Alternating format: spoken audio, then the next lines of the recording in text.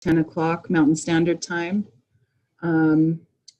Welcome everybody to the 20th Annual North American Conference for Critical Animal Studies.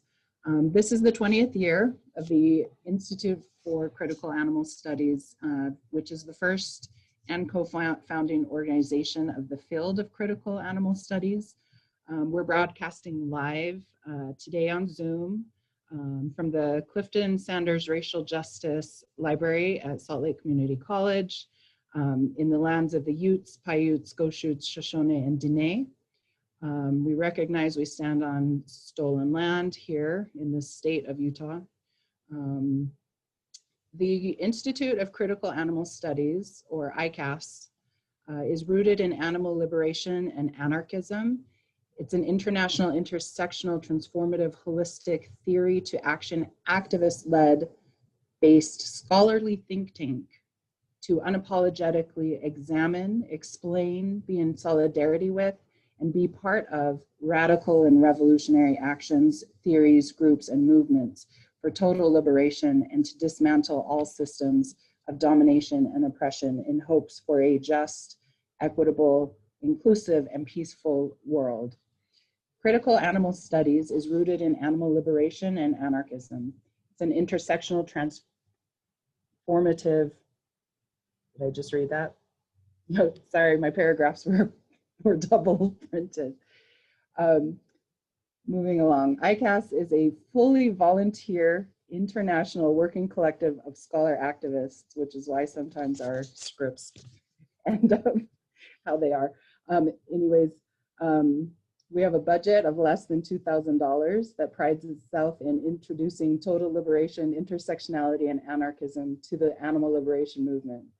ICAS has a Scholar and Fellows program, Total Liberation Campaign, 4 scholar activist journals, 4 book series, newsroom, 7 annual conferences, 6 regional chapters, and 2 annual award projects, the Critical Animal Studies Society and the Critical Animal Studies Academy.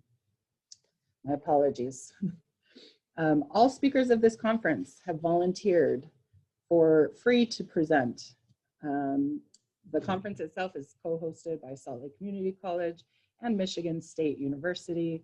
Technology is managed by doctoral candidate Nathan Poirier, and it's chaired by myself, Nathan Poirier, and Elisa Stone. Today's session, and a quick reminder that there's also a full day session tomorrow. The event is sponsored in solidarity and not by money, but by the following organizations: Peace Studies Journal, Green Theory and Praxis Journal, ERISA Media Group, the Utah Reintegration Project, Salt Lake Community College's Justice, Equity, Diversity, and Inclusion for Social Transformation Hub, Save the Kids, Wisdom Behind the Walls, Poetry Behind the Walls, Salt Lake Prisoner Letter Writing, Journal for Critical Animal Studies, Radical Animal Studies, and Total Liberation book series. And as well, the Students for Critical Animal Studies, the Critical Animal Studies Society, the Critical Animal Studies Association, the Critical Animal Studies Academy, and the Black Veg Fest. This conference will have presenters speaking in Spanish and English from around the world. This conference has 36 presenters representing 11 different countries and 4 continents. It will be recorded and made public on the ICAS and Salt Lake Community College websites. A few housekeeping items. All mics will be muted. Feel free to type respectful questions, comments in the chat section of the screen. Drop comments below if you have questions so that the chairs can address them. Talks and papers are about 20 minutes and 10 minutes reserved for questions. So just be aware if there's anything offensive or disrespectful, they'll be deleted along with the individual posting such remarks. So let's keep it moving.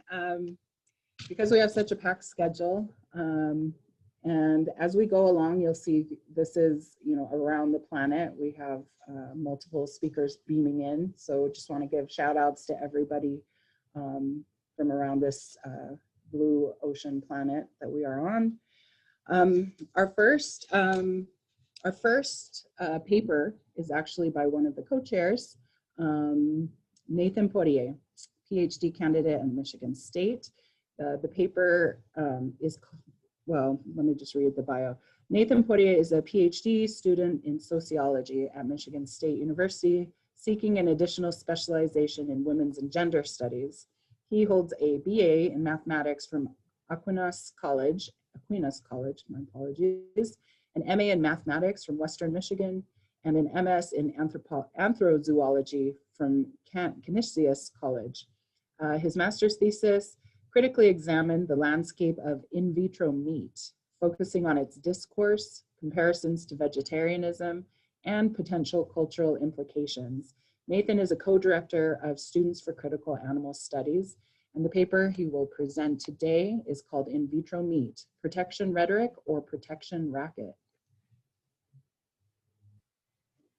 All right, well, hello everyone. Thank you, Leilani, for that whole introduction. And let me share my screen.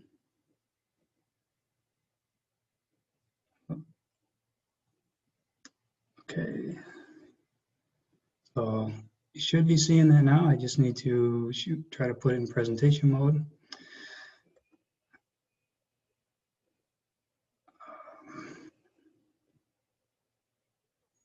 Where do I do that? Slideshow. Here we go. Okay, so it should look good and you can hear me. Looking good so far. All right, cool.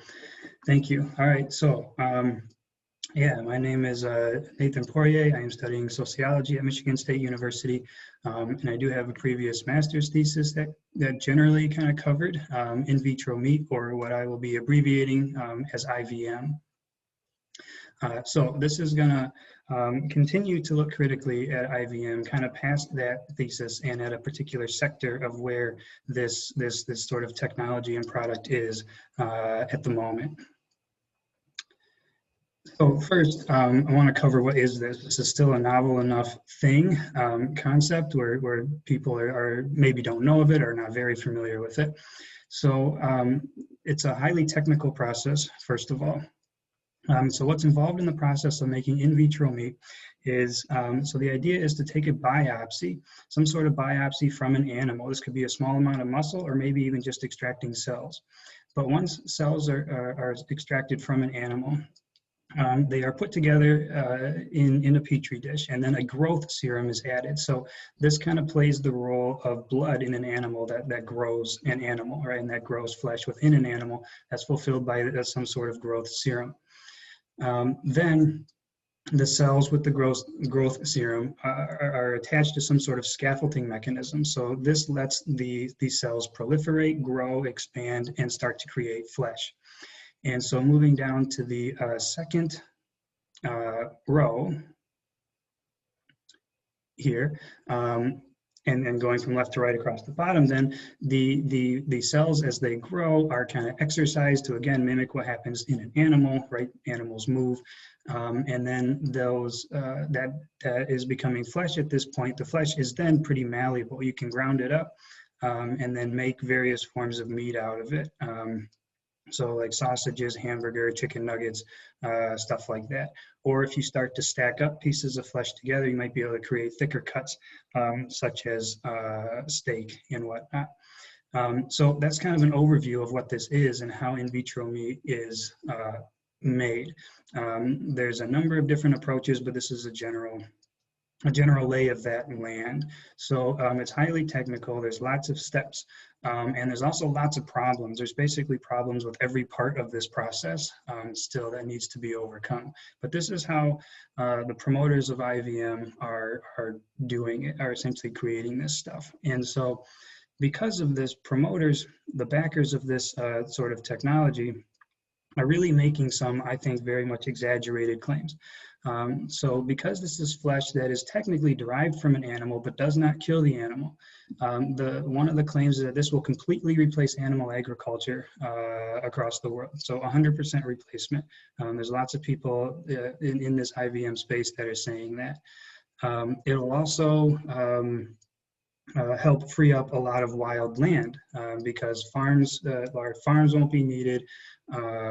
Growing crops to feed farm animals won't be needed, and so all this wild land can be turned back over to wild animals, and it'll help with conservation and things like that.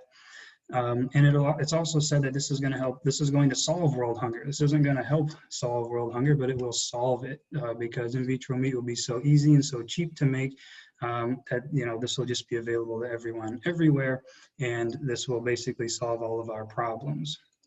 So these are the claims coming out of the space. And so what I'm really trying to do is kind of investigate that, see how legitimate these claims are, what might really happen. So,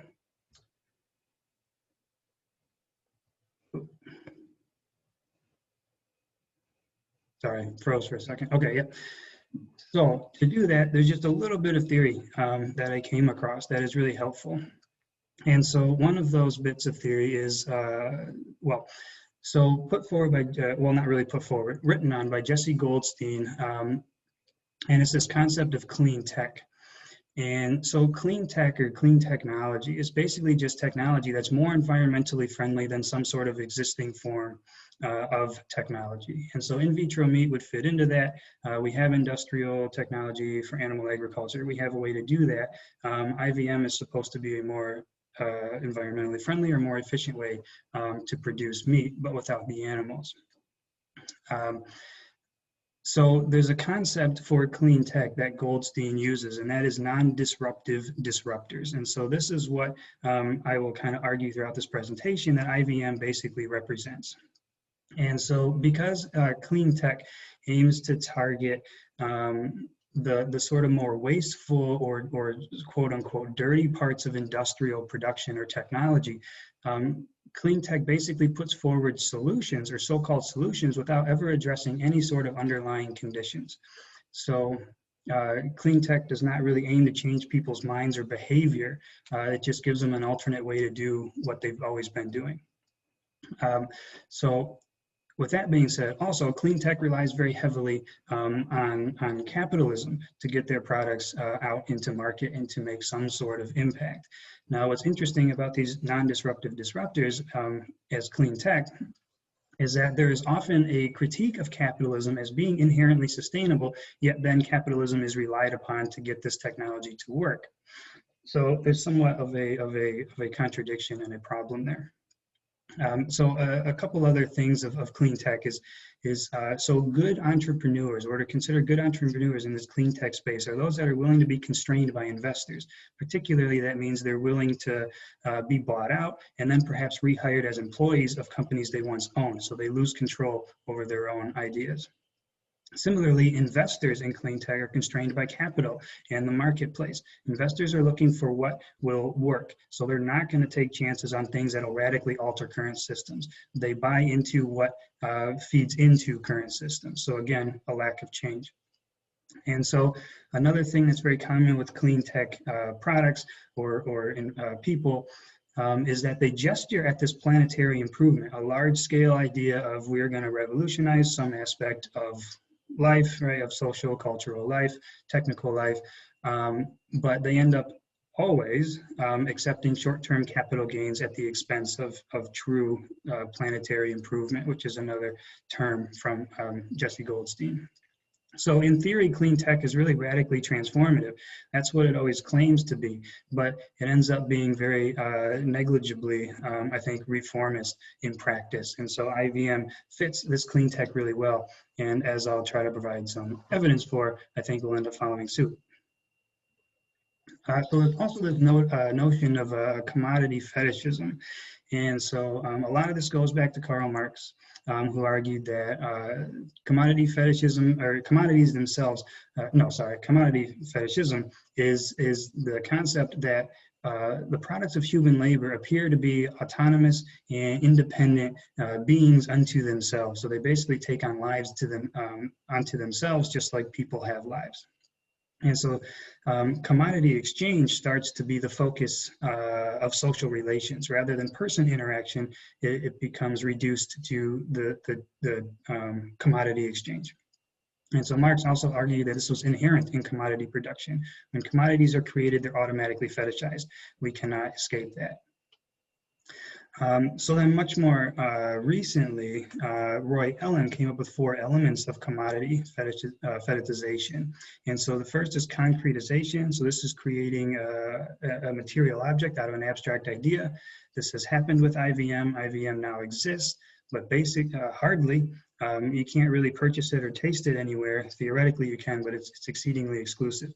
But the point is this product has been made, it has been concretized.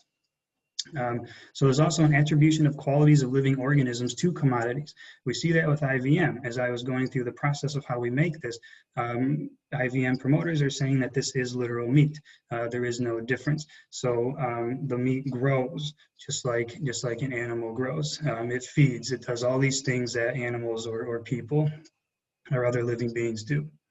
There's also a conflation of the object versus what the object signifies as the causal agent. So this kind of relates back to Marx and what is running the social exchanges. People are the commodity itself. And then there's an ambiguous power relation.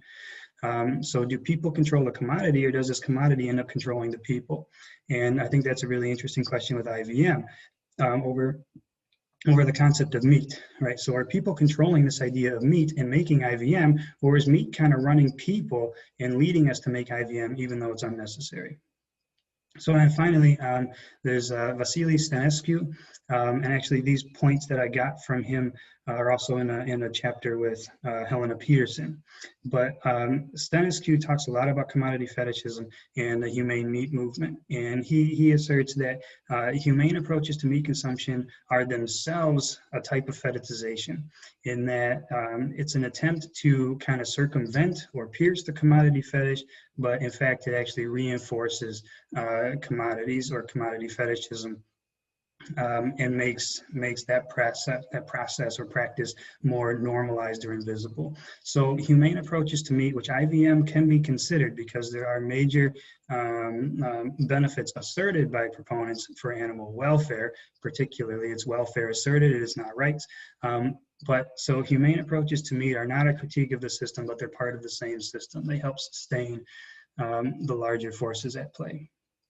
So with that in mind, let's look at the IVM space here.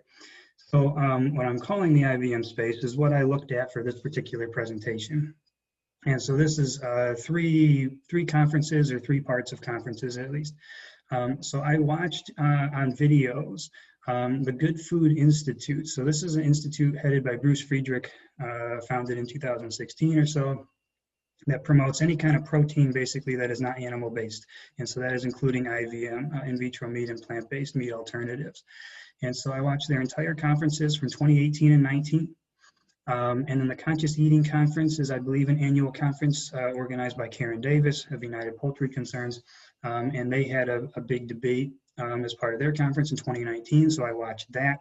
And then I attended the Alt Protein Conference this year online, and was looking at how people, or listening for how people talked about in vitro meat in particular. So this is kind of a report on how this space is promoting the idea. So an overview. So these are preliminary findings from the GFI conferences. So this is how Bruce Friedrich and his organization are basically promoting and putting out this idea of in vitro meat. So first, there is a heavy reliance on the market, the current market as is, and on capitalist businesses and practices. There's a big reliance on using meat companies as well to help promote in vitro meat, and even plant-based meat, and even some other alternative proteins. As well as there's a reliance, very big focus on the concept or the commodity of meat itself. Meat plays a very, very central role in this whole discussion. And so that's important because it's not, the message is not overcoming meat or really lessening meat, but focusing on meat and keeping meat central in people's lives and diets. So these meat company investors, this is an important point that I would like to try to get to, but I know for myself, looking over this presentation, it could be hard to fit this all in. But the meat company investors that are being brought in and working with people like at GFI are very confident that animal-based meat is going to remain. No matter how big in vitro meat gets, animal meat is going to remain a very central part of what these businesses do and what people eat. And so they assert this. I mean, at the conference, they literally say animal-based meat, derived meat, traditional meat, is going to be here to stay, and we're always going to promote that very heavily. So that's a very, very big red flag, I think, as to how in vitro meat will actually come to be realized. So there's also this focus on what's called blending, which is mixing, the literal mixing of animal and non-animal, so like animal and in vitro meat within the same product. So you might have a hamburger that's 70% traditional meat and 30% in vitro meat. And so that's a big strategy that's being put forth by meat companies and people in the IVM space who are developing these products. So what we don't see, again, is this idea of IVM actually coming to replace traditional farming, but instead meshing with it and working with it. And so there's also then this idea of these two sorts of products of traditional meat and in vitro meat working or existing side by side. Whenever in vitro meat comes to market, nobody knows. But again, it's not really being said to replace animal meat, it's just said to be another choice. So it's not looking to actually disrupt that sort of existing meat market. So I kind of touched on this consumer demand for meat at the top bullet point here, where a lot of these presenters at the conference are saying consumers have always wanted meat, they're always going to want meat, that's not going to change. So this is, the demand for meat is taken as basically an unquestioned given, and therefore we need to somehow give people meat, right? and in the form of in vitro meat. So other interesting things that are coming out in this conference about how is in vitro meat, how is IVM being promoted? Well, taste and health are the two biggest concerns. Taste is the biggest concern for those trying to produce the meat. They're saying they need to make it taste good, and that's their ultimate concern.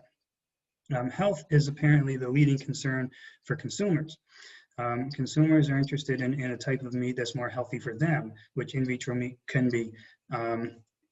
So what that means is that environment and animals are actually very small concerns in this whole space. So those are the areas we probably really want things to be the most, or at least there's the most potential to be transformative in helping stave off the environmental problems of traditional animal agriculture, and of course the mass suffering and killing of animals in agriculture. These are minor concerns, at least as expressed in these conferences. These issues do not get raised very much compared to taste or health, individual choice, individual preferences. So I also want to make some links of in vitro meat to industrial animal agriculture. This is something I kind of got towards up to in my thesis, but didn't really get there because it didn't exist yet. And now, even just 3 years later, these links are really happening. So this quote from Tim Terhar from an article in the Journal for Critical Animal Studies, he says that the contemporary industrial processes employed in the production of commercial imitation meats, so whether that be plant-based, like Morningstar or in vitro, were developed early in the 20th century to improve the productivity and profitability of livestock. So we should consider how this industrial history is extended by the innovation of IVM and also its relation to disavowal. And so I'm really trying to follow that here with this presentation. And so one of the links to industrial animal agriculture is this this focus on the word clean, or calling IVM, another name for it is clean meat. And so if we look at kind of how the word clean has been used in history, particularly with respect to capitalism or industrialism, it's been used quite a lot, and I think somewhat problematically. First of all, the term clean meat is favored by some, particularly because it's reminiscent of clean energy. So again, we have this link of clean tech, non-disruptive disruptors. There's also a link between this use of the word and the concept of cleanliness and civilization, and civilization is pretty much linked to human supremacy. So if you look at, in this book by Paula Young, edited book on the history of slaughterhouses, and I can provide that title later. But Young edits a book that looks at the development of the modern animal slaughterhouse, and Basically, that's what the contributors find. The development of the slaughterhouse revolved around ethics of, or not ethics, rhetoric of cleanliness. How do we do this in a clean fashion to keep healthy, to keep workers more or less safe? Obviously, that doesn't work out very well, and to keep not pollute the cities, right? So we move them to the country. And similar rhetoric in the modern milk development, milk production as well, because of the culturing of bacteria and the chemicals involved in milk. A lot of the rhetoric around the modern milk development in the 1800s was around how clean can we make this process, right, and cleanliness. And then there's even links to environmental racism in terms of how cleanliness and hygiene is often linked with whiteness. And so environmental racism is the idea that a lot of environmental pollutants or destruction happens in communities of color, right? And so white communities are kept cleaner in a sense, right? And so you know, this idea of ethnic purity is also tied to cleanliness, which is tied to whiteness. And so this idea of clean, calling this meat clean, I think is highly problematic ideologically. So not only are there general links to industrial agriculture from the previous slide, but I think we can also position IVM as the logical extension of industrial animal agriculture. So if we look at some of the things animal agriculture has done to animals as a way to try to correct them or fix them or corral and control them, a lot of those things are listed here. We have dehorning, debeaking, tail docking. That's removing parts of animals, right? Modifying reproductive cycles, chemically altering hormone functions. That's because animals don't reproduce fast enough for capitalism. So we have to, well, not we, certainly not me, but the industry induces that behavior. The industry has come up with this featherless chicken pictured in the upper right. And then a lot of genetic engineering, right, to get rid of characteristics of animals, such as their ability to feel pain, to feel emotions for their offspring, to reduce sentience. And so even at the end, I included providing cows with virtual reality glasses. So there's even kind of a move to essentially alter animals' realities, right? By not letting them live in the actual present, even providing them with an alternate reality. And so how does this relate to in vitro meat? Well, I look at this and, you know, and all these things have been applied to animal agriculture throughout time. And basically they're removing every part of an animal that makes an animal, right? Physical parts or intangible parts like emotions. The whole point of animal agriculture seems to be get rid of the animal entirely and just leave the flesh. And that is exactly what in vitro meat is. So in vitro meat really seems like what the animal agriculture would love, because it gets rid of all the inefficiencies of their process and leaves them with just the end product that they can continue to sell and make money off of. So the capitalist aspect of this is very large. Really going to try to breeze through this. So basically, there's this idea of the new green spirit of capitalism, and that is that capitalism can adapt and absorb its critiques into itself. And so remember, I said clean tech critiques capitalism, but then works within it. How does it do that? Well, so basically, the meat companies are now not really calling themselves meat companies anymore, but protein companies. And this is becoming a big trend. Cargill has created a protein department. They don't have a meat department, they have a protein department. Tyson Foods considers themselves a leader in proteins. Maple Leaf Foods considers themselves the most sustainable protein company on earth. And JBS calls themselves the world's largest protein company. So they're shifting away from meat and onto this term protein so they can include plant-based meats or in vitro meats as if all protein is created equal, or something like that, right? And so if IVM proves to be more sustainable, now these meat companies who can be on board can claim sustainability because they're now using this type of protein that is more sustainable. And so this is definitely happening across many of the large meat companies. So the 2019 Conscious Eating Conference debate on IVM I'm also going to try to breeze through this for time because I knew I'd go a little long here. But so there were the two people on each side, the four pictured here. So the pro-IVM side is the right side here. Bruce Friedrich and Leah Garces. Bruce Friedrich from Good Food Institute, formerly a longtime a big player in PETA. And Leah Garces is now president of Mercy for Animals. And so they are very much on board with in vitro meat. Now, they do not want to discount other forms of advocacy, such as direct action or vegetarianism. They think IVM should be part of the overall strategy of animal activism. However, the way they're going to do that is relying almost completely on big ag, big pharma, big food, and billionaires. They're doing it through capitalism. And using and really literally making friends with the meat company, and they think this will just work. I don't think so.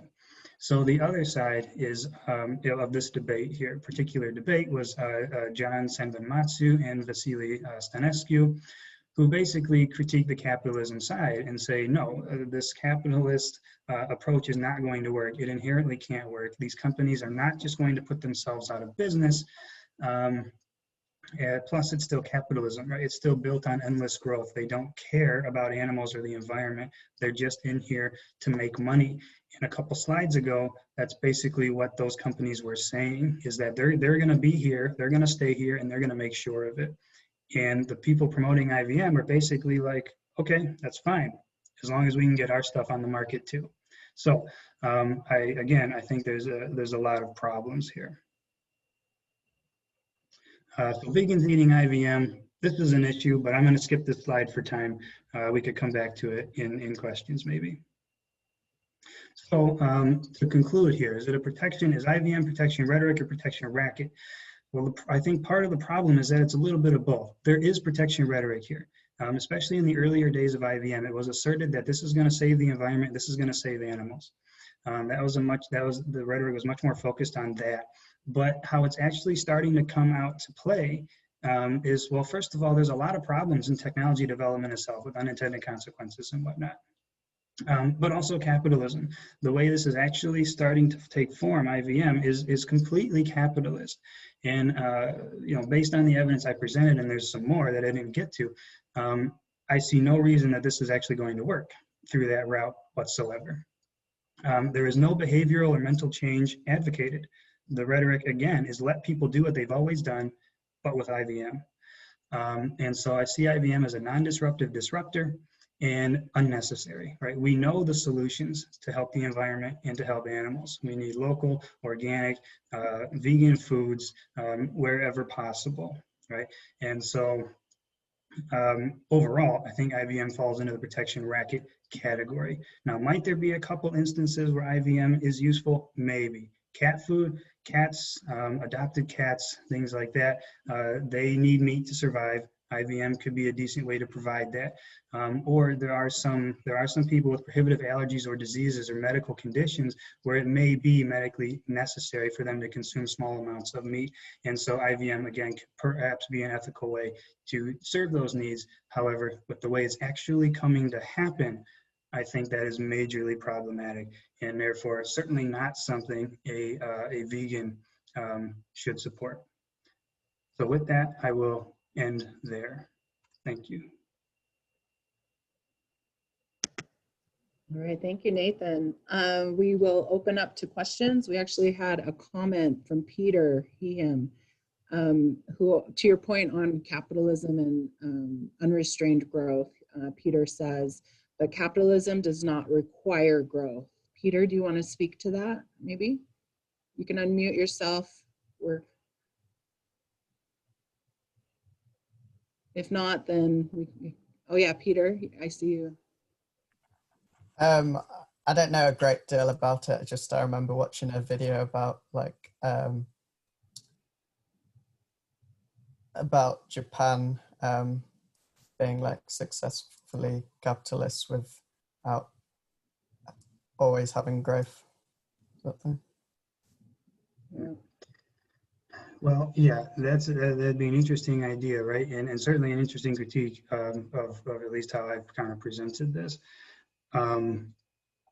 So I was wondering about that because that's the argument that could always be used, right? Is like, yeah, I get the critiques of IVM, but we can do it, or we can do it without growth. First, I don't think the meat companies who are being involved are going to be okay with that. They're expressing the want to still grow themselves. So maybe in some sort of theoretical realm, you can have capitalism without growth, but at least in terms of the capitalist players who are involved in this particular space, I don't think that would happen. And so I'm not an expert in capitalism in general. I certainly do not know like Japan's situation, like you mentioned. But a lot of the like environmental sociology literature, at least that talks about capitalism or any sort of alternatives, certainly says it is based in growth. And I would believe that is a fundamental component of capitalism. To a steady state economy, I don't think fits the mode of capitalism. But the idea of capitalism is to accumulate. You must always have more. And so I think one could make that argument linguistically or perhaps rhetorically, but I really don't think capitalism is itself without some sort of growth. So I guess that would be my answer. Maybe not the best, but from what I've read and experienced, I would think that's the case. Good thoughts to ponder. We have a few more questions. If you can see Nathan in the chat box. Sure. We have, is there any information? It's from TN Rowan. Is there any info on what happens to the individual animals they remove cells from? For example, are they repeatedly tested on? Are they euthanized? Are they sent to sanctuaries after their flesh is harvested? Right. So that's a good question. So because IVM is so new and hardly exists, for all intents and purposes, it doesn't exist. I don't know if any member of the public can go to any of the IVM labs and get a taste. If you're a member of the press, maybe, or you're really looking to invest because you have millions of dollars, maybe. But so the actual animals used for this are so few and far between, it really hardly exists. So often what happens is these companies will have an animal where they're harvested. I don't know if they're harvested multiple times. I have not come across that yet. But they're kept, a lot of these animals are still often taken from small farms at this point. So they're either housed on a farm, or there's a number of envisioned scenarios that could play out for holding IVM animals. And I problematized this in a paper that I published in the Journal for Animal Ethics, actually. But we don't know. I mean, we have no idea, and that's part of it. And I find it hard to believe these animals would be treated really well. But even, as long as they were kept captive at all, as a source of cells, that would be problematic for liberation.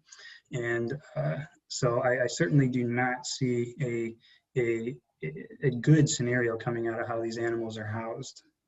Yeah, and to that point about transparency in the testing process and ethics, is there requirements to, I guess, be public or transparent about your testing processes with these companies? So there has been some, but yeah, that's another problem of capitalism. As the big capitalists come in and start to have stakes, transparency is going away. The people normally interviewed are not allowed to say as much. They're not allowed to give out as much info. So transparency is lessening as capitalism starts to take over.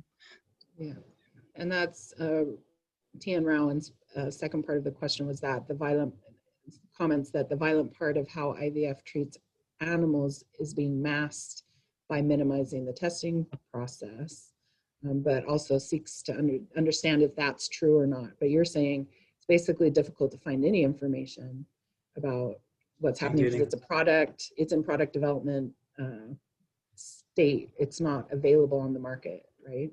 Yep, and getting harder, getting less transparent. Yeah. Okay, let's take a couple more questions. There was one about a question. Ronnie Lee asks. Leilani? Yeah. I certainly don't want to override, but it might be best. I mean, I've already kind of 8 minutes over. Oh, okay. So I hate to ignore questions, but we do have 7 hours ahead of us, I think.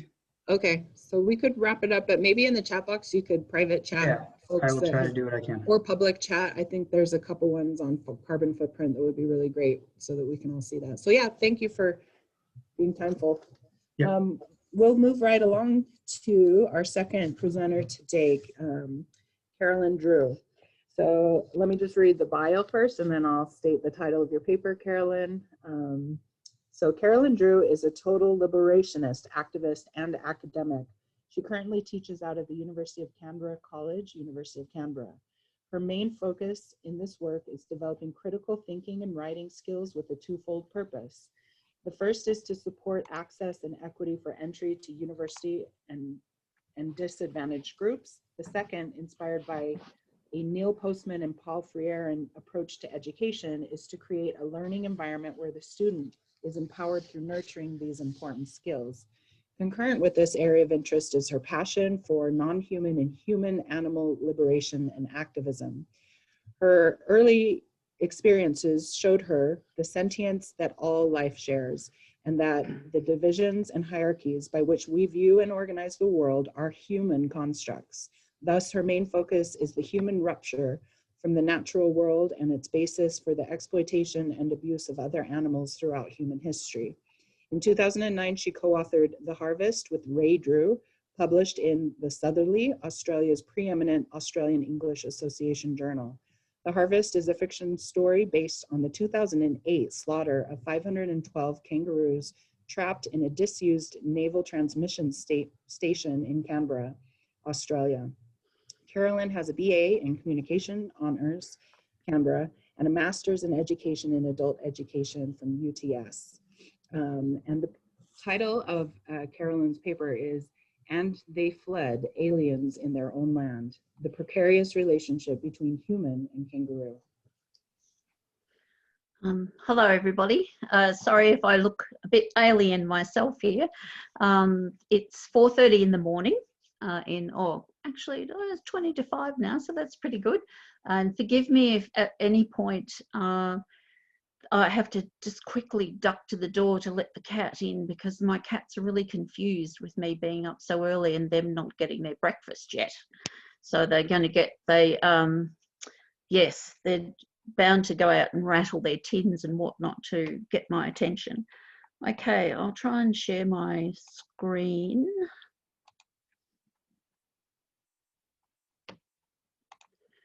There we go.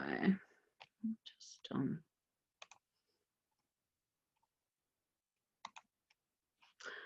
okay. So something a little bit different, and that's what I've noticed. Looks fantastic, all the different talks and the different topics that are coming up. So I don't know, I'm hoping to stay for some of them at least, and hopefully it's being recorded so we can see the rest if we miss out on them. And I've just been distracted by the announcing of the new 46th president as well, whilst I've been sitting here, okay, of the US. Okay.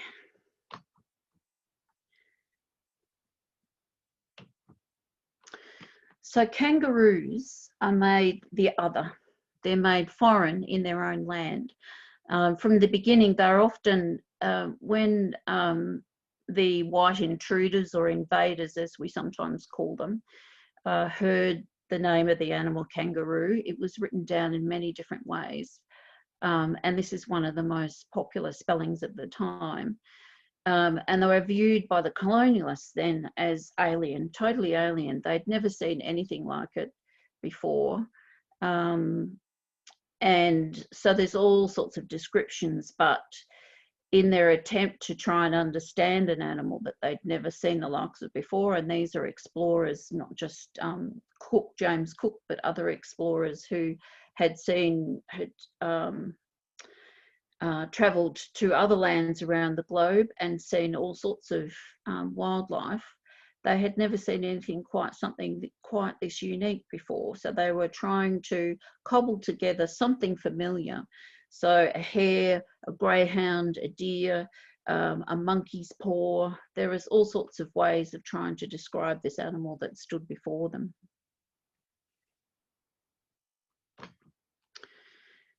Mind over matter. The intruder, as I like to call them, incorporated an almost Platonian understanding of the world around them. So civilization represented all that could be controlled, measured, labelled, manipulated and managed by the intellect, or managed by the divine intellect, as some have often called it. And it was and still is considered of higher value, or the intellect, or nous, and raised to the level of demigod or possibly God. Hot on the heels of the Enlightenment period, this is the understanding that most colonizers went around the globe with, in terms of what they were looking at. So matter to them, to the intruders on the Australian continent, or what is now called the Australian continent, represented the wild and the instinctual, uncontrolled and chaos. And that's what scared them about matter. And it's only science itself is seen at one stage, only viewed matter as very organic and very alive. And recent science, or modern science if you like, has started viewing it yet again as organic, but there is a period where science was considered, where matter was considered a dead thing. But at the same time, it was also considered something that was very uncontrollable, chaotic, ephemeral. So in other words, it came to an end at some point.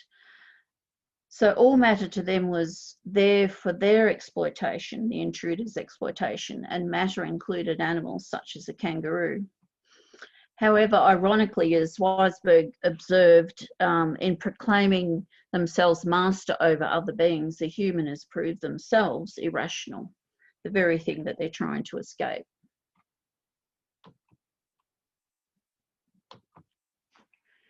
Sorry, I've just got to get my time happening.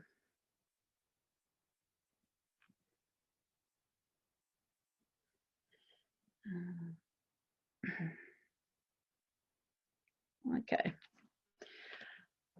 Empire and the farmer. Australian farmers then and now, still now, embody the colonialist explorer myth which holds sway over all its surveys.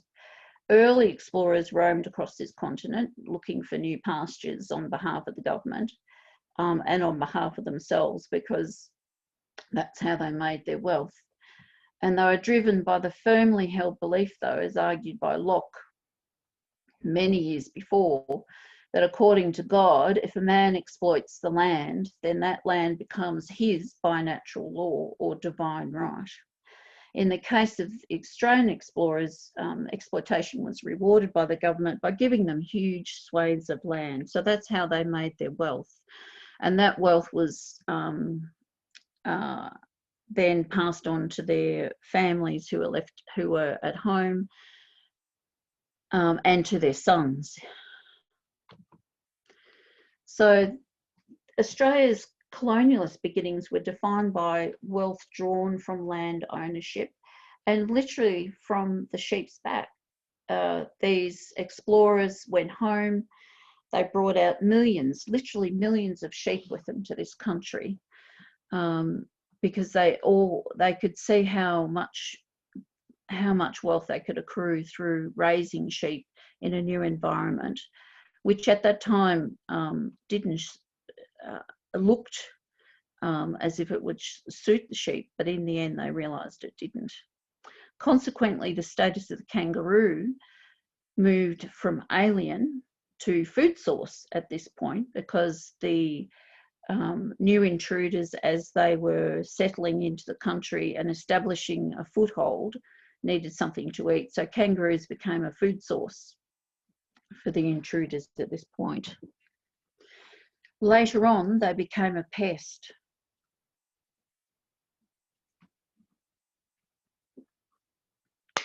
So by the time the first intruders reached Australian shores in 1778, and by the time we get to the mid-1800s, the kangaroo has changed its status has been changed to that of pest. And as such, they were, even way back then, were considered in competition with the sheep in terms of food and fodder for the animals. So things such as hunting clubs were created with kangaroos as their main target, and thousands upon thousands upon thousands of the kangaroos were killed. There's many different species of kangaroos, and so large or small, they were hunted quite ruthlessly. And here's some art at the time, actually, which depicts the chase with the squatter on the back of the horse, and his friends from their hunting party, and greyhounds. They actually brought out greyhounds to chase the kangaroos because the kangaroos were very fast. And they found that their normal hounds that they used back in Britain weren't capable of the speed that was required. So they chose greyhounds to do the running down of the kangaroo. And there's the hunt that's come to an end. So this was a very popular pastime. It was both from the squatters or from the intruders' perspective, it was a necessary thing to do, to kill the kangaroo as much as possible, because they saw them as competition for their sheep. But it was also part of that, that notion of empire, explorer, hypermasculinity, where to take control of your environment, hunting is one of the main ways that we take control of our environment when we wish to do so. So kangaroos were forced to flee. Bounties were offered. Kangaroos were declared vermin very early in our history, and they're still declared a pest today, even though on the one hand, they've got the status of a native animal and are protected as such. So you can't, individuals at the moment are not allowed to actually just go out and kill a kangaroo just because they feel like it. They have to have a license to do so.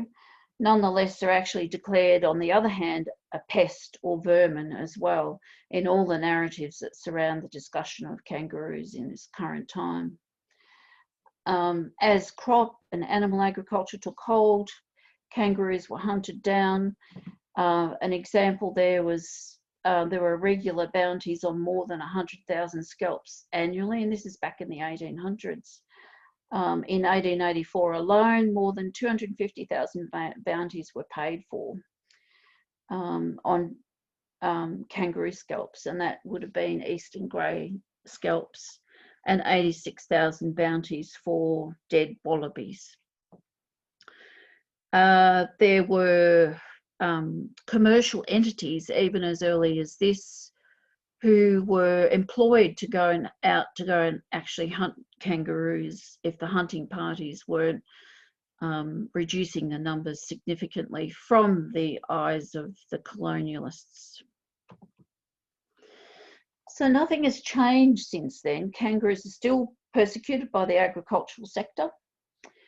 The dominant narrative is still kangaroo as pest, and they're grouped with other animals that we deem as feral here in this country, such as foxes, cats, deer, hare, the rabbit, obviously any animal that isn't native is deemed feral.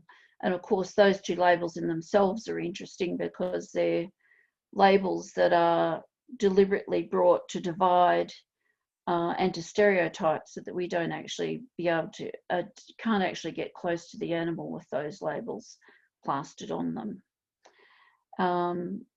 This narrative, the narrative of kangaroos as pests, is handed down through popular culture, which sees the kangaroo hunted and hated in their own country.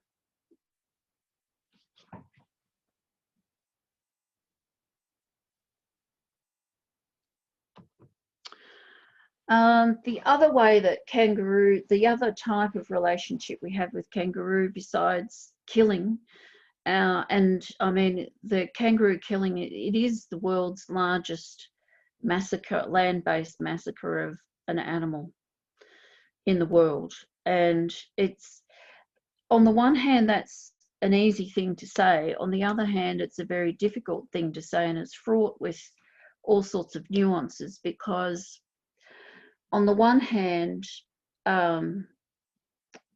the commercial killers, the companies that actually pay people to kill kangaroos for their meat, resulting in meat, like to declare that they go out every night and kill 20,000 a night, 365 days a year. And it is from that perspective, it is and can be seen as the largest land-based massacre. But in the 21st century, those of us who advocate and campaign to bring the kangaroo killing to an end question the number of kangaroos that are actually now left in the country. And so it's not, yes, it is one of the largest massacres, land-based massacres of an animal wildlife in the world. But on the other hand, we're at a point now where we have to question the number of kangaroos that can actually possibly be killed on a nightly basis. So it's interesting borrowing that sort of phrasing, because on the one hand, those who kill the kangaroo will use that phrasing, the world's largest land-based massacre, to say, well, see, that's evidence that there's too many kangaroos here, so therefore they need to be killed, because if there must be gazillions of them, because otherwise we couldn't keep killing them 1,000, 20,000 or 10,000 a night, 365 days a year. So they use it as a way of evidencing the numbers of kangaroos that are present in the 21st century on this continent. But those that campaign to bring the killing to an end we argue that those numbers no longer exist. Cluster fencing and fencing. So if we go back to this one, you'll see, if I don't know, does my mouse show up on the screen? There's a thick line there, just above New South Wales, a thick black line that goes up into a little bit of Queensland, comes across to South Australia, ends at the coast, and then it's picked up again over in Western Australia. That's actually the longest fence in the world. It's a dingo, it's known as a dingo fence and the rabbit-proof fence. It's got both titles.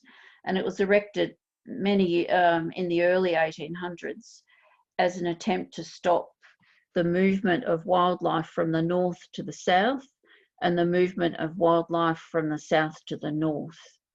At the time that it was actually constructed, they were mostly focusing on trying to stop the movement of dingo and the rabbit, which the dingo is also considered a pest in our continent. But it also stops movement of all other wildlife. So the kangaroo, the emu, the other two bigger animals can't move beyond those fences, so they're stuck. But added to this, and that's the oldest fence that we've got, across the rest of Australia and the various states, as you can see them, we now have this new type of fencing which farmers are erecting called cluster fencing. And it's deemed the cluster fenced estate. We call this country an estate. So crisscrossing the length and the breadth of the Australian continent are all of these fences. More and more farmers, particularly in Queensland, but even in South Australia, some parts of Victoria, some parts of New South Wales, this type of fencing is being built at an astonishing rate. So it's been built 365 days a year without stopping. And the whole idea is to actually stop the movement of kangaroos. So this particular type of fencing, the original fencing was to stop dingo and rabbit. This particular type of fencing is to stop kangaroos. You can't actually see the height of it, but it's well over 7 foot in height. And kangaroos become trapped. So where these fences are group funded by farmers, and they also receive funding from the agricultural department, to run these fences alongside their properties, and they, as neighbours, they put the fences up together. And then at some point, the kangaroo, they simply can't dig underneath. The kangaroo's favourite way of escaping is underneath a fence, not over a fence, even though they're quite capable of leaping very high fences. They can't leap that one, and they certainly can't dig underneath it. And then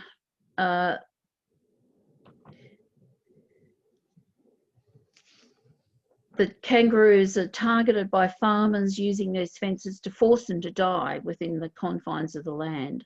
So they're either shot or they die from starvation, or they die from thirst, because they simply can't get out of the paddock that they're stuck in. Those fences hold them back. They can no longer move freely through the landscape like they used to.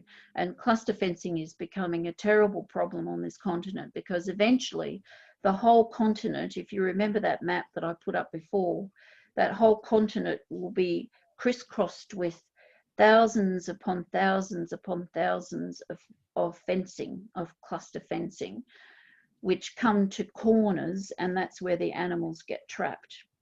Of course, not only the kangaroo, but also the emu is another animal that is trapped within these fences. So the wildlife movement across the continent down well-worn paths, because kangaroos have been living here as an example, and so have emus, for 30 million years.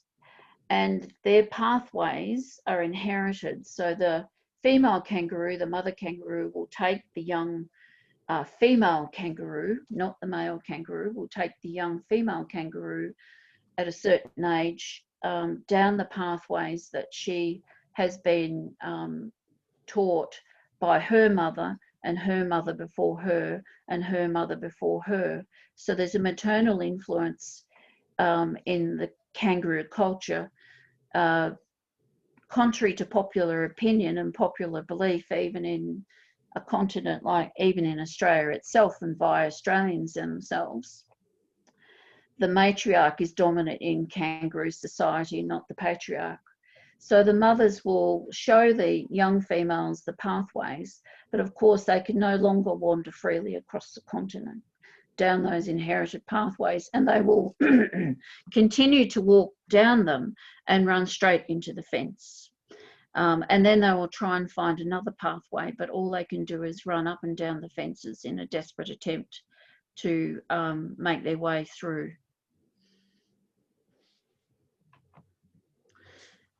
Even some... Carolyn, sorry. Yeah. Would you like to take any questions, or do you want to finish your presentation? We have about 5 minutes left. Yes, I got my clock there, 5 minutes. Thank you. Okay. I'll just finish it up. So even the other problem that kangaroos and humans face is the often Cartesian-based idea that the scientific community, or many, not all, many in the scientific community in this country have towards kangaroos. So they see them as machine-like pests and not as sentient beings with their own subjective consciousness. And they have also joined with the agricultural department and the farmers generally in trying to maintain the kangaroo as pest. I'll just scoot through. Maintain the kangaroos as pest, and therefore maintain the kangaroos as something that should be sorted. Yet on the other hand, and this is the note that I'll finish on, we fear the kangaroo. Unlike us, they can comfortably live in this landscape. They can move freely. It's only us who are restricting their freedom of movement. They move with confidence through the landscape, whereas we can't. They are at home and we aren't. We hug the coastline, and here's our map. This is where humans sit, all along the coastline there, up and down the east coast.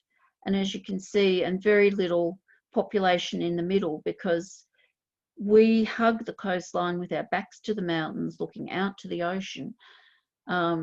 feeling trapped. And that's one of the main reasons why we have this almost hatred of the kangaroo within this continent, because they feel at home and we don't. All right, I'll leave it at that. Thank you. We can take a couple questions.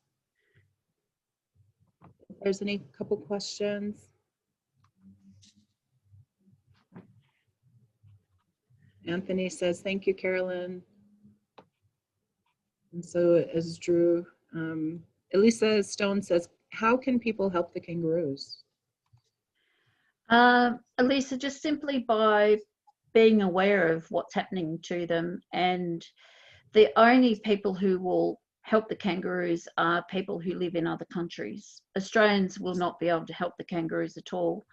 And it's often the case with wildlife from country to country around the world that other countries, other people from other countries are the only ones that can actually help save those animals and stop what's actually happening to them, because there's a vested interest in exploiting kangaroos and bring their numbers to an end. There's a vested interest in changing this continent so that it basically becomes tar and cement, or tar and concrete, and very little else. So just spreading awareness.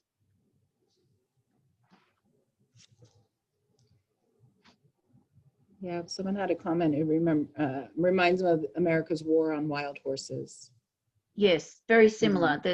There's lots of similar battles for wildlife all around the globe at the moment. Yeah. Vida, yes, boycotting kangaroo products does help. It's very piece by piece, but it actually has a very significant reverberation within this country. Whenever kangaroo products are boycotted, the agricultural department and the farmers and the government really snap to attention and note it. And even though they might scoff at it and say, oh, that's nothing very much, blah, blah, blah, that's just Peter at work. They always blame Peter for everything. They actually are paying attention. So every time they're boycotted, it's much better for the kangaroos. Thank you so much, Carolyn, for your presentation. I found it really fascinating, especially with the kind of intersections of colonialism, imperialism, and just kind of the nature of domination, really, animal as well as human. So thank you so much for that. Thank you. So our 11 o'clock presenter, and I think we're staying pretty much on time. We had an intro that took about 7 minutes, so I'm gauging it 7 minutes behind. We have Ronnie Lee. Ronnie Lee has been a vegan and campaigner for animal liberation for almost 50 years. In the early 1970s, he was one of the founders of the Animal Liberation Front and served 3 prison sentences, a total of about 9 years in prison for animal liberation activism. Since Ronnie's last release from prison in 1992, he has been involved in various animal protection campaigns and political activities. His main focus is now on vegan outreach and on the creation of a network of local activist groups to spread the vegan message. The title of the talk today is How Do We Achieve Animal Liberation? So let's turn it over to Ronnie. Thank you for joining us, Ronnie. Hi, and thank you very much for having me. I'm feel very privileged to have been invited to speak at the conference today. How do we achieve animal liberation? Well, that's not that's not a very big question, is it? But I think it is possible for us to achieve animal liberation if we go about it the right way. And I think the first question to ask is, what do we mean by animal liberation? Well, to me, animal liberation means the widespread ending of the oppression of other animals by humans. To me, that's what I regard as animal liberation. And then we, the next thing to ask ourselves is, well, how are animals oppressed? In what ways are animals oppressed by humans? Well, probably the biggest area of oppression of all is the food industry, is animals that are slaughtered for food.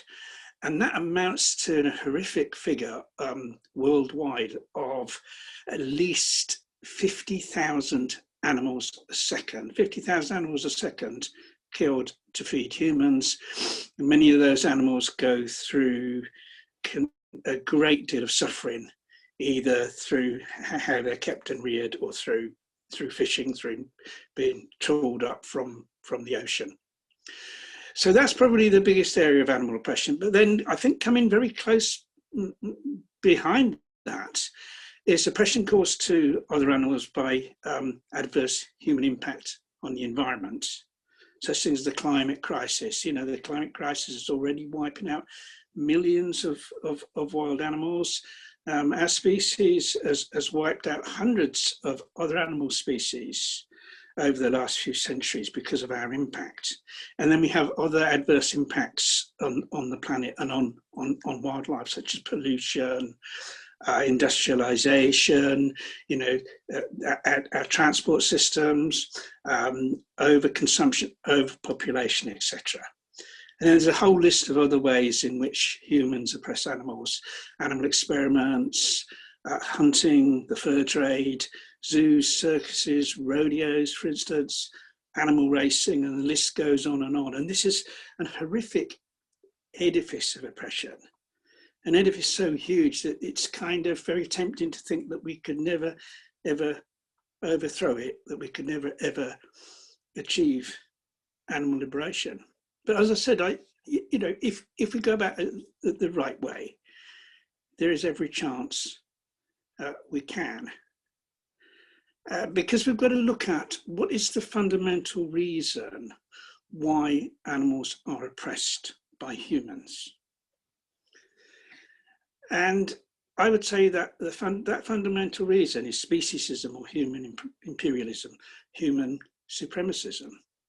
The false notion that humans are somehow superior to other sentient animals. A false notion, an unethical notion, an irrational notion. And very sadly, this is a view that most humans in the world hold. And if we're ever going to achieve animal liberation, we've got to change that. We've got to change the views of a large number of humans. And unless we manage to get a large number of humans to reject human supremacism, we're never going to achieve animal liberation. So how do we change the mindsets of ordinary people so that they reject human supremacism, so that they come to believe the oppression of other animals by humans is wrong? Well, I believe how we do that is through vegan education, by educating people to become vegan. And by that, I don't just mean not consuming animal products. Of course, that's a very big part of it, because obviously that's the biggest area of animal oppression. It's a very big part of it.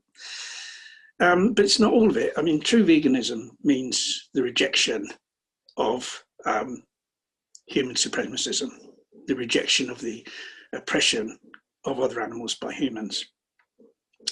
But obviously, to educate people not to consume animal products is a good start. It's a good start in that educational process. And so how do we take that education to ordinary people? Well, what we need, I would say, is vegan educators everywhere, vegan outreach groups, vegan education groups everywhere, in every city, in every town, in every suburb of every city. You know, that's what we need, you know, right down to grassroots levels, to educate ordinary people to go vegan. But of course, I think it'd be naive to expect that we can educate everybody. there are always going to be people who still want to oppress animals, who still want to support animal oppression by consuming animal products, for instance. So what do we do about that? Well, in order to deal with that, we need political change. You know, we need laws to protect animals. We need regulations at local level to protect animals. And so we need the right sort of politicians to be elected in order to bring those measures into place. And so where do those politicians come from? People tend to think that, you know, the centre of political power is Washington or it's Westminster in London. But in actual fact, that's not where political power comes from. Political power comes from local areas, because it's local areas where those political representatives are elected, who go to the, you know, to those various parliaments, senates, Congress, whatever, in order to pass laws. So once again, we're down to educating people in local areas to change the way people think in local areas. For those people to become vegan for two reasons. First of all, the more people that become vegan, the more vegan politicians we're going to have who are liable to pass the right sort of laws and regulations. And secondly, we're going to have a lot more people who will vote for those politicians. So once again, we're talking about education in local areas. And what the situation seems to be at the moment with vegan outreach, it certainly is in the UK, and it probably is the same in the USA and throughout the world, is that it tends to mainly happen in the centres of big cities. People gather in the centres of big cities to carry out outreach activities. When what we need is for that outreach to take place everywhere, not just in big cities, but as I said, in the suburbs of cities, in towns, even down to, you know, down to kind of more localized areas than that. And so in order to do that, we need a lot more vegan activism. And although we have a lot more people these days who are vegans or who identify as vegans, only a tiny percentage of those people are actually active. You know, there are very few vegan activists amongst an increasingly large number of vegans. So that's, you know, that is a problem. That's a big problem. We need more vegans to become active. But there's actually something more important than that. And I said in the the introduction to my talk, it was mentioned that I would talk about the one most important thing we need to achieve animal liberation. And the one most important thing we need to achieve animal liberation, I believe, is local organisers, people who organise vegan outreach activities in their own local areas. Because it doesn't matter how many people want to be active, want to become vegan activists. If no one organises that activism, it's not going to happen. So more importantly than activists, we need organisers. And if there's people there to organise the actions, then hopefully there will be other people that will join in with those actions. So the most important thing we need in order to achieve animal liberation, in my opinion, is people organising vegan outreach activities in their own local areas, either where they live or where they work. And this needn't be complicated. It's not necessarily a complicated thing to organise vegan outreach. This can be as simple as leaflet distribution or setting up an information store to give vegan food samples to people, or to, you know, to provide information. These are often very simple things to organise, and that's what we need. We obviously need more people to become vegan. We need more vegans to become activists. But most important of all, we need more vegan activists to become organisers. And if that can happen, then I think we do have a very real chance of achieving animal liberation. Well, thank you. That's it. And if anyone would like to ask any questions, I'd be very pleased to answer them.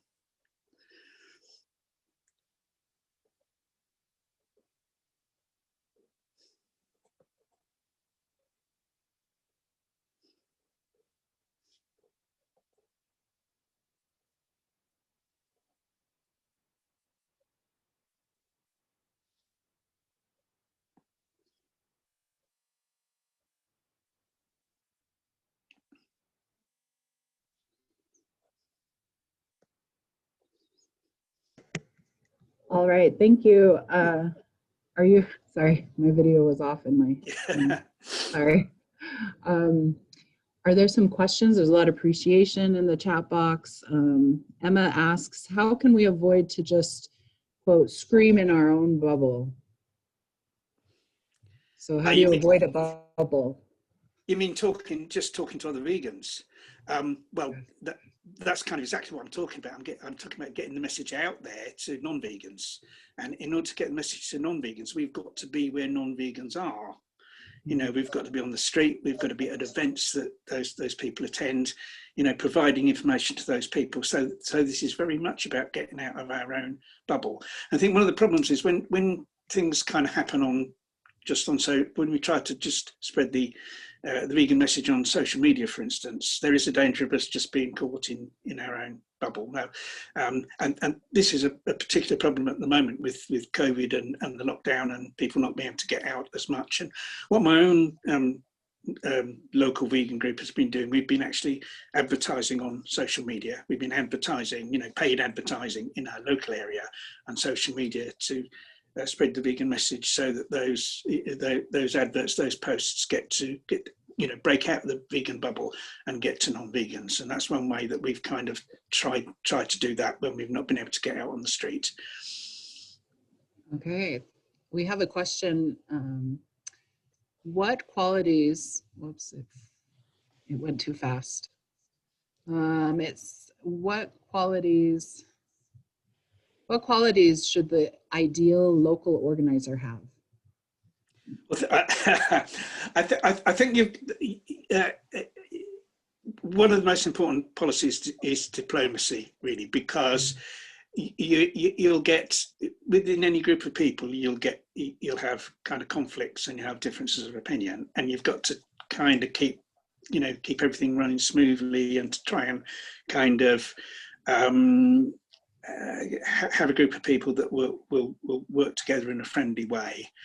And so that's very important. It's very important to kind of remain calm and be diplomatic in that. And I think another quality would be determination and energy in order to keep coming, because what you're doing is stimulating actions, continuously try and think of what can we do now, and as I said, locally with our social media advertising, that's what we did. We thought, well, we can't get out on the street, well, how else can we spread the message? And that's what we did. And I think it's that, and it's kind of not, you know, to kind of impress on people that it's not a difficult thing to do. One thing we do locally is we do a lot of what we call door dropping of leaflets, putting them through letterboxes of people's homes, or we hold information stalls. You can do that quite often on the street events. I mean, we do them at you know, dog shows for dog rescues. Have these kind of what they call fun dog shows. Probably happens in other countries as well, where they're trying to raise funds, and they'll allow other groups to have stalls, and we'll have stalls there. And you're kind of already dealing with people who care about some animals. So it's kind of, at least you've got something to start with to get them to understand that we should consider all animals. So there's all these opportunities to do things, and it's not necessarily going to be complicated. Mm-hmm. Cool. Hey, we have another question. Do you think it's more effective to put the onus of change on the consumer and individual versus targeting animal use corporations? So what's your thoughts on that? Yeah, you see, I think the thing is that the consumption kind of drives the production. If people weren't consuming these products, then those corporations wouldn't be producing them. You know, that's the first thing. That's the kind of, you know, that they wouldn't produce these products if no one bought them. So that's the first thing I'd say. But I think even if you're looking at campaigns that target, I mean, I'm not at all against campaigns that target the producers, and I think they can be effective, and I think they can also generate publicity that educates in itself.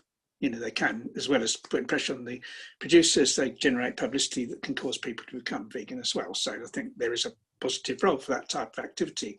But where are those activists going to come from? You know, if we want activists to, take part in campaigns to put pressure on producers. Where are those activists going to come from? The more vegans we have, the more vegans we create, the more potential activists we have for those campaigns. So vegan education helps with those campaigns as well. Okay, and then we have maybe a final question. Do you think animal liberation can be achieved within the current capitalist system? No, no, it can't be. And this kind of goes back to, I mean, I was very interested in the talk on in vitro meat. And I think this kind of relates to that, is that, you see, I think within capitalism, we could all have a plant-based diet. And we're kind of seeing that, aren't we? We're seeing, it's not just in vitro meat, we're seeing all these kind of meat companies and dairy companies jumping on the plant-based bandwagon. And they're all coming out like, it must be the same everywhere in the world, certainly in the UK. Big dairy companies are actually producing, plant milks, because they say, oh, this is another way of making a profit, and we can sell plant milks alongside our dairy products. And that's happening, and it's happening with meat, everything. I mean, Frey Bentos, one of the most horrific producers of meat in the world, they're starting to produce vegan pies now. To sort of sell alongside or together with their meat pies. So in theory, under capitalism, we could all become plant-based if that's what, if that's where people want to spend their money, and all the corporations will be happy to take the money off vegans, which is why they do it. But the reason it wouldn't be animal liberation is to do with the second point that I made about the oppression of other animals, to do with the environment.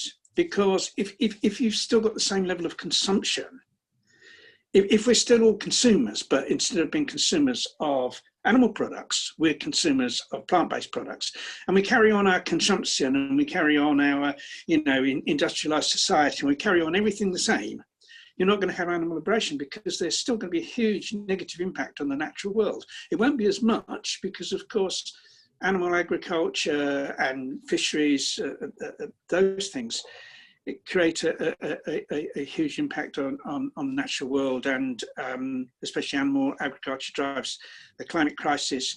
So in terms of wild animals, the situation where everyone was plant-based under capitalism would be better, but it wouldn't be animal liberation, because there would still be far too great an adverse impact on the environment by humans.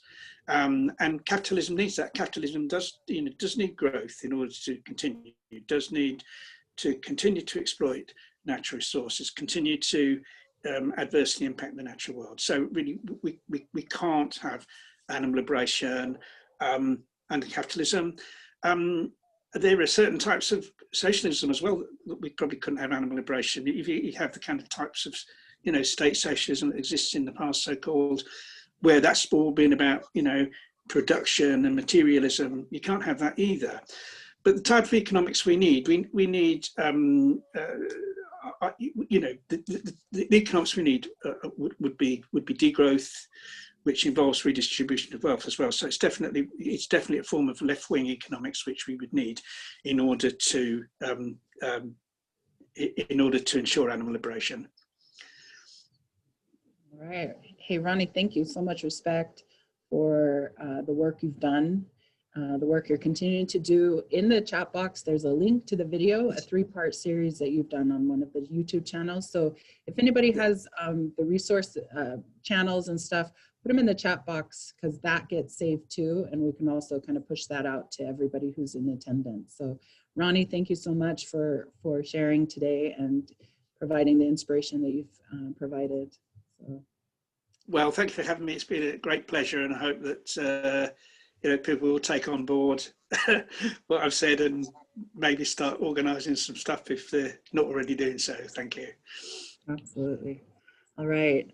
Okay, turning to our next presenter, Dara Lovitz. We have, and we're right on track on time. So, Dara Lovitz. Am I pronouncing your name, or is it Dara? Is Dara here? Dara? I'm going to just read the bio. So Dara Lovitz co-founded Peace Advocacy Network, a 501(c)(3) nonprofit organization dedicated to promoting veganism, social justice, and respect for the Earth's inhabitants and resources. She is an adjunct professor of animal law at Temple University Beasley School of Law and the author of 3 books: Muzzling a Movement, The Effects of Anti-Terrorism Law, Money and Politics on Animal Activism, Catching Falling Cradles, A Gentle Approach to Classic Rhymes, and Twin Sight, A Guide to Raising Emotionally Healthy Twins. Her upcoming book, Gag Reflections, Conquering a Fear of Vomit Through Exposure Therapy, working title, will be out in spring of 2021. Dara's title to her talk and presentation today is called The Government's Campaign to Repress Activists Across Various Movements. So if, Dara, are you here? Dara? I'm here. Can you hear me? Yep. Okay. Hi, is it Dara or Dara? No, you said it right, Dara. Dara, okay. Good job. Great to have you. Thank you. I'm going to share my screen. I have a PowerPoint, so if you could just let me know if I did this successfully. I always have problems with this. Let's see. Do I have to open system preferences? Sorry. If there's a little green button on your bottom of the screen that says share screen. Yeah, I hit that, and I'm sorry about this. And it said I have to just open something in system preferences. I can choose to quit Zoom now or do it on my own later. I'll say later. Maybe later. Let's try this. Maybe again. if Nathan has any suggestions, you can chime in, Nathan. He's helping with our tech. Now, Oh, there we go. We're That's seeing okay. it. Yep. okay. Yeah, we got it. Thank you so Okay. much. Okay, great. Okay, I have a trigger warning. And first of all, thank you so much for having me. I'm really honored to be here. My trigger warning and content warning is that I am going to be showing images of violence and the aftermath of violence and discussing violence and repression. It can be very disturbing to people. And another warning is, given the time restraints, I'm not going to be able to dive deeply into everything. All of these topics deserve much more time than I'm giving them today. So I hope it's not deeply dissatisfying to you to we're just going to skim the surface of these really impressive movements. But again, this is the government's campaigns to repress activists across movements. I'm only discussing 4 movements: the Black Power movement, anti-war movement, Black Lives Matter movement, and animal rights movement. Obviously, there are tons of more socially progressive movements that the government seeks to repress. These are just 4 of them that we're able to talk about today. And throughout the program, I'm going to be asking, who started the violence? You'll get annoyed because you're going to keep seeing this come up, but it's an important question that's really the theme of the discussion. So the government has found a way to accuse certain peaceful groups of inciting violence and then using that reason of violence to try to repress them. What were the tools of the government's repression? Here are some of them. This is not an exhaustive list, but the government has used against these groups wiretapping, informants, raids, unnecessary force, police brutality, tear gas, rubber bullets, anti-riot gear, armed conflict, evidence planting, anti-riot gear, we discussed legislation, litigation, unlawful arrest, denial of due process, prison sentences, and even murder. Now, this is the agenda. It's limited. In the Black Power movement, has the government used denial of due process to repress them? Absolutely. We're not going to discuss that in detail. We're going to discuss unlawful arrests, wiretapping, informants, raids, and murder. For the anti-war movement, we'll talk about riot police, suppression of activism, litigation, denial of due process. For the Black Lives Matter movement, we'll focus on police brutality, armed conflict. And for the animal rights movement, we'll discuss wiretapping, informants, raids, evidence planting. Again, it's going to be really quick that we're just sort of coasting through these things, but hopefully you'll get the gist of the theme. So we'll start with Black Power. Here we have Malcolm X on the left-hand side of the screen, who inspired the Black Power movement. Black Power, as the term, the name was coined by Stokely Carmichael, who's here on the right side of the screen. The Black Power movement was supported by various activist groups like the Student Nonviolent Coordinating Committee. It was progressed by the Black Panther Party. The Black Panther Party and the Black Power movement were anti-racist, anti-imperialist. They sought formal citizenship rights with economic and political power for Black people. strove for justice and liberation of all oppressed peoples, and they had many community events. They offered free meals to the community members, ice cream, free breakfasts. In fact, the Free Breakfast for Children program was spearheaded by Black Panther, Chicago Black Panther Fred Hampton, and we're going to talk about Fred Hampton. That's going to be the focus of the discussion. And yet, the FBI director, J. Edgar Hoover, at the time said the Black Panther Party, without question, represents the greatest threat to the internal security of the country. Similarly, that quote was used almost verbatim against the animal rights movement, which we will discuss later. It should be noted about the Black Panthers that they were heavily armed. They believed in the right to bear arms. They were known as the true pioneers of the modern pro-gun movement. And they were heavily armed because they believed that they needed to defend themselves against the police. So while it's a convenient narrative to just dismiss the Black Panthers as a violent group, in fact, the Black Panther Party advocated community empowerment and, quote, self-defense against illegal police brutality based on the constitutional right to bear arms and the legal right to self-defense. As you can guess, the government did not like being told whom they could and could not oppress, especially the very people they abused as slaves about a century earlier. So armed conflicts, violence riddled cities across the country as Black activists took to the streets. Many of the conflicts between Black activists and the police ended in the deaths of the young Black activists. And I say young because it was really in the 60s and 70s, most of the activists were teenagers and 20-somethings. I want to focus on an incident that happened in Chicago in 1969. There was a shootout between police officers and Black Panther Spurgeon Jake Winters, which resulted in the death of both Winters and 2 police officers. The death of the 2 police officers inspired the government's campaign to kill Fred Hampton. Again, he's the Chicago Black Panther leader who organized the Free Breakfast for Children program. Keep that in your mind. I'm just going to focus on, for a second, William O'Neill. In the meantime, there was a career criminal named William O'Neill. He had a history of theft, home invasion, kidnapping, and torture. He was facing felony charges. So the FBI approached him and said, hey, if you want those felony charges dropped, we can do that for you if you serve as an informant for the FBI against the Black Panthers. So that's how William O'Neill turned from career criminal to snitch for the FBI. O'Neill had provided the FBI with a detailed floor map of Fred Hampton's apartment, which is where the Black Panthers of Chicago, the leaders of the Black Panthers, tended to congregate. This was the whole layout was there, where the kitchen is, where the bedroom was, how many feet to the front, from the front door to the living room. With that detailed floor plan, the FBI on December 4th, 1969, raided Fred Hampton's apartment, but they didn't carry the usual stuff with them that they usually carry out for Panther raids, like tear gas or sound equipment. Instead, they were armed with a Thompson machine gun, 5 shotguns, and 20 pistols. Within 15 minutes, Fred Hampton was dead. He was shot through his head while he lay in bed next to his pregnant fiancée. Also killed during the shooting, Mark Clark, who was a Panther leader from Poirier, Illinois, and 4 other Panthers were shot and wounded, and of the 7 surviving Panthers, they were arrested on charges of attempted murder, aggravated battery, and unlawful use of a weapon. Here's the question: who started the violence? Here's an image of Fred Hampton on the left-hand side of your screen. On the right-hand side of your screen is a rally that was held 2 days after Fred Hampton and Mark Clark were killed.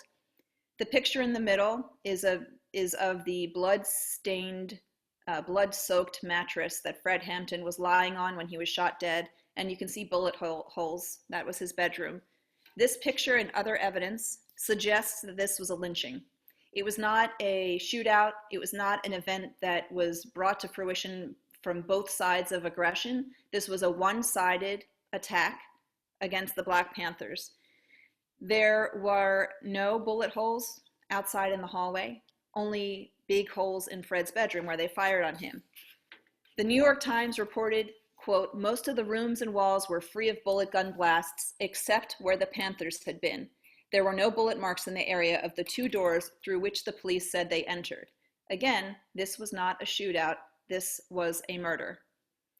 Mainstream political organizations, ACLU, NAACP, American Jewish Committee, all called for an independent investigation of the killings. And after a decade of legal battles, the government eventually agreed to pay $1.85 million to the estates of Hampton and Clark and the Panther survivors. I'm going to close this section on the Black Panther with a quote from Stokely Carmichael. Dr. King's policy was that nonviolence would achieve the gains for Black people in the United States. His major assumption was that if you are nonviolent, if you suffer, your opponent will see your suffering and will be moved to change his heart. That's very good. He only made one fallacious assumption. In order for nonviolence to work, your opponent must have a conscience. The United States has none. Moving on to the anti-war movement, the United States got involved in Vietnam around the 1950s, and US troops were sent in 1965. That's when the anti-war movement began. Overall, the war had killed about 3 million Vietnamese individuals, both civilians and fighters, and more than 58,000 US service persons. Here are some images of the anti-war movement. Anti-war activists used protests and other grassroots means to pressure the US government to put an end to the Vietnam War. At the height of the anti-war and civil rights movements, these young leftists had organized protest marches and rock concerts around the time and to precede the 1968 Democratic National Convention, which was being held in Chicago. During the event, clashes broke out between the protesters and the police. The protests started out as peaceful, and then the police came with their riot gear. Eventually, the events turned into full-scale rioting, complete with tear gas and police beating up activists. The press, who was already there to cover the Democratic Convention, denounced the overreaction by police and by Chicago Mayor Richard Daley, who had disallowed permits by all of these peaceful protesters. They filed for permits to be able to demonstrate, and he denied them. Again, these were peaceful protests that were descended upon by police in riot gear. So I ask again, who started the violence? The police ended up arresting they arrested, indicted, and prosecuted 8 individuals who became known as the Chicago 8 and then Chicago 7. That was, the Chicago 7 were Lee Weiner, Rennie Davis, David Dellinger, Abby Hoffman, Jerry Rubin, Tom Hayden, and John Froines. The 8th individual in this photo in the bottom left-hand corner is Bobby Seale. Most of the individuals, most of the Chicago 8 were part of the National Mobilization to End the War in Vietnam, which was known at the time as MOB, or with the Youth International Party, whose members were called the Yippies. These were peace activists, anti-war activists. And then you have Bobby Seale. Bobby Seale was, of course, he was tagged on. He had actually been in Chicago for one day, and they just arrested him. The police and the FBI had been after Bobby Seale for years. He was actually on watch or on warrant for murder in Connecticut. But again, he was in Chicago for one day. They arrested him, and he ended up spending much more time than just one day in Chicago. So it became the Chicago 8 because of these 8 activists who were arrested. Eventually, Bobby Seale was separated from the trial, and it became known as the trial of the Chicago 7. And we'll discuss Bobby Seale in a little bit. There was a drama on Netflix, a courtroom drama called The Trial of the Chicago 7 by Aaron Sorkin. Very good. There's also a really good podcast on the Chicago 7 by Wondery. So I recommend those two if you just want to learn more about it. But anyway, these individuals were prosecuted under the Rapp-Brown law, which I want to discuss. It's important. It's an anti-riot act, and it was tagged onto the Civil Rights Bill earlier that year by conservative senators. It had been adopted in response to the riots that followed the assassination of Dr. Martin Luther King Jr. The law made it illegal to cross state lines to riot. Now, what does riot mean?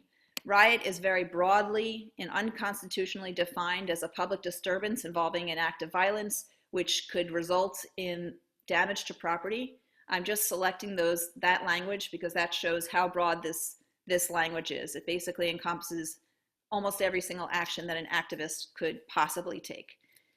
The law was heavily criticized as unconstitutional. In fact, a number of prominent Americans, including Noam Chomsky, Harvey Cox, Nat Hentoff, Christopher Lasch, Norman Mailer, and Benjamin Spock, placed an ad in the New York Review of Books, arguing that the law threatened the First Amendment by, quote, equating organized political protest with organized violence. The wraparound law, troublingly, is still in effect, although there are many federal judges across the country who have refused to apply it. They found it, they overturned it as unconstitutional, but it still remains what is considered good law. In other words, the law is still in effect. Back to the trial. Shortly after the Chicago 8 trial began, Bobby Seale, whose attorney at the time was having gallbladder surgery and not available, argued that he wanted to represent himself at least pro se. Judge Hoffman disallowed it. Bobby Seale loudly protested and disrupted the trial a lot of times, and Judge Hoffman ordered the marshals to bind and gag Bobby Seale. They cuffed his wrists to the chair, his legs to the legs of the chair, and they gagged him with a cloth. And this is a courtroom drawing of Bobby Seale being bound and gagged at the defendant's table. Eventually, Judge Hoffman dismissed Bobby Seale from this case. He separated the case and sentenced him to 4 years in prison. And that's how, again, it became from the trial of the Chicago 8 to the trial of the Chicago 7. And I'll end this section with a quote from Thomas Mann. "War is only a cowardly escape from the problems of peace." So we're leaving the anti-war movement and discussing now Black Lives Matter. In 2013, 3 activist organizers, Alicia Garza, Patrice Cullors, and Opal Tometi, created a Black-centered political movement called #Black Lives Matter. It was in response to the acquittal of Trayvon Martin's murderer, George Zimmerman. Black Lives Matter strives to shine a light on and quash systemic and institutional racism. It started in the US, but it has spread to be an international movement. Here's a statistic. Police in the United States killed 164 Black people in the first 8 months of 2020. I forgot to mention, in the 1960s and 70s, during the rise of the Black Power movement, a Black person was 6 times more likely to be shot by police than a white person. That statistic has been halved. In 2020, a Black person is 3 times as much likely to be shot by a police officer and killed than a white person. So the statistics are still not in favor of justice and equity. The name Black Lives Matter signals condemnation of the unjust killings of Black people by white people, mostly police. Protesters take to the street. And it also, the Black Lives Matter also condemns the apparent higher value that society seems to place on white people than Black people. After unjust killings, people take to the streets to protest. Protesters are often met by police in riot gear. Here's some of the images here. Police, military police. So these are peaceful protesters who are approached by violence and aggression from officers. There are tons of images online to show these what happened at these protests, so I just have a couple here. And again, I ask who started the violence. At least in my own city in Philadelphia, the looting didn't start until the evening. There were peaceful protests all day, and then the police showed up with shields and riot gear, and it turned really chaotic. On June 1st, 2020, officers fired tear gas on crowds of peaceful protesters before using force to clear the protest to let President Trump, then President Trump, that feels good to say. I know he's still our president, but it's only for the time being, and that feels good to say too. To clear the protest to let President Trump walk to a nearby church to hold up a Bible and have a photo opportunity. And these are some images. Speaking of Trump, soon not to be our president, Trump, he advocated violence against protesters in many tweets, but here are 2 of them. He said, "These thugs are dishonoring the memory of George Floyd, and I won't let it happen. Just spoke to Governor Tim Walz and told him that the military is with him all the way. Any difficulty and we will assume control. But when the looting starts, the shooting starts." So the President of the United States is actively advocating violence against protesters. He also said, "I can't stand back and watch this happen to a great American city, Minneapolis. A total lack of leadership. Either way, the very weak radical left mayor, Jacob Frey, get his act together and bring the city under control, or I'll send in the National Guard and get the job done right." Again, the president advocating force against protesters. This last tweet is a little different, but it's relevant to our next section. He tweeted, "The United States of America will be designating Antifa, which is of course the anti-fascist movement, as a terrorist organization. Why is that important? Because also the animal rights movement has been considered a terrorist organization. So let's transition to them. I know I'm running out of time here. Okay. The guidelines of the Animal Liberation Front, who are the premier radical movement element of the animal rights movement, starting mostly in the late 80s, early 90s, their guidelines are nonviolent in nature: to liberate animals from places of abuse, to inflict economic damage to those who profit from the misery and exploitation of animals, to reveal the horror and atrocities committed against animals being behind locked doors by performing nonviolent direct actions and liberations, and to take all necessary precautions against hurting any animal, human and non-human. These guidelines are based in the philosophy of ahimsa, of nonviolence and non-harm to animals and humans. And yet, the FBI said of them that they have emerged as a serious domestic terrorist threat.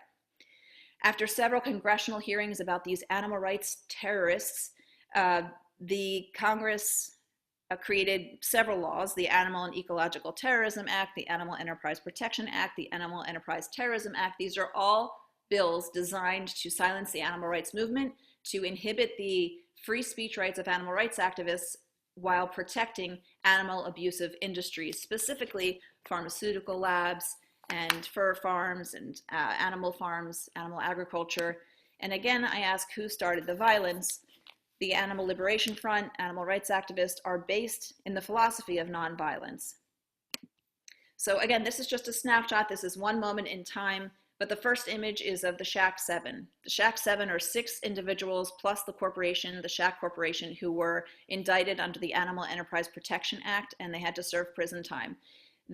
Shack is short for Stop Huntington Animal Cruelty.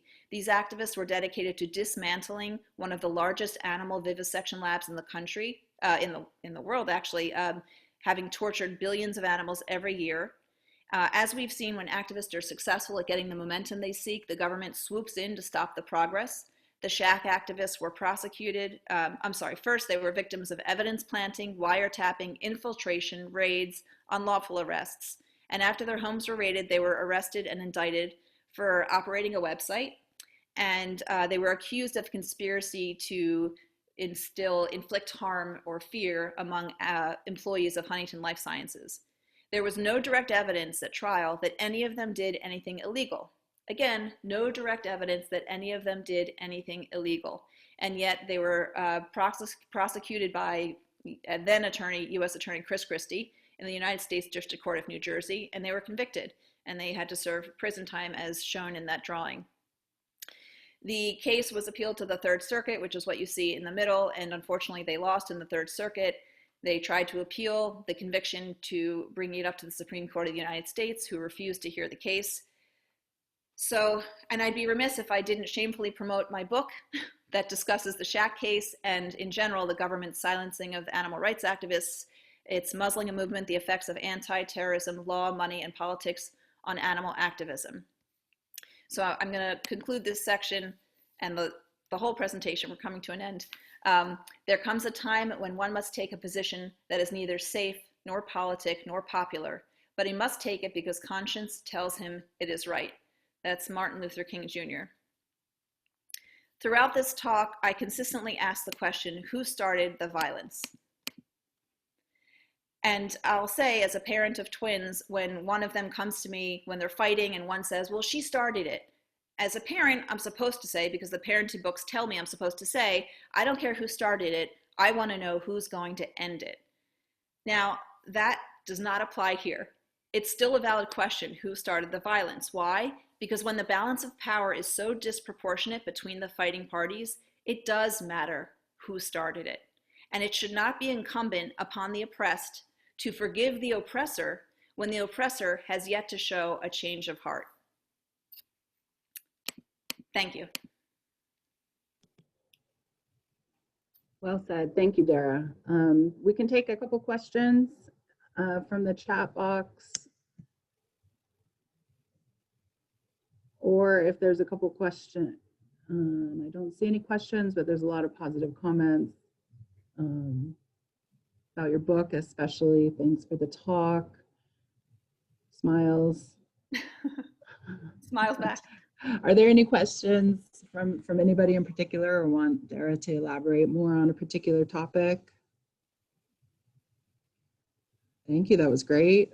I'll recommend in the 1 second that remains, the book that I got a lot of the information about the Black Party, the Black Power movement and the Black Panther Party. It's called Black Against Empire. It's a huge book, but it has so much great information. It's a really good, thorough history of the Black Power movement, in particular the Black Panther Party, and it has pictures. And I still like books with pictures, so you'll see a lot of really powerful pictures in it too.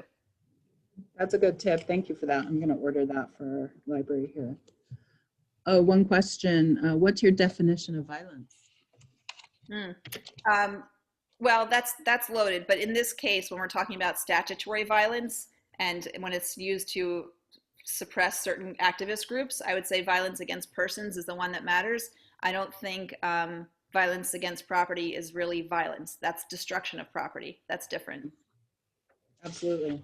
I like that. And I'll just say that there are state crimes, there are state criminal codes that make it a crime to destroy property. That's, theft and vandalism. That's different from violence against a person. And I think those should be distinguished statutorily.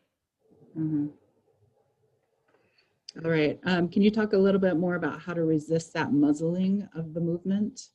What can we do in our communities regarding muzzling, activist repression, silencing? Keep at it.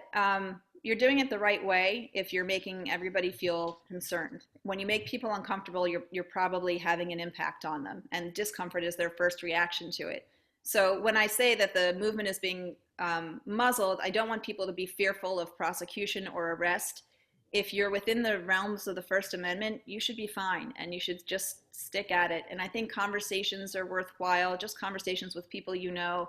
Change can happen at so many different levels, starting from the basic conversations with your family to grassroots to getting a voice on a national platform and in politics as well.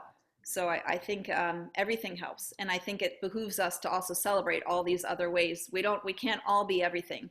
So be the best you can in what you do and celebrate others who are doing it differently. We're all making an impact. Okay, thank you. Someone put Property is Theft as a good book by Pordon. And also someone's asking, Pierre's asking, where can they purchase your book online other than elsewhere than Amazon? Is there a website that would ship to France? You can try Lantern Books. They're the publisher. Amazon is it's a 10-year-old book. So it's, I don't think it's carried on bookshop.org, but I usually send people to bookshop.org. I think you can probably ask them. And you can always ask your local bookstore to order it. Okay. Drew Winter had one, because we still have 3 minutes. Hi, Drew. Drew Winter had a question. Oops, it's going up. Sorry. Is maybe there's a distinction between damaging property that harms life, such as bombing a hospital, restricting relief supplies, versus damaging property that harms profit, breaking a Starbucks window. Open to your thoughts or input on that. I agree with that. I agree with that 100%. And I'll say that there have been some animal rights activists who are accused of arson, of bombing labs, but my understanding is there were no humans inside the building at the time. And I think that's a really important, if your action of damage to property involves harming a human, that's really not in compliance with the animal liberation guidelines. So I wouldn't say that's really an activist, that's not really an action for animal rights. Okay, and then we have one last question. It's a deep one, but it can't, wait, let me scroll up. The question is, from TA, what are your thoughts on the human, in quotes, animality and the Black body as the sub and superhuman? So I don't know if I can answer that question. I know. I don't know if I understand the question well enough to answer it, and I haven't given a thought to it, but that's amazing. And I'm glad it's in the chat because I can look back on it and reflect on it. Yeah. All right. And well, it makes me think of the great chain of being and the medieval thought, right? And kind of the apex being the white body, the white mind, the Black body, the animal body, kind of going back to talking about how kangaroos and matter and all of that kind of interesting stuff was framed you know, as part of this imperial takeover of the planet that's been going on for probably a long time. But anyways, yeah, it's just really great comments in there. The chat will be available as well as the recording of this on a couple different websites. ICAS is one of them. So thank you so much, Dara, for sharing your knowledge and your energy this morning with us. At this point, it's getting to be about noon, and we're going to pivot and pass the chairship over to Elisa Stone, who is going to take us into the afternoon. And after Elisa, then Nathan Poirier, who is at the University of Michigan. So I will be on, but passing over chairing to Elisa. So Elisa, if you can take over. Thank you so much. Absolutely. Thank you, Leilani. Good afternoon, everyone, or whatever time it is where you are. My name's Elisa, pronouns are she, her, and hers, and I'm a longtime vegan, 19 years now, as well as a tenured professor at our host college and a master vegan lifestyle coach and educator. Happy to be joining you. So our next presentation, Dr. Kinney, can you give me a thumbs up if you can hear me? Okay, just before I go on and on, thank you. Our next presentation is Amber E. George, and it's Intersex Inclusion, Indeterminate Sex, and Gender Acceptance for Non-Human Animals. So Amber E. George, PhD, is a philosophy and cultural diversity instructor at Galen College. George has co-edited several books, including Critical Pedagogical Strategies to Transcend Hegemonic Masculinity, Education for Total Liberation, Critical Animal Pedagogy and Teaching Against Speciesism, and The Image of Disability, Essays on Media Representations. She's currently working on writing numerous books and book chapters related to identity, politics, and social justice. Her areas of expertise are non-human animal liberation, disability studies, race, gender, and sexuality studies, and critical theory. She's the current editor-in-chief of the Journal for Critical Animal Studies, and in her spare time, she volunteers on the executive boards for various activist organizations committed to justice, such as the Echo-Ability Collective and the Institute for Critical Animal Studies. So, Amber. Hello, thank you so much for that warm welcome. I'm excited to be here. I'm really excited to see how many folks have tuned in throughout the day. I've been kind of sporadic in and out, but it's very exciting. And I'm also very excited to share my work. What I'm going to share with you today is actually one of the chapters in a book that should be coming out in a few months that I've edited. With some people in on this conference have also contributed chapters to this book, but it's going to be Sexuality and Gender and Caste. So I do want to share my screen because I do have a PowerPoint, and let's see, I'll share PowerPoint. Here we go. Just let me know, can you all see it? Is it available? Okay, great. And is it as a presentation? There we go. Let's see if that works out. Oh wait, where did it go? Uh-oh, my screen is black. Now what? Well, we can still see it. You can? Least, but if you're okay, all right, yeah. there. Oh wait, did I time out for a second or something? All right, you can still see it? Just, yep. Wow, it's like moving all around here. I'm so sorry. And I tested it out too. Oh, it like added another.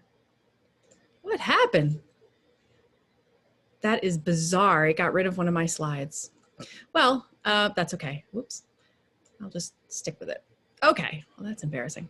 Well, never mind that. Okay, so yes, I'm going to be talking about intersex inclusion, in particular, how this relates to non-human animals. Why is it being so silly? And that is a blank screen, and that we will not focus on, but okay. So the scope of my research, I originally, this idea kind of sprang out of understanding that intersex humans who have intersex conditions I noticed they were starting to up and rise in terms of their own activism and in terms of pushing forward their agenda for inclusion. And that part of inclusion meant, you know, accepting intersex individuals for having bodies that were, you know, outside of the typical binaries, you know, and so as I was watching this kind of from the sidelines, and I interacted with some of the activists who are part of that movement, I got to thinking about non-human animals. If it's the case that humans are being, you know, sterilized, they're being forced into these cosmetic procedures to kind of erase their intersex condition or their intersex traits, what's happening to those animals also born with similar conditions? And so I got exploring it anyway. And in particular, I noticed in the media that there's this framing of intersex that is very advantageous to people who have intersex condition. And I started thinking about the parallels in terms of how non-humans, how non-intersex, and how disability was being presented in all of it in a way that was, you know, disempowering and problematic.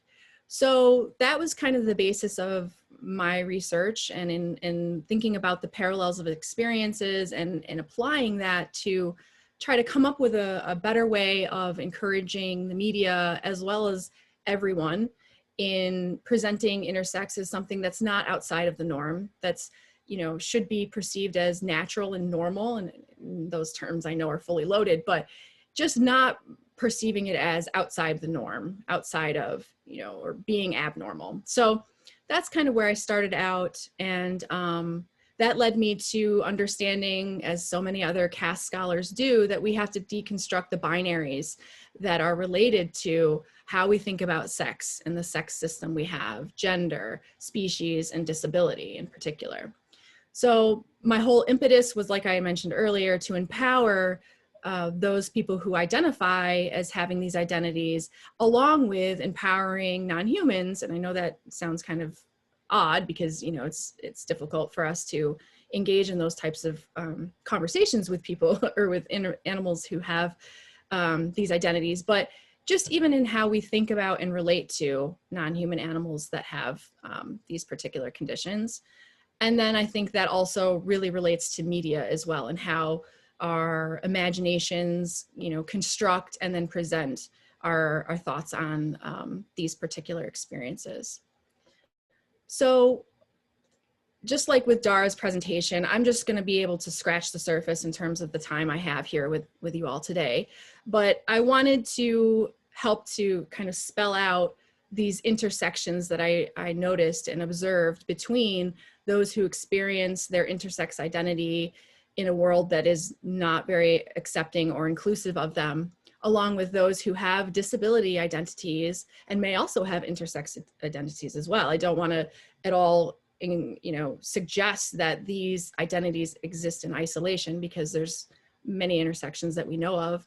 And then also non-human animal experience. So, you know, just in each one of these types of identities, that's very broad, you can have so many different traits come forward. And so I want to encourage people to really think beyond those binaries that are so damaging and so limiting in terms of experience.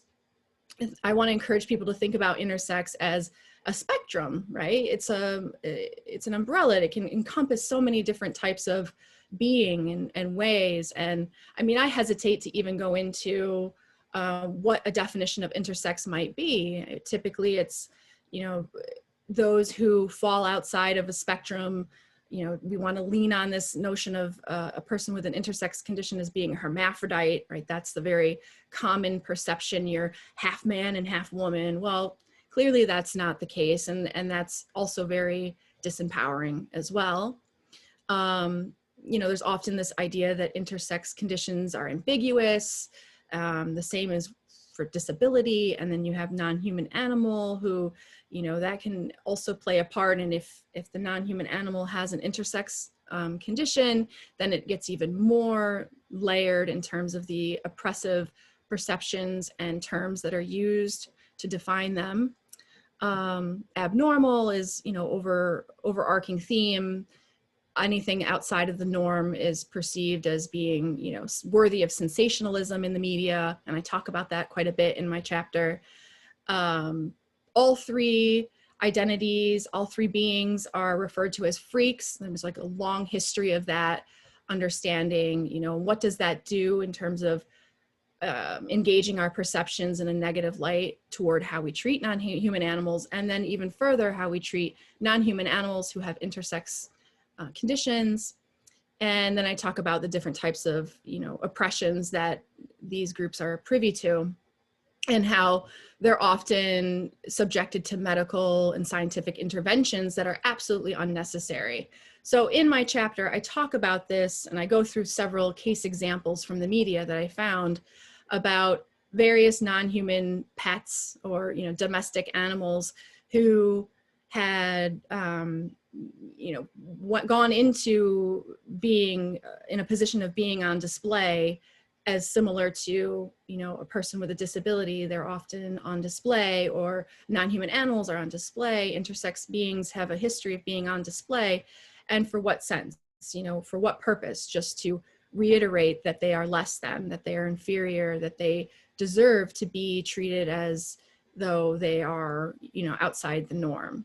So I begin my chapter by talking about how intersex is often perceived as a disability, and in a disability that's in need of correction, right? You have to fix the disability. And that's a very prevalent conception of disability throughout the ages as well, that disability, conforms to a medical model of understanding that anyone with a disability should be made whole again. They should be made, should be fixed so that they can achieve this higher order measure of being whole or normal or whatever that is. And the same is true for non-human animals in many cases, that non-human animals should prove their worth as far as their rationality. Are they rational? Can they be rational? Oh, okay, this species can, then maybe we should give them some consideration. Well, I argue in my chapter that you shouldn't have to prove one's worth based on one's capacities or incapacities, that it shouldn't be the rubric by which we go about,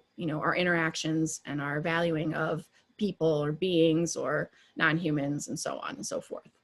So just briefly, because I don't want to run over time, I'll share with you a few examples. I really hesitated, to be honest, in providing images, because interestingly, for all of the cases that I use in my chapter, of which there's probably 6, the images that were portrayed in the news stories were like this, where the animal looks absolutely pitiful. The animal, Kennedy, I shouldn't say the animal, but Kennedy looks, scared, looks defeated. Interestingly, almost all of the images I saw had the collar around the animal, and it just was disheartening. But I thought it might be useful for you to see in the media and these news stories how each one is presented. And this was the only picture that was given of this particular case of Kennedy. Kennedy was purchased, in the news story, we learned that Kennedy was purchased for $1,000 by a woman in Florida. And it read as though Kennedy came from a puppy mill, and I'm sure we're all familiar with a puppy mill and what they do and what their principles are. But when Kennedy was originally adopted or purchased, it was assumed that she was a female.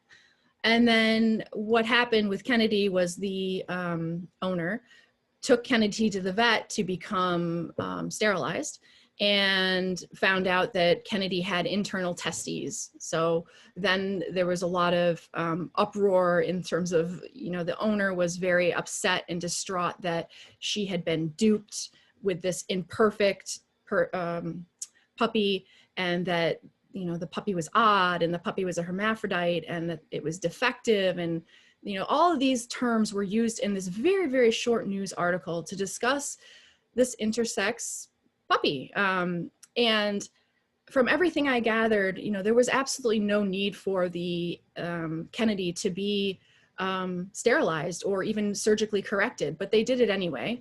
And that's often an argument that's, made within the intersex human movement, is that unless there's some underlying medical condition that necessitates surgical intervention or correction, then leave them alone. Let's just leave everybody as they are, let them make their own decisions about their bodies and move on with our day. You know, we shouldn't just be surgically correcting whether it's a non-human animal or human on the basis of our own discomfort with that, you know, configuration of a body. It's their body, right? So that's one of the other overarching themes of my particular chapter is really pushing forward this idea of acceptance and inclusion. And so, in my book chapter, I go into a lot more detail about these particular topics, in particular, like the inbreeding notion that, you know, in the article, they mentioned Kennedy was, you know, came out this way due to inbreeding. Well, there's no facts to say that being born with an intersex condition is the result of inbreeding. It's just ridiculous.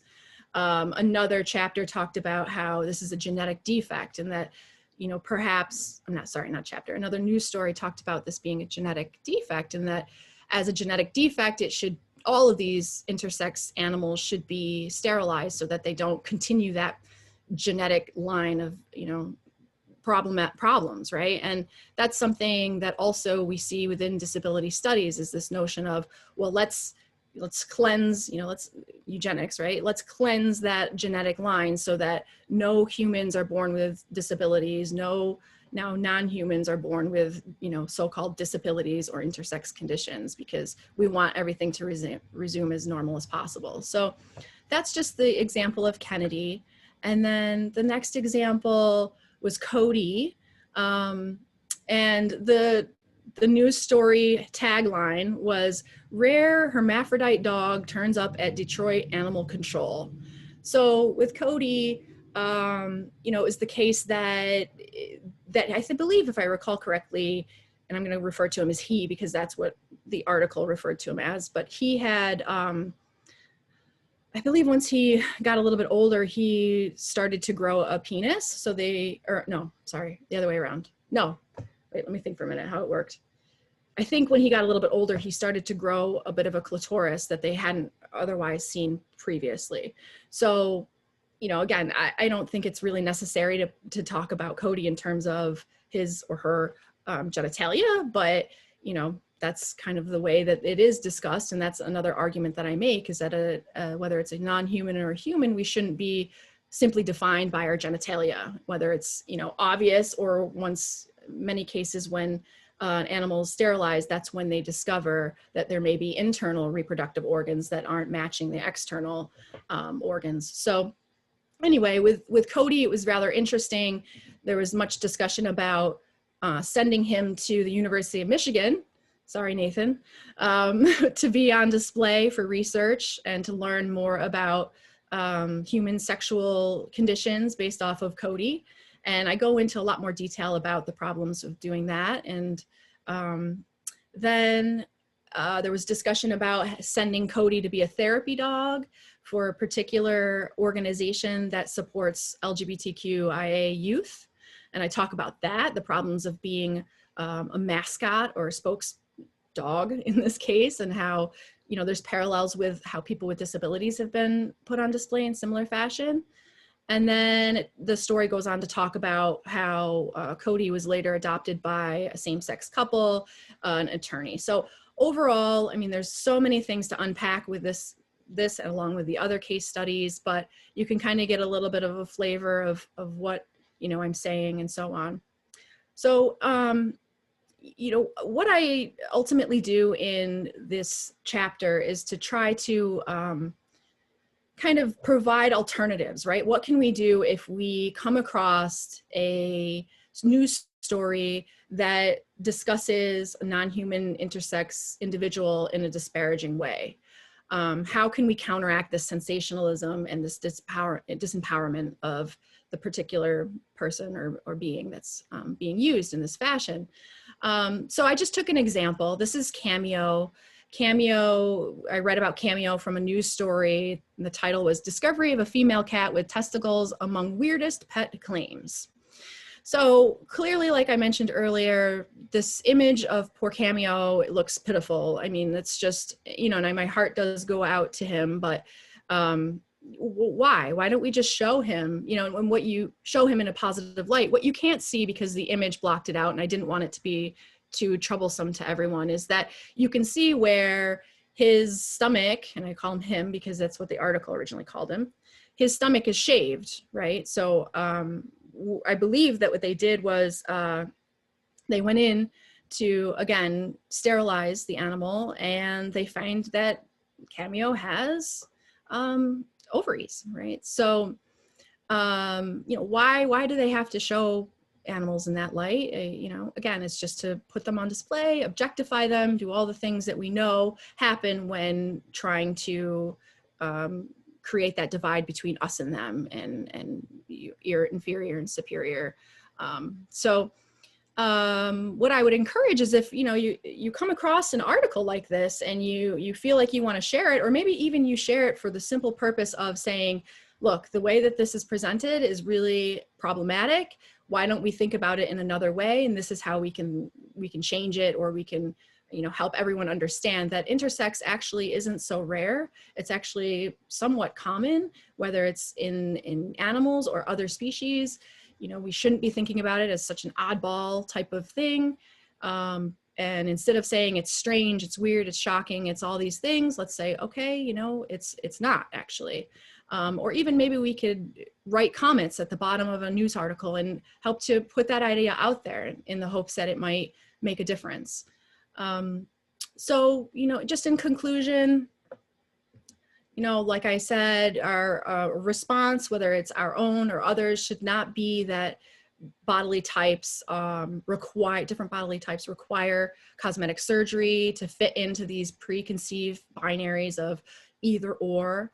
Instead, we should maybe think about identity as both and. You can be both a person with a disability and have intersex condition and perceive yourself as a transgender person. I mean, it's you know, our experience of identity, while necessary to have certain categories of identity to help explain and relate to one another, they don't have to be so limiting and so problematic. And then we shouldn't necessarily jump to the idea that anyone born with a condition that we're not accustomed to or understanding, that they should be genetically modified in any way. Unless, like I mentioned, there's a medical necessity, then perhaps. But otherwise, our first go-to should not be, let's just get rid of it. Let's just get rid of it out of our gene pool. Let's just close off that door and say goodbye. No, no. Another thing I noticed a lot of in these news articles is that there was a perception of this idea that any being born with intersex or disability is going to have a poor quality of life, that they're going to be laughed at. And there was some discussion even of pet owners who talked about, you know, how they were perceived when they said, you know what, I don't care if my animal has both testes and ovaries, you know, I don't mind at all, like, this is fine. Well, they still were ridiculed. Even some veterinarians thought, wow, that, you know, you really should go ahead and surgically alter this animal to fit in, you know, and not be on the outs. So we shouldn't make any kind of quality of life decisions or assumptions about anyone, including non-human animals. And then, like I mentioned, try to get beyond the sensationalist claims for the media. And, you know, we want to point out and recognize in our own mind when a being is being presented in a disempowering way, and how can we counteract that. And even like Dara said, among her children, her twins, you know, I think with my kids, I do the best I can to help point out when I see something, whether it's in the media or on the TV, that is disempowering or disadvantageous, then I point it out and say, wow, let's think of that in a different way. How can we be more positive rather than sensationalists? So that is my presentation. Thank you so much for listening, and I look forward to questions. Thank you, Amber. We have about 5 minutes left, so if anyone wants to pose a question. It looks like there's one here in the chat. In your discussion of Kennedy, you mentioned there was no need for her to be sterilized. With Kennedy, was this specifically about being intersex? Sterilization is typically considered, quote, good pet ownership, by humane societies, animal rescues, and sanctuaries. Does your research question that practice in general? And if so, can you speak to it briefly? Sure. Yeah, great question. Thank you so much, Nate. I do talk about, you know, the problem with sterilization and forcing animals to be sterilized. You know, I talk about it in the context of, and I didn't share it, but I thought maybe I should have. There was one story about a pet who was intersex, and the owner wanted to sterilize the pet and then give him, I'm sorry, I'm gonna get it all confused, but give him a set of prosthetic testicles. And so I explore that a little bit about, you know, even so much as as humans, our discomfort with emasculation and how interesting that is. And then you put another layer on top of that, that the particular animal was intersex. And so while the animal had testicles, I think it also, maybe that was Kennedy. I'm sorry, I had to like revisit that to remember my exactly, but yeah, that just the complete discomfort of the pet owner in accepting that not only was their animal, you know, intersex, but also needed to have prosthetic testicles implanted, and how awful, right? How painful that must have been, and how confusing for that, you know, particular dog. And then I go to the website where the prosthetics are, and there's prosthetics for every animal, like elephants. And I mean, I thought it was a joke at first, you know, horses, cats, like it's like a huge industry right now. So yeah, I do talk about that. And with Kennedy, there was no need for Kennedy to be sterilized, from what I could gather from the news story and the other research I did. It was just simply a function of, yeah, wanting to uphold that, you know, duty that many humans feel that they need to do in keeping the pet population low, and so on and so forth. So I do talk about that. And yeah, that's a great question. Thank you. I hope I answered it. Thank you. It looks like we're getting a lot of positive feedback. The intersex topic is really pertinent to me. I'm helping with a conference next weekend called Gender Evolution, and our theme is shattering binaries. And I've also helped argue for gender inclusive bathroom facilities and locker rooms. Intersex is a great way to win that argument, because if you're wanting to mandate that people use a bathroom based on their sex assigned at birth and they're intersex, then what bathroom do you want them to use? That's a whole other topic, but it looks like someone has requested to ask the listeners when they introduce you, if you have any questions, to please write them in the Zoom chat. That way the listeners can read and answer them right during the presentation. So it's a great suggestion. Thank you. And I won't editorialize too much on everyone's presentation, but does anyone else have a question or comment for Amber?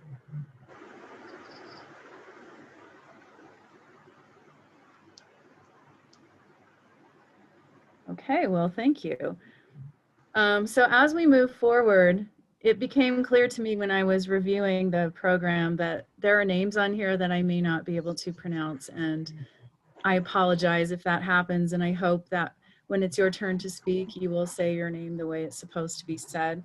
I don't like it when people screw up my name, so sorry in advance if I do that to you. So our next presentation is called PLANTIFA, Anti-Fascist Guerrilla Gardening as Revolutionary Community Praxis through Multi-Species Resistance Toward Total Liberation. And we have 3 presenters for this that I will be introducing to you. And again, with apologies if I am not able to pronounce your name properly.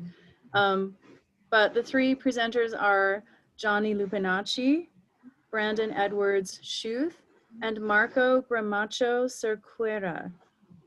So I'm going to read bios of each of you and then I'll invite you to speak. So Johnny Lupinacci is an associate professor of cultural studies and social thought in education at Washington State University. His work as an eco-critical scholar activist in teacher education, environmental education, and curriculum studies contributes to his research on teaching to address speciesism and the conditions of the Anthropocene in K through 12 and higher education. He is co-author of the book Eco-Justice Education and has co-authored with Anthony Nucella and Amber George, Animals, Disability, and Capitalism, Voices from the Eco-Ability Movement, and with ICAS members, the volume Education for Total Liberation, Critical Animal Pedagogy and Teaching Against Species. Brandon Edwards-Schuth is a doctoral candidate in the Cultural Studies and Social Thought in Education program at Washington State University. His research is situated at the intersections of anarchist pedagogies, democratic education, social ecology, and sound curriculum/podcasts, and focuses on radical possibilities for reimagining education. Marco Gramacho Cerqueira is a doctoral candidate in the Cultural Studies and Social Thought in Education program at Washington State. His research is situated at the intersections of radical poetics, indigenous resistance, critical disability studies, and queer studies. His arts-based work addresses directly the complex ways that culture and power discipline our identities in society, and he proposes a liberatory praxis from these norms through radical poetics and a living multi-species curriculum. So I will mute myself and look forward to hearing you speak. Great, thank you. Can everybody hear okay? Just do a thumbs up or at least a nod. Yeah, because I see your picture pinned for me. Well, so hello and welcome today to this presentation time. And wow, what a cool thing to be able to connect when we're all in such isolation, but to hear such inspiring and amazing work. So before we get into this presentation or introducing ourselves, we'd like to thank the organizers of this conference and include in that thank you. We'd like to recognize the incredible support and leadership from ICAS, Elisa for your introduction, Nathan for all your work, Anthony, Amber, and all the folks who go to incredible lengths to keep this organization thriving in really non-hierarchical ways and enacting bold anarchist leadership rooted in compassion and taking action. It's so rare, and I couldn't express enough gratitude for that. The ICAS journals, the conferences, and all the related projects, they just continue to be such an important space for pushing boundaries. So in solidarity with ICAS politics, we'd like to start with expressing our utmost gratitude for the indigenous people of the lands on which, no matter where we are on this planet, we are all on indigenous land. And for many of us here, not indigenous, it's important that we recognize our privilege to have these critical conversations, and with that recognize that diverse indigenous peoples, like many diverse species around the world, have survived and continue to endure genocide, both on this continent and abroad. And that beyond any customary land acknowledgement or saying it, the real work is that we must continue to work together towards breaking speciesism and to truly decolonial futures. Furthermore, as we talk about radical work in academic ways here today, we recognize that among us there are diverse allies and accomplices across many cultures and species who leverage their lives and freedom to take direct action and dissent against the cruelty of authoritarianism and the multitude of ways that assumed supremacies fuel the fires of oppression. May together we put those fires out and with help on all fronts towards total liberation. Hello, everybody. I'm Marco Gramacho Cerqueira. I'm a doctoral candidate in cultural studies and social thought and education at Washington State University. My poetic inquiry is a counter storytelling that intersects with my pagan, queer, and Latinx identities, in which I seek healing from the wounds of white supremacy by connecting with nature through PLANTIFA and with my spirituality that comes from my encounters with African and Mesoamerican ways of knowing, feeling, and worshiping. And I'm Brandon Edwards-Schuth. I'm also a Washington State University doctoral candidate in cultural studies, social thought, and education. My research interests are green anarchism and social ecology pedagogies. My dissertation will be a podcast of dialogical interviews with environmental and social justice activists globally, sharing their experiences and knowledges with which we can learn from towards further developing total liberation praxis. And folks, Elisa gave me a great introduction. I'm Johnny. I'm a big fan of ICAS. If you couldn't hear me crushing on that in that little intro I did, I'm grateful to be here. And so with those introductions behind us, I'm going to just introduce very briefly a few things that situate this work in critical animal studies, and more specifically within critical animal pedagogies. And then Marco and Brandon are going to do their thing and share their creative, disruptive, and engaging radical praxis of PLANTIFA. And then we'll have about 10 minutes for questions and answers and talk among us. So critical animal studies, or I'll call CAS, is an approach that focuses on the cruel treatment of animals in modern societies and the discrimination and inferiorization of diverse species by humans. Furthermore, unique to this work, and in particular, ICAS and other anarchists identifying with CAS recognize that as part of that work, it's essential to see social justice and environmental justice as impossible goals if human supremacy is not challenged and abolished. To be clear, and in lockstep with the Institute for Critical Animal Studies, it is extremely important that this work we all do is truly intersectional and not occurring instead of addressing important actions to eliminate any forms of oppression.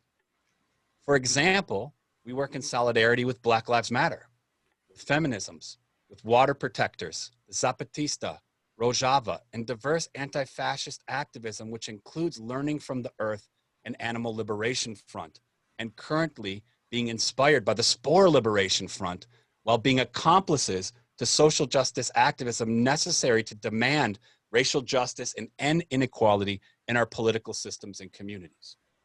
As such, critical animal studies and critical animal pedagogies work ought to always be anti-racist, anti-sexist, anti-ableist, and addressing classism and the ills of capitalism and authoritarian regimes together with ending speciesism.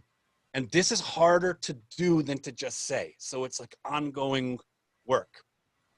The Institute for Critical Animal Studies defines critical animal studies as rooted in animal liberation.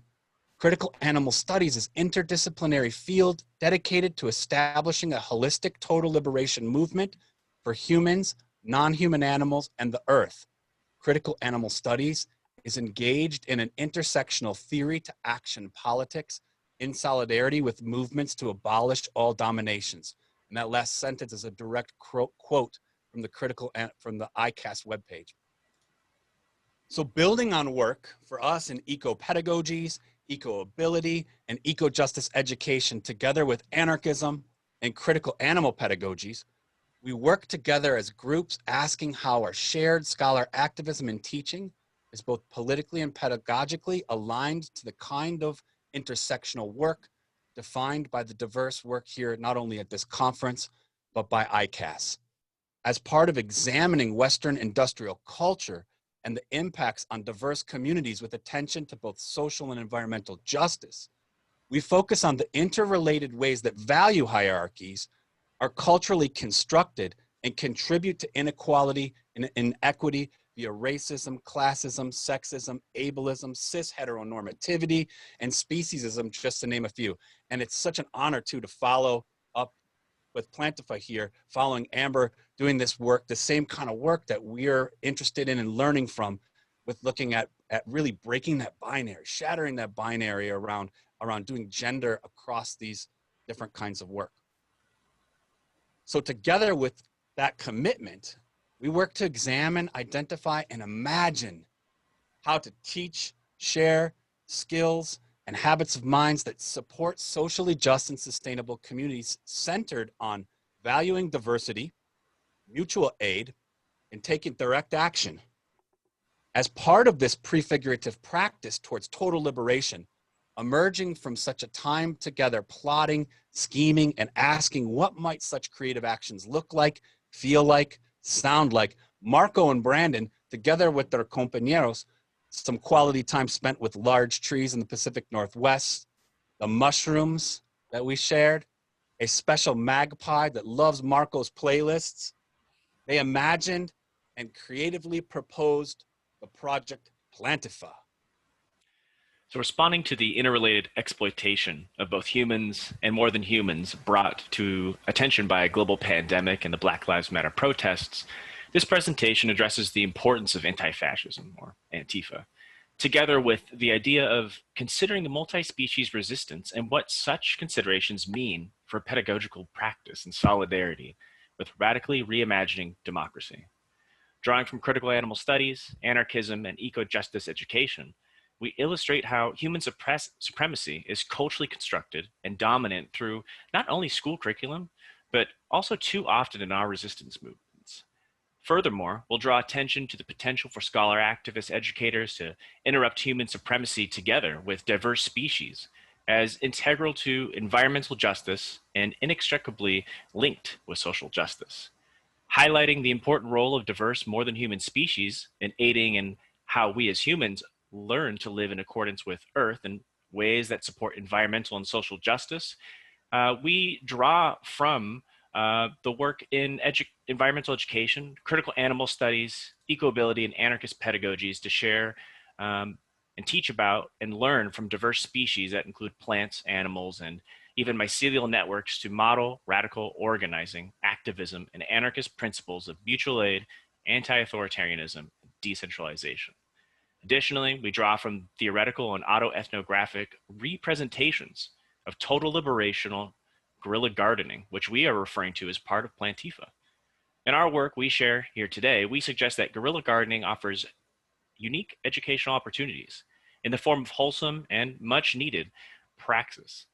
Utilizing anarchist, decolonial, and ecofeminist democratic frameworks, guerrilla gardening presents community activism that connects people with place, history, permaculture, and subversion of hegemony. In the context of education, guerrilla gardening offers learners to be immersed with their communities and local ecosystems beyond mere classroom walls. It is a process of mapping local terrain and history, identifying non-invasive plants in suitable locations, considering food-bearing plants for community needs, as well as the afterward tasks of watering and nurturing life. Questions of who, what, or where ought to be included in a democracy. Is planting local flora legally or ethically wrong? And what eco-dilemmas between private property, the tragedy of the commons, ethical consumerism, and climate change are just some of the questions that learners can consider during this process of eco-revanchism. And thus we are PLANTIFA. This paper grew out of an assignment from joining Lupinacci's Environment, Culture, and Education class. For that assignment, we imagined ways of cultivating community solidarity, which also could address local and global problems. It stemmed from a recent scientific report supported by Alliance of World Scientists with more than 11,000 scientists, signatories from 152 countries, which examined the climate data and argued that, quoting, scientists have a moral obligation to clearly warn humanity of any catastrophic threat and to tell it like it is. And that despite 40 years of global climate negotiations, with few exceptions, we have generally conducted business as usual and have largely failed to address this predicament. The climate crisis has arrived and is accelerating faster than most scientists expected, unquoting. However, another report presented a case for mass global tree planting as a means to minimize the severity of climate change's near future consequences. The study, excluding already existing urban and agricultural areas, argued that there was, quoting, room for an extra almost 0.9 billion hectares of canopy cover, which could store 205 gigatons of carbon in areas that would naturally support woodlands and forests, unquoting. While mass planting alone will absolutely not solve climate crisis, we nonetheless agree that is integral in the moves toward protecting and healing diverse communities. Thus, we feel that planting and gardening has immense potential in mitigating the intensifying effects of climate change globally. Direct action in our communities can help combat climate change and subvert power structures. It is thus one of many ways towards eco-justice for diverse ecosystems. The focus of this presentation is the revolutionary potential of anti-fascist guerrilla gardening, rooted in decolonizing performance practice. It is literally cultivating life and its seeds for change. However, we wanted to make clear our unwavering intentions of social justice, and thus all positionality had to be in accordance with anti-fascism. The importance of explicitly stating and adopting an anti-fascist guerrilla gardening is to position ourselves as diametrically opposed to oppressive hierarchies, especially with capitalism, the Anthropocene, on really this rising trend of eco-fascism. While we make the assumption that our accompagneurs here already know this, we nonetheless want to make it clear that Antifa, and again, anti-fascism, means against fascism, and that anti-fascism should not be understood as a single issue movement. Instead, it is simply one of a number of manifestations of revolutionary socialist politics, broadly construed. To clarify what we're against, we used Angelo Tasca's historical account of fascism, which, quote, is a form of political behavior marked by obsessive preoccupation with community decline, humiliation or victimhood, and by compensatory cults of unity, energy, and purity, in which a mass-based party of committed nationalist militants, working in uneasy but effective collaboration with traditional elites, abandons democratic liberties and pursues, with redemptive violence and without ethical or legal restraints, goals of internal cleansing and external expansion. We also utilized Umberto Eco's understanding of fascism as having malleable features over time, which he detailed as fascism or eternal fascism, which was 14 malleable and historical features. An important commonality is how hierarchies are an important feature in othering select groups, justifying selective populism and elitism. Critique and diversity are one of the same, challenging already solid truths, which are vehemently protected with violence, anti-democracy, and nationalism.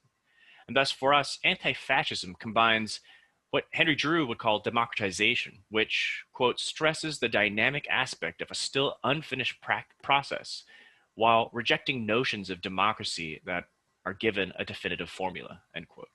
We also utilize Vandana Shiva's Earth democracy, which is based on the recognition of and respect for life of all species and all people.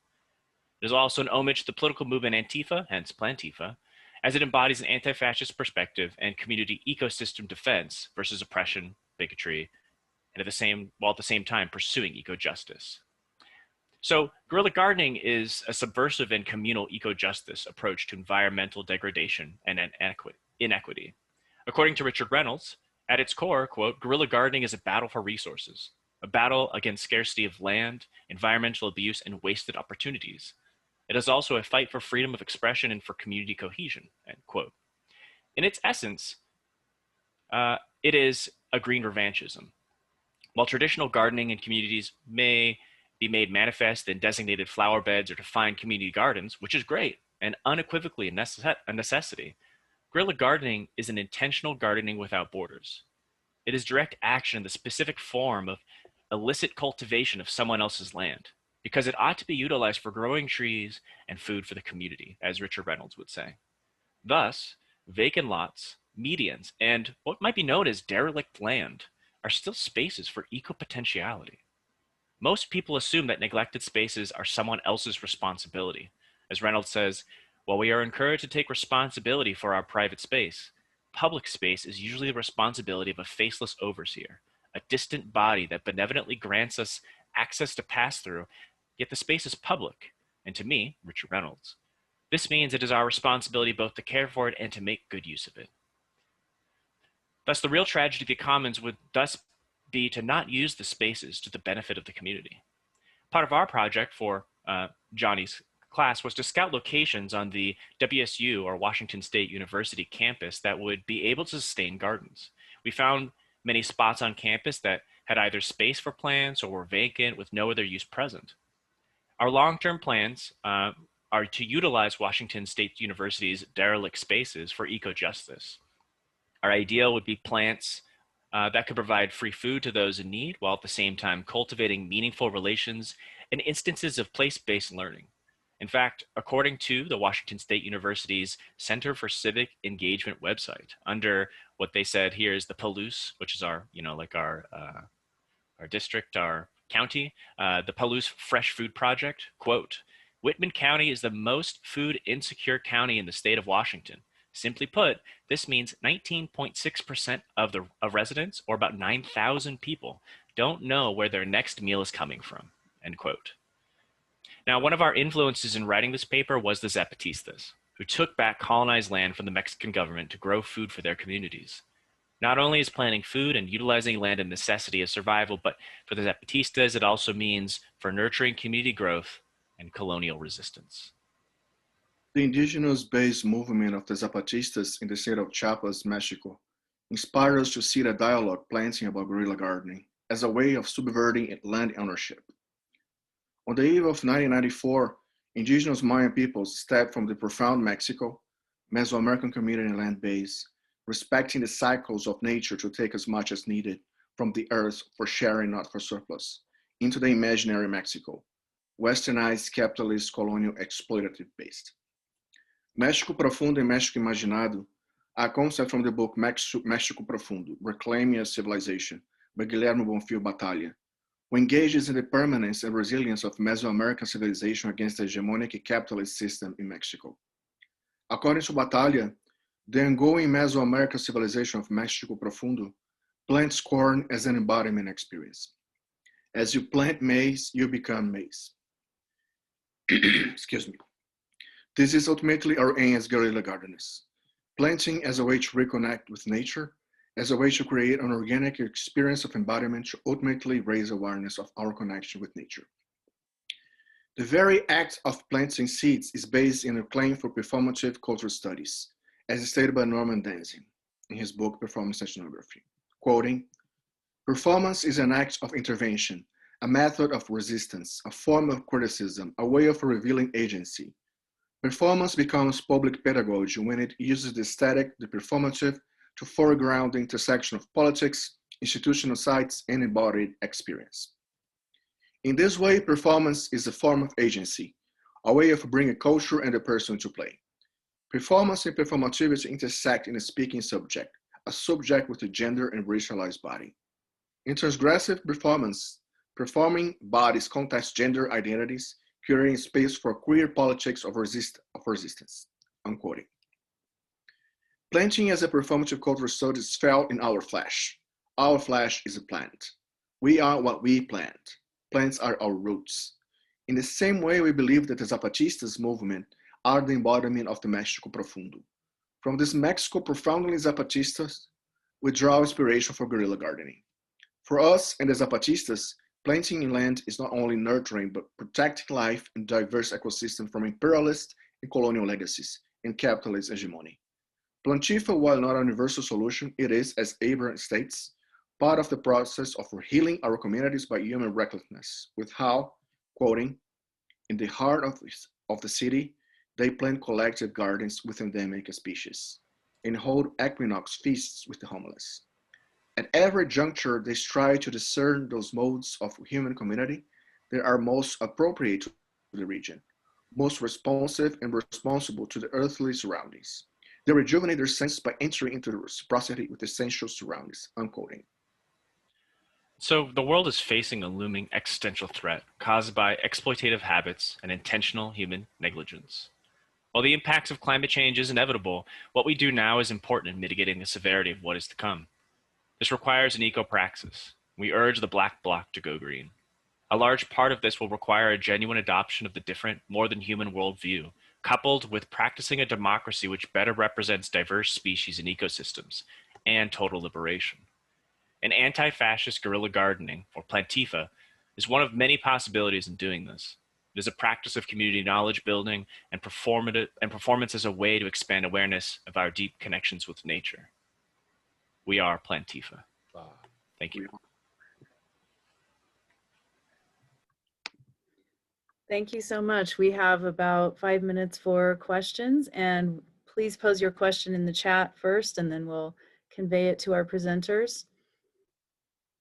Or comments are welcome as well.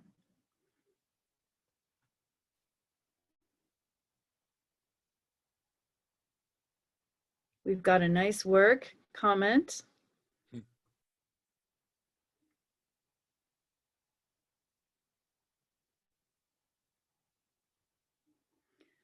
So this says, thank you for sharing those thoughts and ideas. I'm wondering if vegan permaculture design will be taken into consideration, and as part of that, how labor and other inputs will gradually minimize over time if that is the case.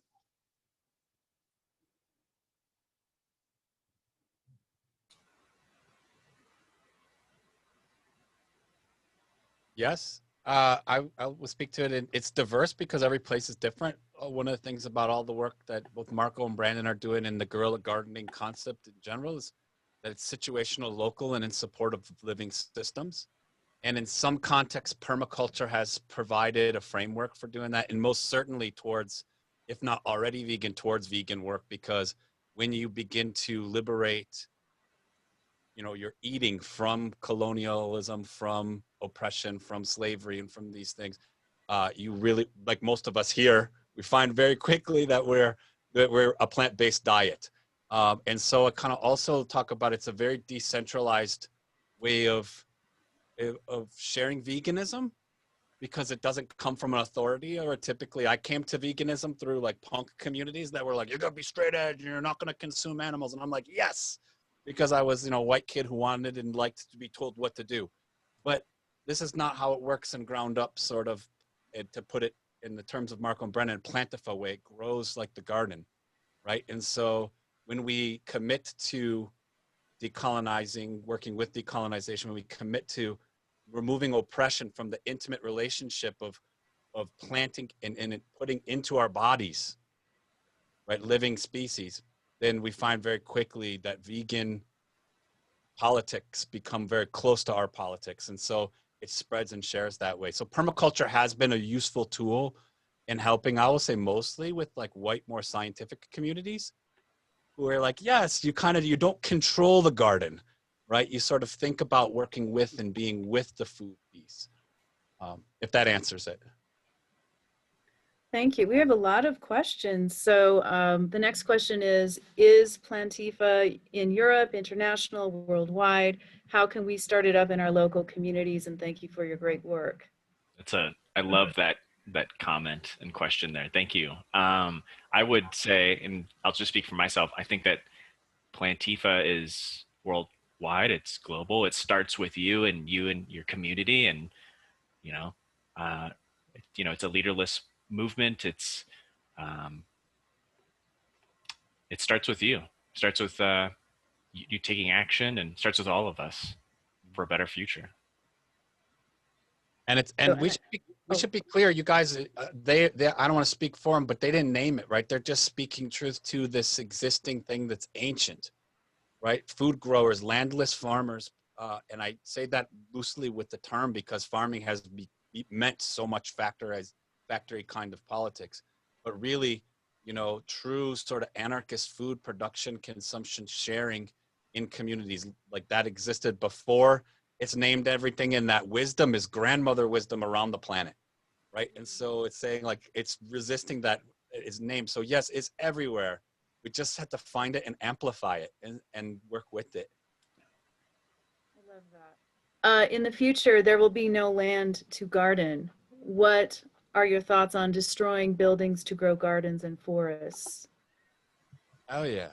Like I think Dara said earlier, though, with the politics that we learned from the ALF and the ELF, like we're not seeking to do unnecessary harm, but sometimes the removal of human-built spaces, and we're always on the land, right?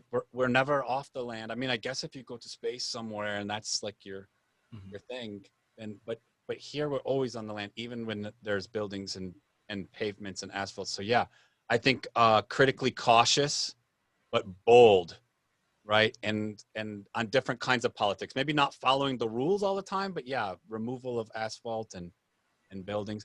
And the greatest thing is, that's why I love that they're talking about PLANTIFA, because this is about multi-species resistance, right? I, as an activist teacher from Detroit, I seen tertiary regrowth of forests in the city, right? So, I mean, we see that very quickly when humans step back, or when we ally or accomplice with diverse species, let the movement go. The green really starts to take over and remove buildings, right? So maybe we don't even need to be the ones removing the buildings, but the ones stepping back and allowing for the flora, the fauna, and the forestry to retake the cities.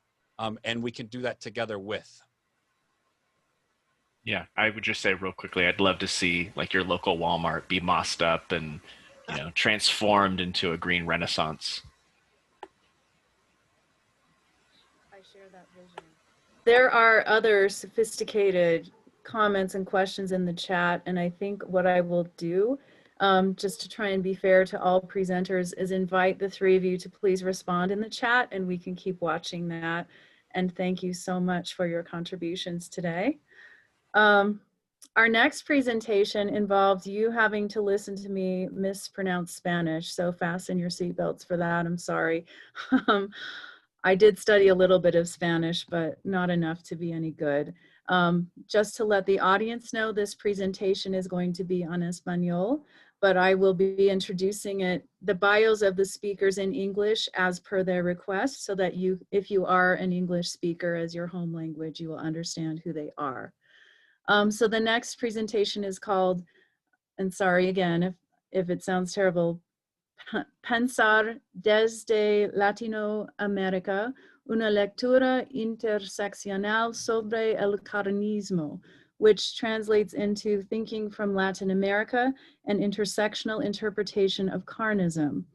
And so our presenters are Alexandra Navarro and Gabriela Anahi Gonzalez, and I will again be reading the bio for each of these presenters in English before they speak to you in Spanish.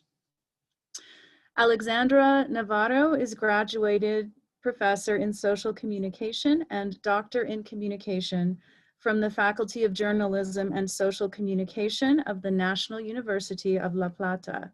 She developed her doctoral thesis from a food and culture perspective entitled Representations and Identities of the Speciesist Discourse, the Case of Beef and Its Derivatives in Argentina, the only one and first of its kind at the School of Journalism and Social Communication of the UNLP. Representative in Latin America of ICAS as director of ILECA, Latin America Institute for Critical Animal Studies. Together with a colleague, she directs the Revista Latinoamérica de Estudios Críticos Animales. She coordinates the UPID Estudios Críticos Animales y Transdisciplinaridad at the Instituto de Estudios Comunicacionales on Medios, Cultura y Poder, Animal Ford of the FPYCS of the UNLP, where researchers from all over Latin America participate. She is an adjunct professor of the Chair 1 Teaching Practices, Professor of Social Communication, FPYCS UNLP. She was a CONICET scholarship holder from 2008 to 2017. Anahi Gabriela Gonzalez is a postdoctoral fellow at CONICET. She holds a PhD in philosophy in co-tutelage between Université Paris the 8th and Universidad Nacional de San Martin. Degree in philosophy from the Universidad Nacional de San Juan, professor of ethics at the Faculty of Philosophy, Humanities, and Arts at the Universidad Nacional de San Juan. Together with Alexandra Navarro, she directs the Revista Latinoamérica de Estudios Críticos Animales. She co-coordinates the UPID Estudios Críticos Animales y Transdisciplinaridad at the Instituto de Estudios Comunicacionales on Medios, Cultura y Poder, Aníbal Ford of the FPYCS of the UNLP, where researchers from all over Latin America participate. She is a member of ILECA. So I will look forward to hearing from both of you. Thank you very much for introducing us, but we will speak in Spanish, our presentation. Muchas gracias por habernos invitado a las dos y por permitirnos hablar en español, sobre todo porque va a quedar grabado y hay gran parte de la comunidad latinoamericana que no siempre habla inglés. Buenas tardes, muchas gracias por la invitación. A continuación leeré un marco general para situar las problemáticas que desarrollaremos en esta presentación.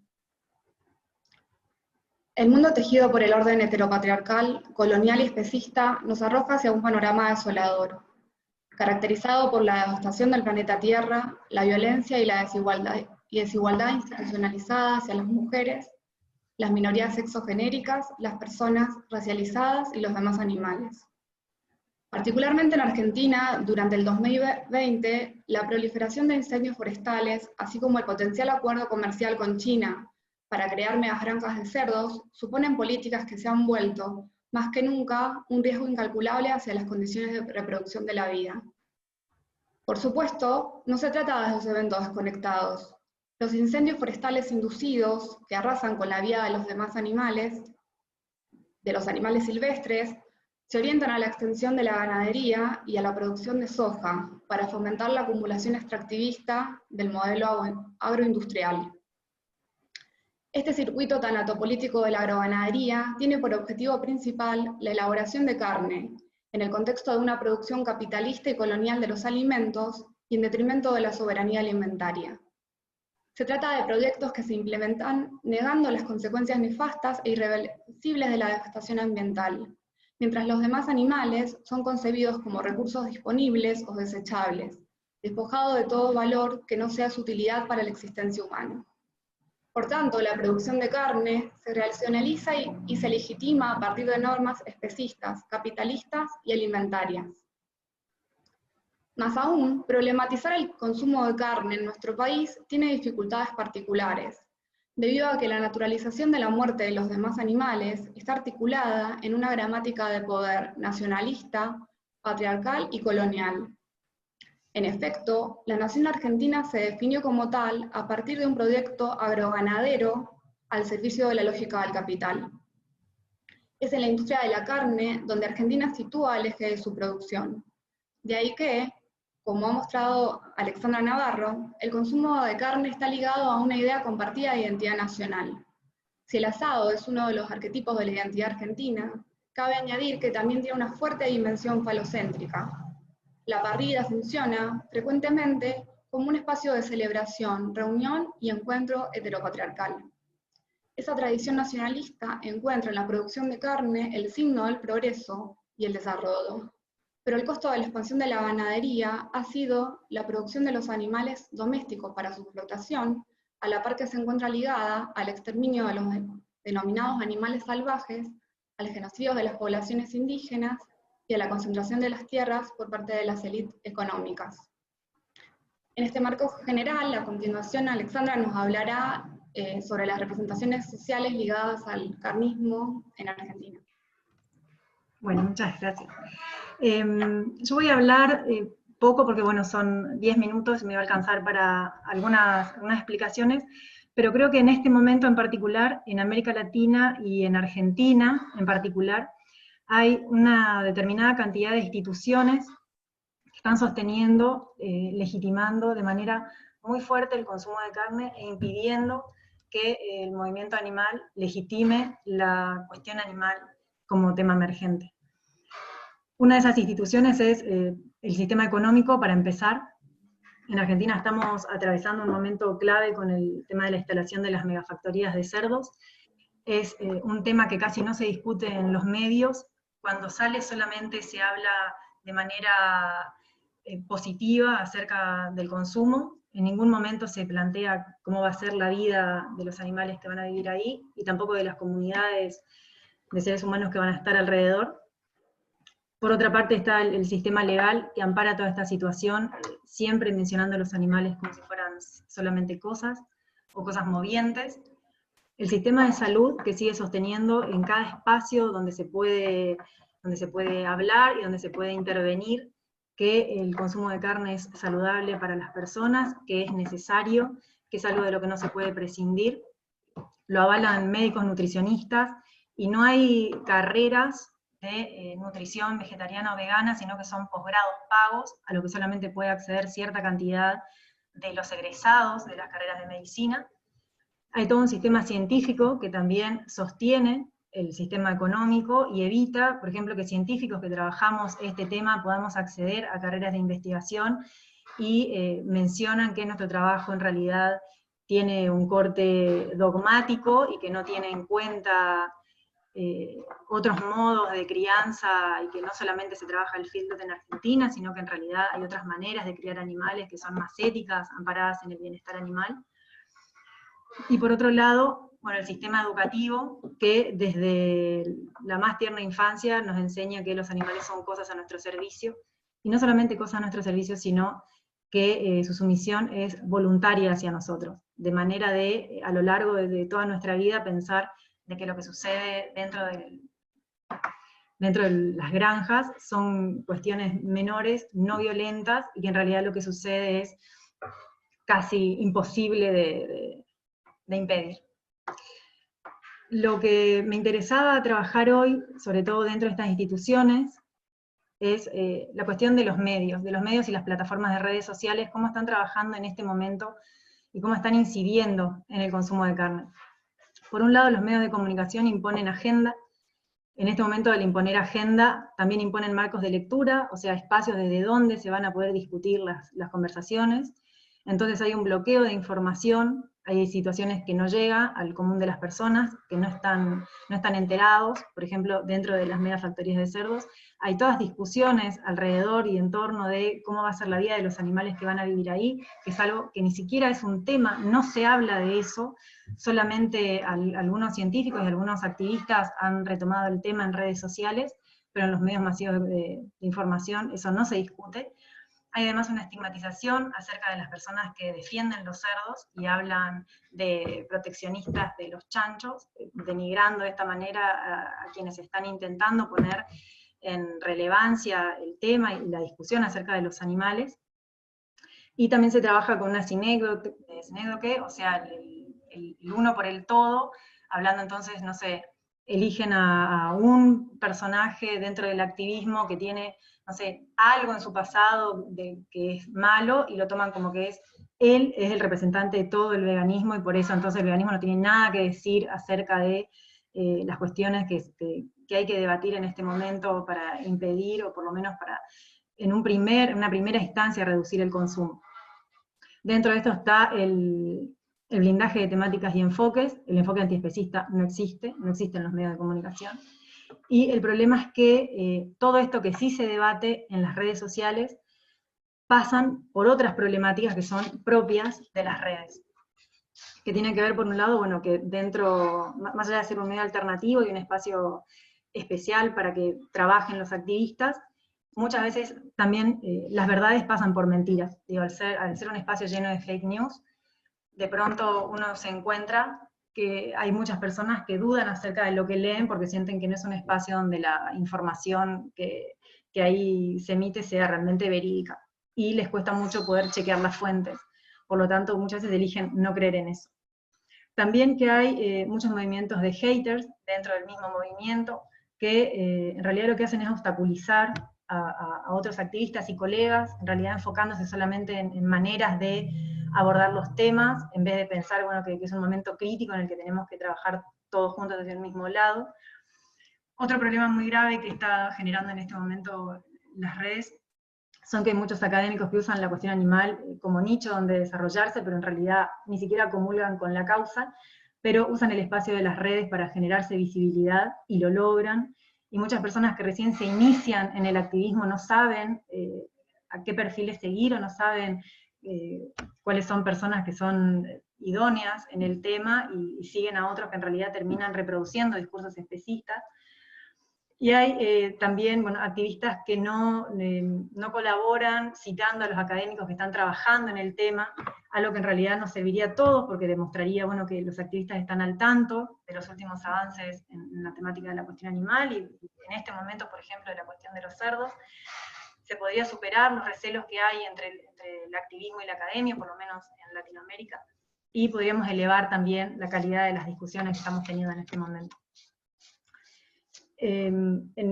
Por último, una cuestión que nos atraviesa mucho, y que es, creo yo, uno de los principales problemas, es que el consumo de carne nos atraviesa a nivel identitario, por lo menos en Argentina, donde el consumo de carne se convierte en algo que hace prácticamente el ser nacional. Si querés continuar, Gaby, te dejo acá la palabra.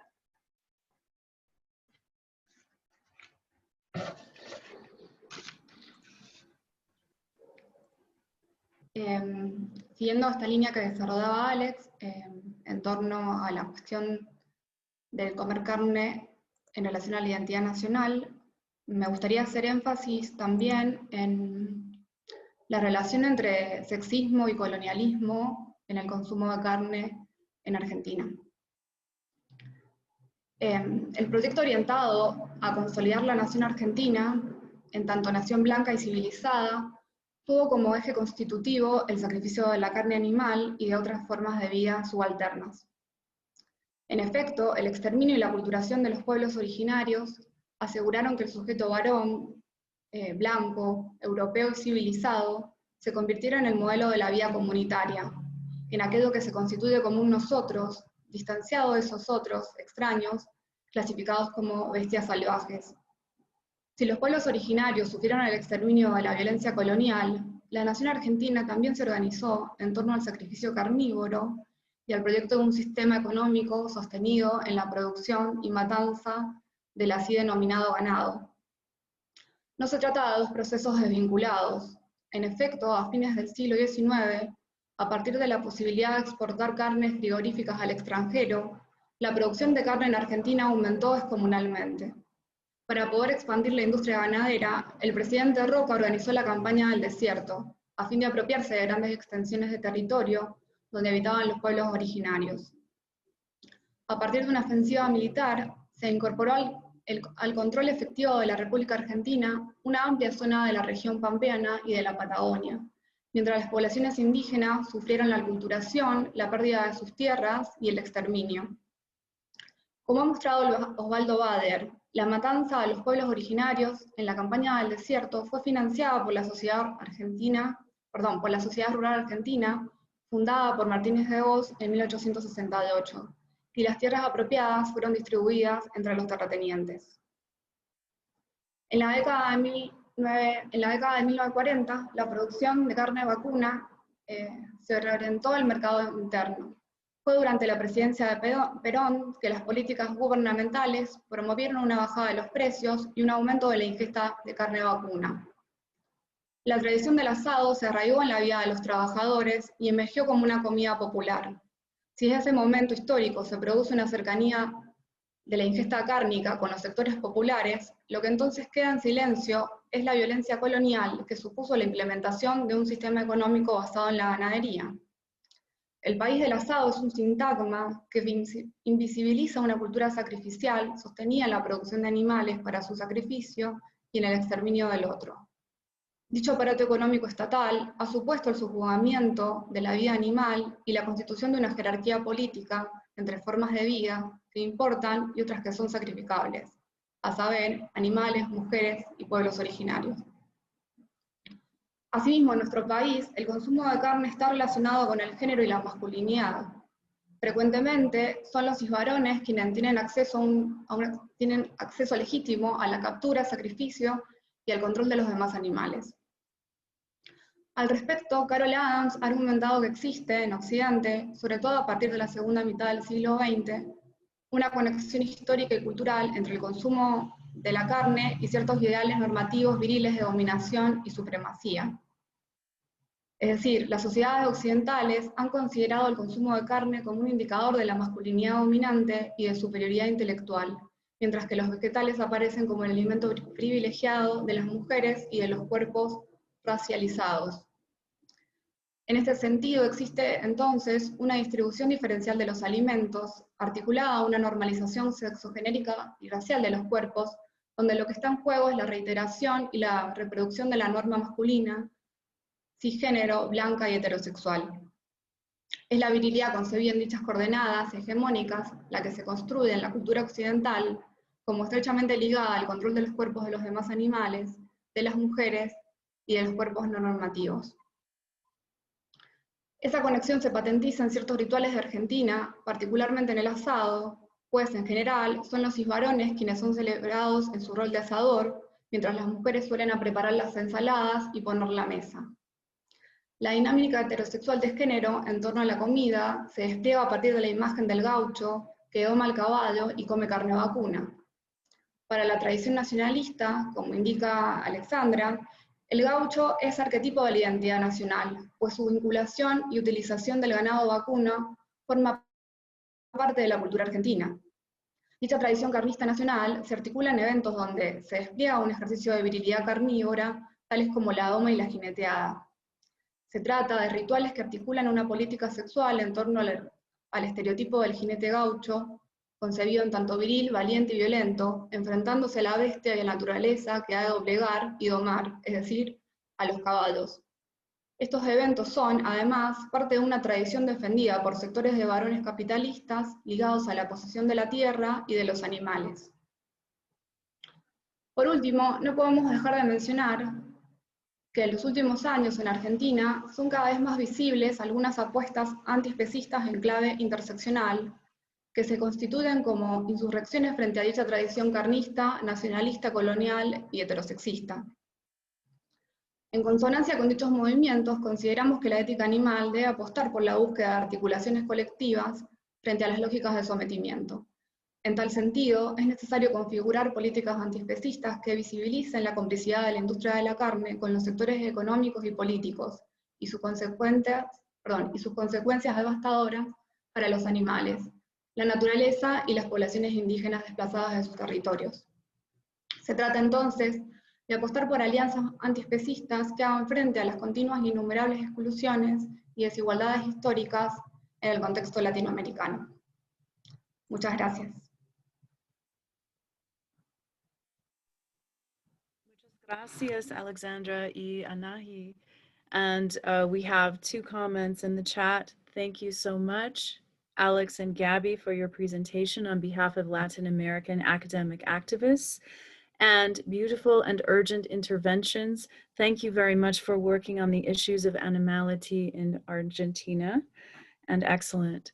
We have time for questions and comments. And since obviously I don't speak Spanish as my home language, if someone wants to ask a question in Spanish, just do it, please. I won't try to relay it.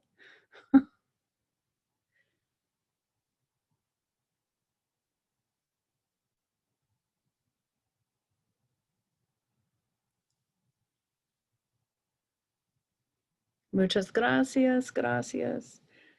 Hi, should we exclusively comment in English or Spanish? I think you should comment in Spanish if you want to. I mean, the presentation was in Spanish, so yes, I guess or in English, we can read in English, but we can answer in Spanish. Good suggestion.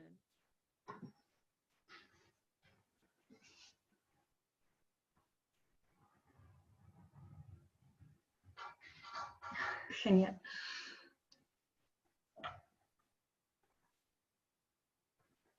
Would you like to respond? Sí, las cuentas que pueden seguir, si quieren ahora las ponemos acá para todos. Y bueno, muchas gracias por los comentarios.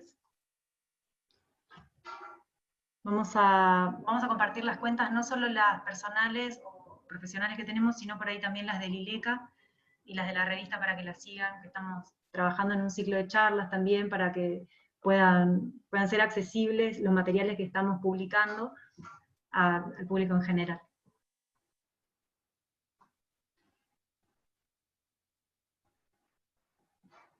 And thank you, Alicia, for offering to translate too. That's great.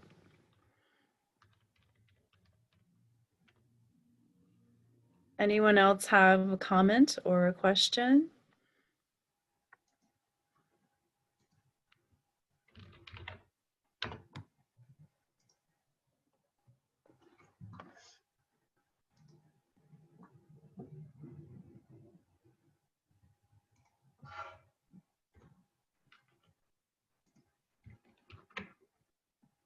Would one of you like to respond to the question in the chat? ¿Cómo impulsar para que se incorpore la Constitución a los animales? Creo que personalmente creo que para que se incorpore, lo pensás, que se incorpore a la Constitución, ¿de qué manera que se incorpore la Constitución a los animales? ¿Que se incorporen como personas, como sujetos, o cómo es el planteo? Lo que pasa que si hablas de respeto, en realidad te hablan de que, claro, de que está la normativa del bienestar animal, pero en ningún momento se está pensando que esa normativa sea para dejar de consumirlos, sino en todo caso para que sufran menos en el proceso. Pero en realidad la discusión acerca de, que es la de fondo en realidad, que es si es necesario alimentarse de animales para que a partir de ahí surjan distintas políticas u otras discusiones, no está dada. O sea, de ese piso no estamos pudiendo partir, digamos. Se parte del piso de que los animales están para consumo y las discusiones parten a partir de ahí, cómo hay que tratarlo, qué hacemos, pero no respeto así en el plano que lo estás planteando. Sí, por ahí los animales más cercanos o mal llamados domésticos, hay ciertas leyes que los protegen, pero tampoco tantas.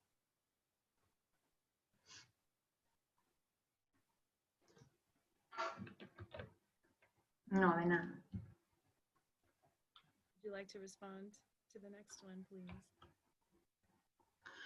¿Podrías expandir sobre las consecuencias de los discursos de odio de activistas antiespecistas que captan nuevas posibles? Yo creo que en este momento es uno de los problemas más importantes que estamos atravesando, porque en realidad los discursos de odio internos lo que hacen es dividir el movimiento y debilitarlo hacia el afuera. O sea, para el afuera ya somos un movimiento minoritario y estigmatizable, por lo tanto que si además de ser un movimiento emergente, las mismas personas que están luchando juntos no pueden estar juntos, es un problema. En realidad, cómo neutralizar los discursos de odio, no sé, o sea, creo que habría que pensarlo específicamente. Yo, de momento, lo que hice fue como detectar ciertas problemáticas que nos están acuciando para pensar juntos en las posibles soluciones. Pero antes que nada, creo que lo importante es, antes de sumarse a esos discursos o creer cualquier cosa que digan, creo que lo importante es poder chequear las fuentes y pedir algún tipo de prueba. En general, los discursos de odio están basados simplemente en la mera repetición de ciertos discursos o ciertas cuestiones que supuestamente han sucedido, pero sobre las que no hay ninguna prueba, simplemente lo dijo tal, a mí me dijeron, me pareció, y los escraches recurrentes y nada más.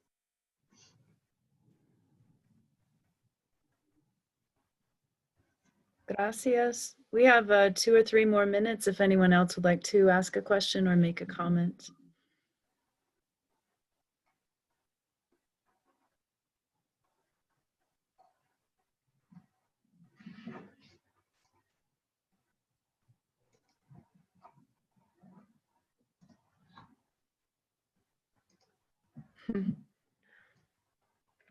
A million thanks.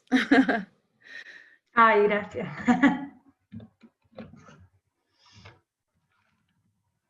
Thank you for the links you were sharing.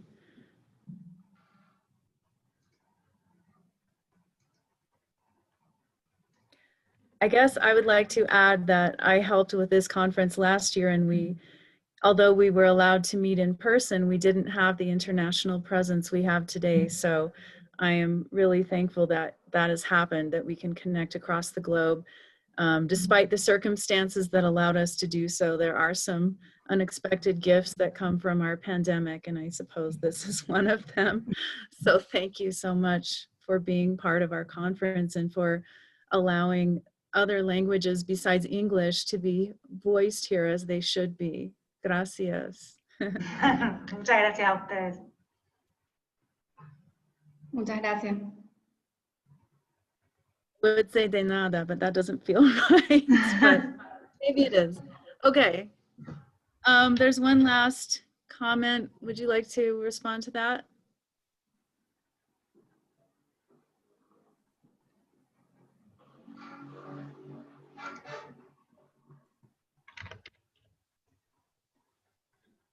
Love and gratitude is the gist of it, I think.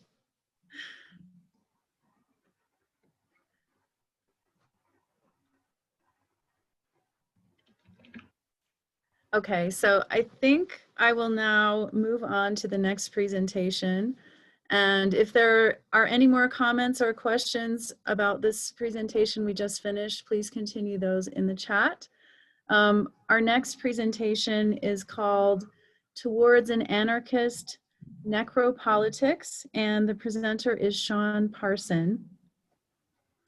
Sean Parson, PhD, Political Science, University of Oregon, is an associate professor in the departments of Politics and International Affairs and Sustainable Communities at Northern Arizona University.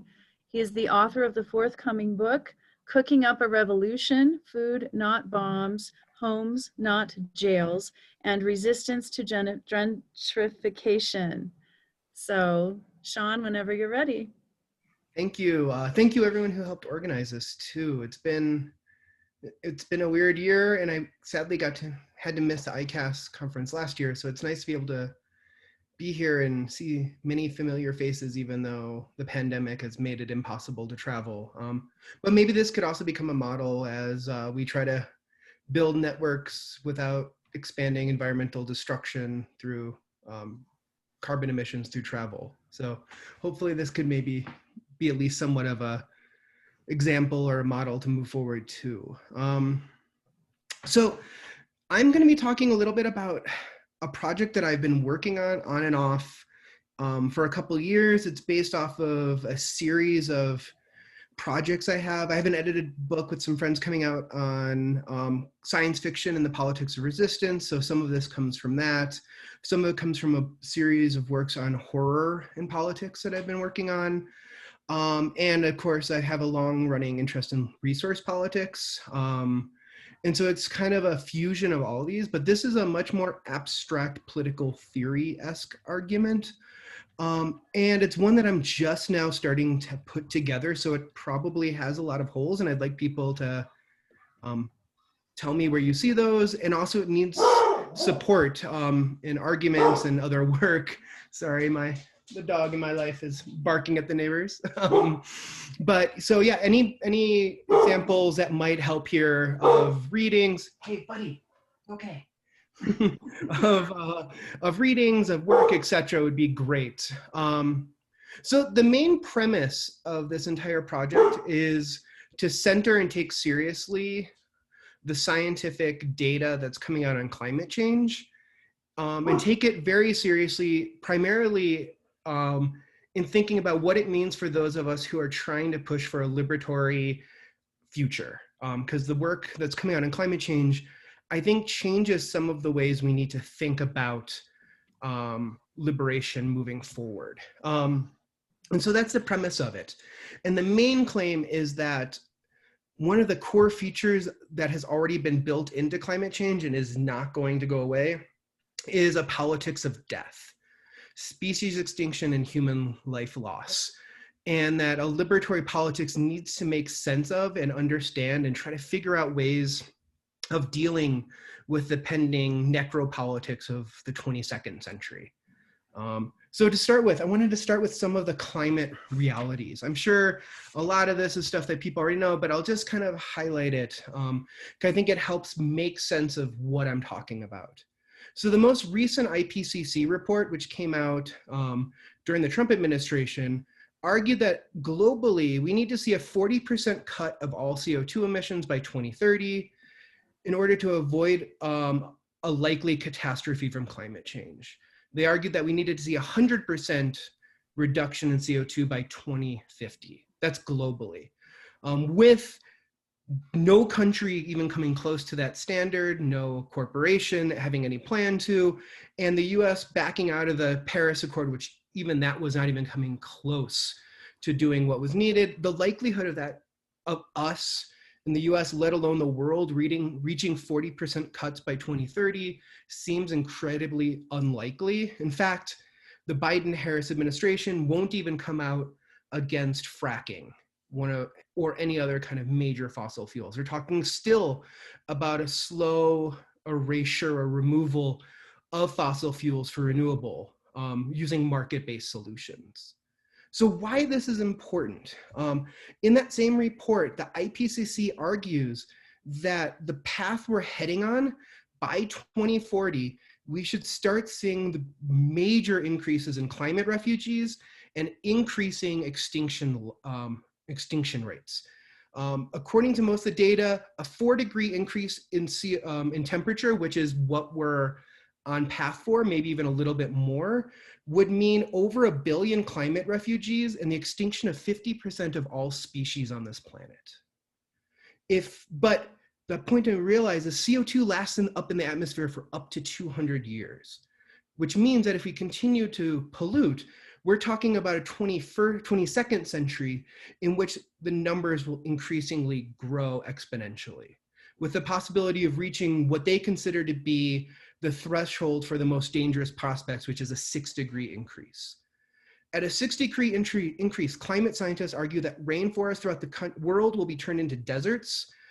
We should see an untold number of human refugees, actually too much for them to analyze or count, and the extinction of up to 95% of all species on the planet.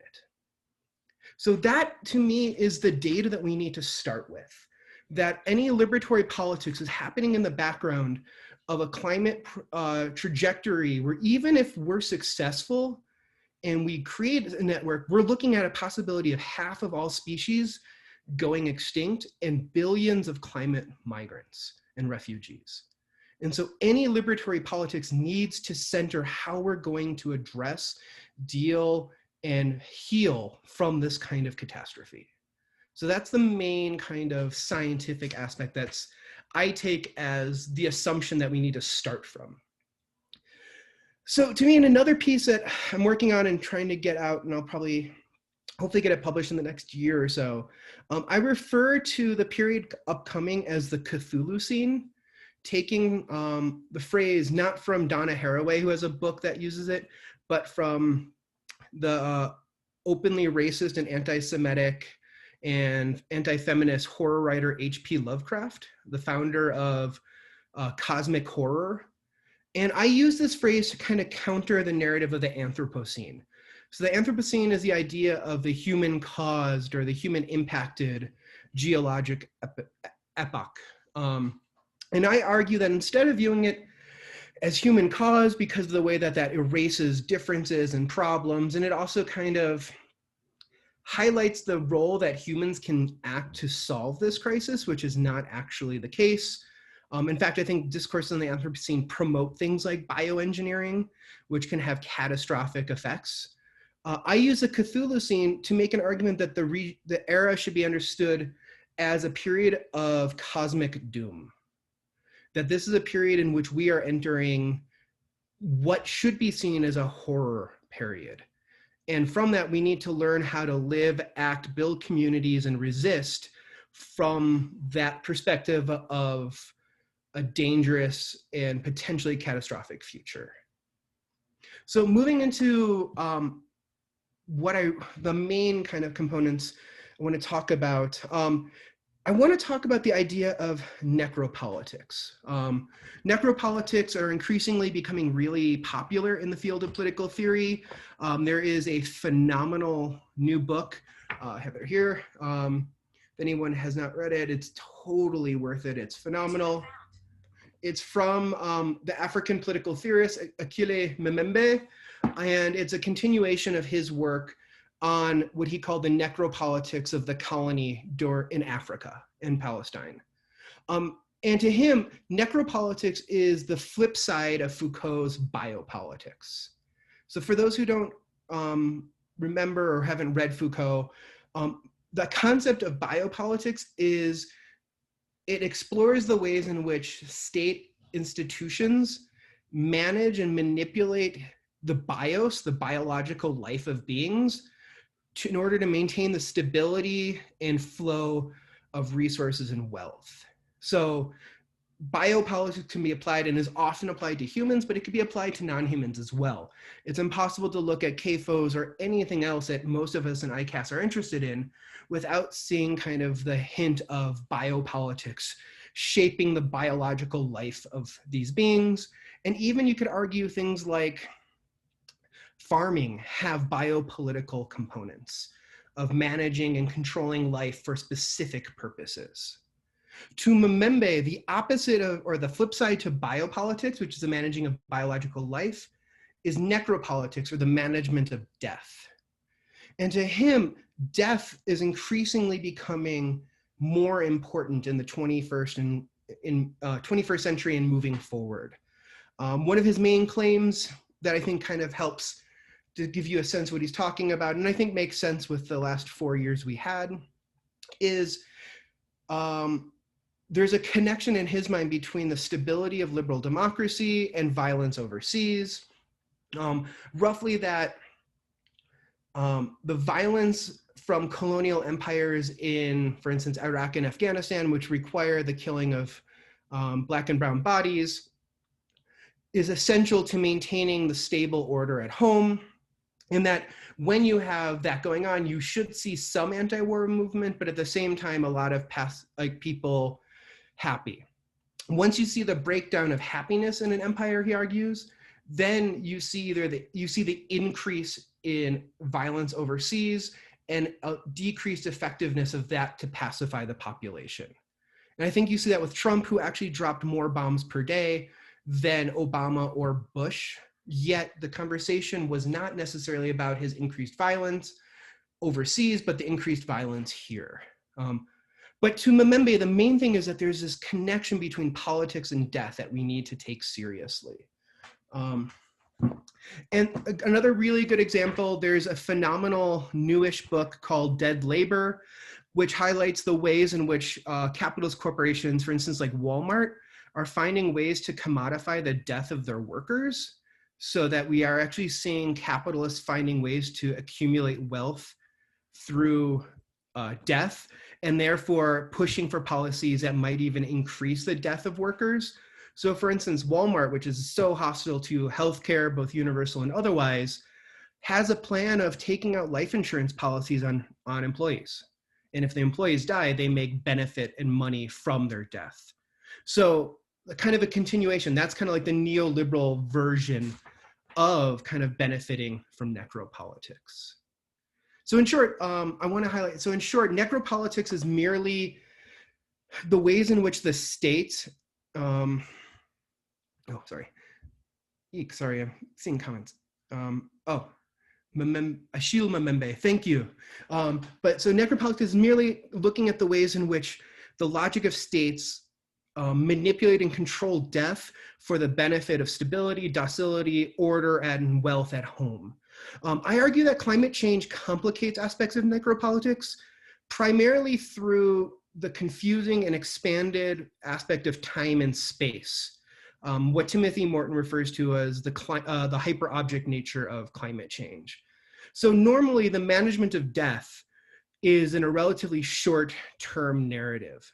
Death today equals control or stability in the near future, etc. With climate change, we're looking at increasing speeds of death and of suffering, but there's a disconnect between when the carbon is released and when the impact of that carbon comes together. Similar to the pandemic, where if we wait until the crisis is already overcome, when we start acting and shutting things down, it's too late and we're going to see massive spikes in death. It's the same reason why capitalist infrastructures had such a hard time managing the pandemic. I would argue is similar to climate change, but climate change is over a bigger time and a bigger space. And so with this aspect of necropolitics, with this idea of the climate future, I want to give some brief ideas of what I think it means to imagine a liberatory politics moving forward that takes into account the possibility that there's going to be massive species death and human life deaths, so human and non-human animals. And I put down 4 main things that I think we need to start seeing in our movements to deal with this. And the first one is, I think we need to talk about what it means to build a community-based necropolitical system that takes into account equality, non-hierarchy, democracy, etc. So what I mean by that is, if we just allow the deaths to occur how they're going, the current inequalities of power are going to be the ones that defines who lives and who dies. I think any project otherwise needs to be able to find ways of better allocating and equally allocating systems of death, for lack of a better word or phrase. And also needs to understand that they have to see their movement in two ways. One, a move to stop emissions from continuing, and to find a way of creating a stable way of life in which we can allocate death democratically. The second one is, make sure I have enough time, cool, is to move away from the idea of the world or of nation states towards a logic of the planetary. And in that case, situating and finding ourselves positioned around ideas of geography, landmass, ecosystem, start understanding the ways, for instance, like climate change is a planetary crisis, and our politics have to be planetary in that same level. It can't be bound by nation states nor be centered in them. Third is the logic of the inhabitants. And I'm taking this from a Japanese political theory, or Japanese scientist, Ui Jun, who wrote a book, The Principles of Environmental Pollution, where he argues that environmental pollution requires us to create inhabitants movements. And these inhabitants movements differ from citizens movements in that it needs to embrace all the inhabitants who are affected. And that means including, in his case, itinerant workers, undocumented immigrants, but also from the Japanese perspective, the kami or spirits of the natural world. And so I think we need to imagine a similar kind of politics, one that is focused on the inhabitants in an area. It's not a democracy by community, but a democracy by inhabitants, which includes spaces for nomadic movement, for flows and changes, etc. And I think I have time. Yeah, cool. And from that, I want to kind of, the last one is what Sabu Koso, a Japanese political theorist and activist, refers to as apocalyptic communism, which I in another piece refer to as a form of salvaging communism. And that is, we must create communist or anarchist movements that are based off of surviving and living in apocalyptic conditions. So basing from Koso, I'm going to use the same kind of argument he does. Here, if you haven't gotten it, new book, phenomenal also. He talks about apocalypse as a revelation. That's his inherent meaning. And he wants to separate our understanding of apocalypse, which he claims is based off of a Western Christian conception that we read in biblical texts, to a more Buddhist conception that follows the Dharmic wheel. To him, the difference is a switch between an apocalyptic event and apocalyptic era. And so he argues that an apocalyptic event is impossible to survive and to build healthy communities. If we understand apocalypse as an ever-growing change in the world that's revealing itself that could last for millennia, then we can build communities that can live with and live in connection with apocalyptic environments. So I'm gonna read something from Koso to kind of end it, because I think he does a great job of talking about what he's looking for and the difficulties of living in what he calls apocalyptic communism. So the first one, so I'll just quote really quickly from him. This is from his ending. He goes, "All in all, none of us are optimistic. We are perceiving signs of civilizational decline in all kinds of disasters. We know that our living conditions will change for the worse and possibly the worst, i.e. the apocalypse. We feel that our struggles may be losing the race against apocalyptic time. It's not hard to imagine the end of our living environment through apocalyptic imaginary, scientific data, and increasing experiences of disaster. On the other hand, frankly and honestly, the reality is that we are not always thinking about the end." He goes down, he goes, "An American anarchist friend gave me an important suggestion. Even if the end of all comes tomorrow, what is important is to sustain autonomy and mutual aid relations here and now, rather than to transferring initiative to and being ruled by the state or the UN." And I think he goes, "We are neither ruler nor savior of the planet. We are just trying to live in a way comfortable for us and to die in a way suitable for us, with a mobility for which we can live where we want to live. We want to achieve a future that is undetermined, a future that we can create. And so I'm going to end the main one there and open it up to questions. And yeah, so I don't, so I'm going to end it there and open up to questions. I haven't looked at the chat yet. Thank you, Sean. There is a question in the chat. Oh, cool. Could you expand on why you draw on Lovecraft's rather than Haraway's notion of, I don't know how to say that word, you say it.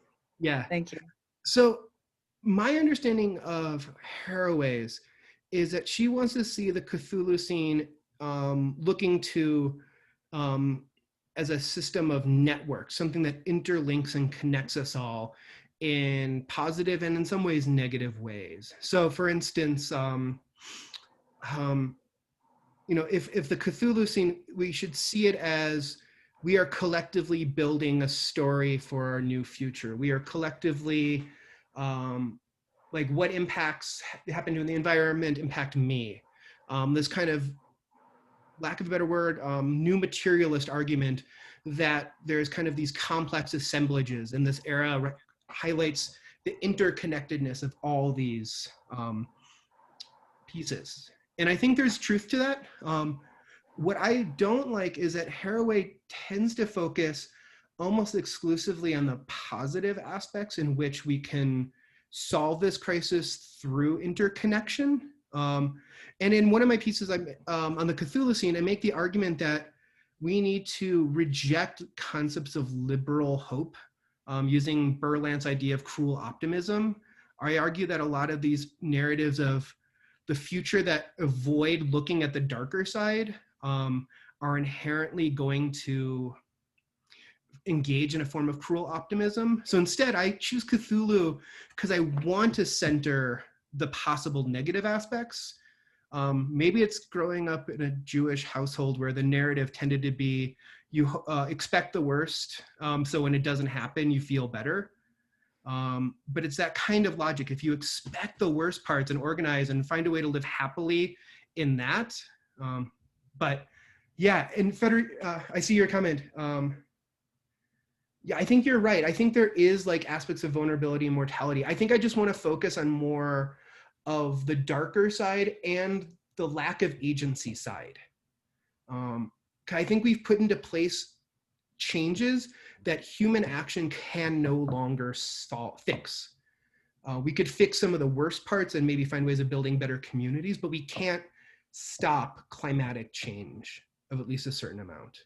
So I think that's the main one. It's the desire to focus on the darker side and on a rejection of agency and change. Thank you for that. So the next question that was asked is a two-part question. One, can you put the name of the 3 books you referred to in the chat? And 2, how might you respond to folks who may argue that the initial starting point you suggested is too pessimistic or helplessness to individual action and change? Yeah, so I'll put the other ones after I'm done. There's actually, I could even put, I'll look up a couple of their names. There's a bunch of really great Japanese political theorists. Over the last year or 2, I've been working heavily on Japanese political theory, and I was planning on being in Japan for most of a year before COVID hit, looking at inhabitants' movements around nuclear and the way that they're creating what they consider to be post-apocalyptic communes. So I want to look at some of those examples, so I'll put those in there. So I am personally quite pessimistic in general. I've found a lot of support from, I don't know if anyone here has seen or read Salvage Journal. It's a journal of pessimistic Marxism. It's actually, it's written, or one of the editors is China Melville, the really famed science fiction writer. But I would argue that sometimes pessimism is a better starting place than hopefulness, depending on the nature of hopefulness. To me, the worst kind of hopefulness is one that retains hope in the system that currently exists. Like if you're pushing and promoting a form of hope that could exist after we see the abolition of the state and capitalism, hell yeah. But most forms of hopefulness I see, especially around climate change, are that it's an engineering problem, that if we just get enough solar energy going, we could solve it. Or that we just need something like the Green New Deal, etc. And I think that's, to me, the big problem, because that's the cruel optimism. When we put up all these solar panels and still fail, you have the potential of actually causing more inaction, because they had put all their identity into the hope of fixing this problem when you gave them a project that was unsolvable. And that's kind of, to me, the lesson from cruel optimism is, when you tell people anything is possible, even though you know it's not, you could end up causing more harm. And so I'm not sure if it's a very good starting point, like thinking pragmatically as a political activist, but I don't know. I've increasingly started from taking these things seriously and seeing how people react. And I've gotten mixed results. A lot of working class folks who I organize with here in Arizona are 100% on board. They agree more with pessimism, and they get kind of frustrated at the overly optimistic narratives, which is interesting. But again, I don't know. I'd love to know what your thoughts or others' thoughts are on how pessimist we should be in our kind of framing. Thank you for that. There's a request to please write down the name of the Japanese writer who wrote about apocalyptic communism. And then lots of praise for your sophistication and intelligence and thought-provoking rhetoric. And a comment, I think the pessimism approach is really valuable, at least to replace the cliche hope.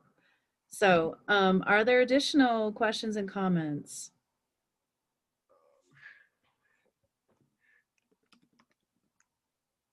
And I'm just gonna write these in. Thank you for sharing the resources, Sean. Yeah, and there's a couple others I'll grab and throw up there, but they will require me to like run to my bookshelf. We can see it. It looks really swank. Good for you. Anybody else? We still have a few minutes on this presentation, but we could also start the next one if the conversation has come to a conclusion.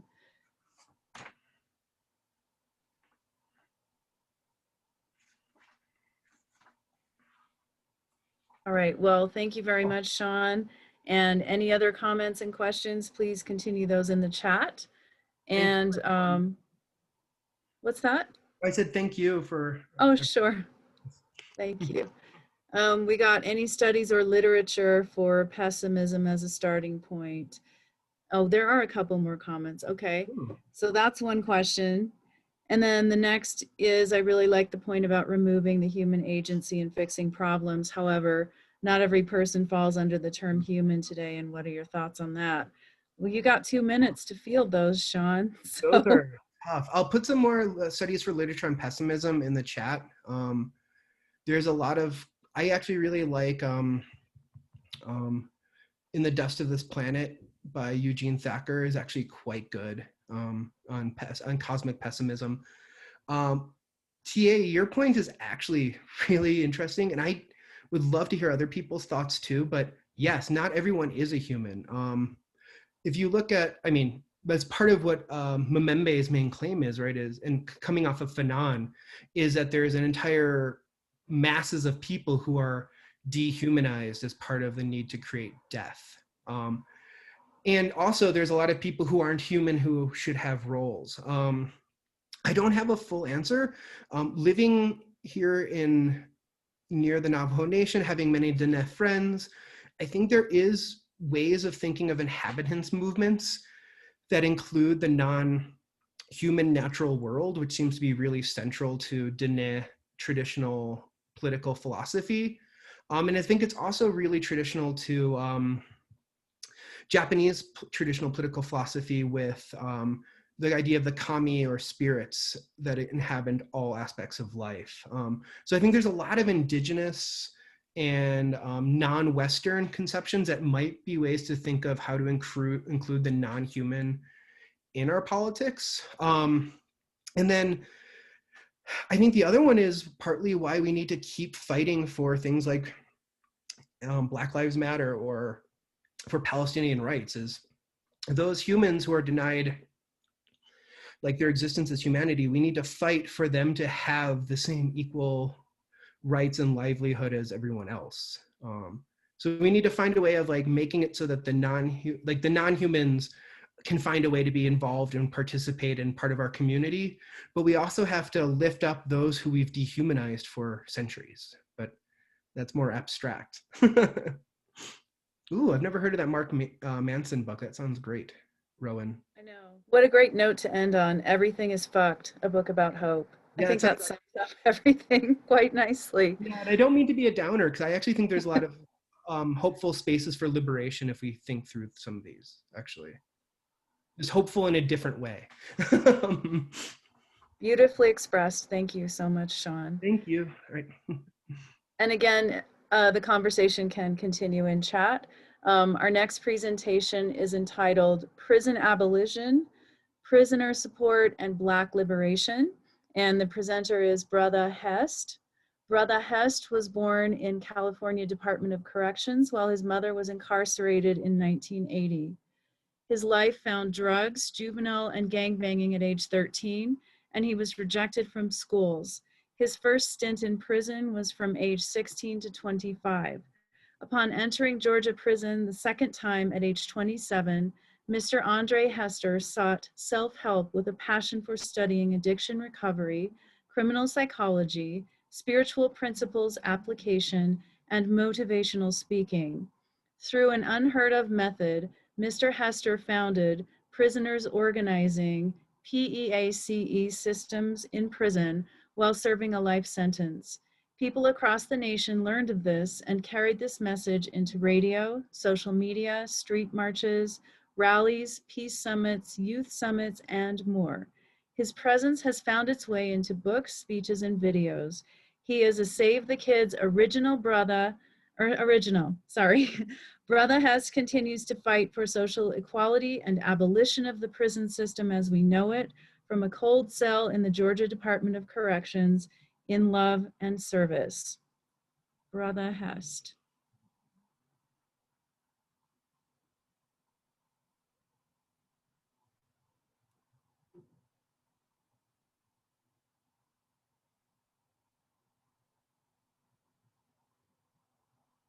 I can see you, we can't hear you.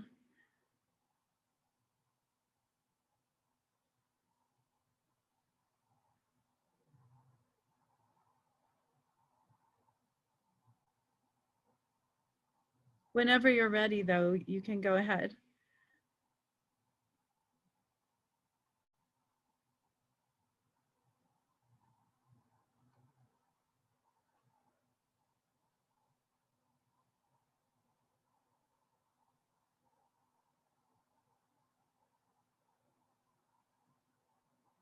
Can you hear us, Brother Hest?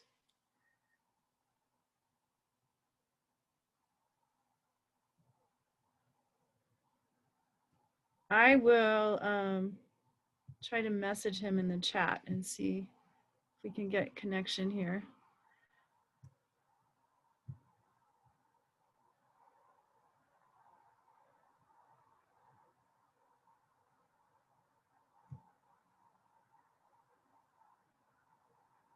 We can see you, we just can't hear you.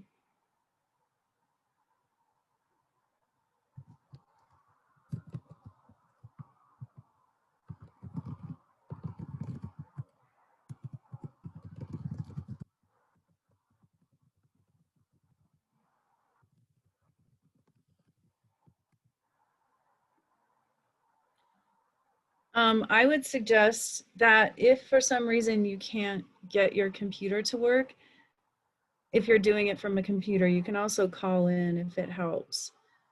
But it looks like you're reconnecting, so hopefully we can have the privilege of hearing from you. And I'm hoping that Nathan is still our Zoom person and can maybe do a bit of troubleshooting as well.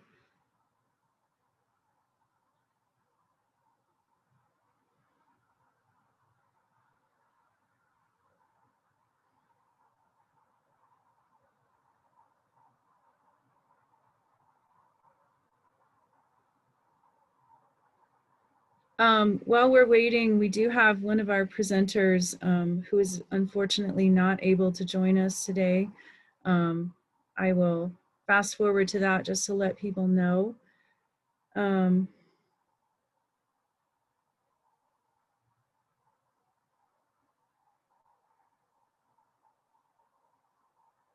Now I probably won't be able to find it now that I said that. Tony Quintana is not able to join us today, unfortunately, due to loss of his mother. So heartfelt sympathy and wishing love to you and your family as you work through this. I see the chat is still continuing on with conversation from Sean, which is great. And I will defer to Anthony as the chair of the conference if he would like me to move to the next presentation while we try to help Brother Hest with technical difficulties. I can see you. Can't hear you. We can. Sometimes it helps if you switch whichever microphone your computer is using. I'm not sure how you're connecting. Yeah, the problem is difficult when it looks like things are okay. Yeah, we still have the connecting to audio.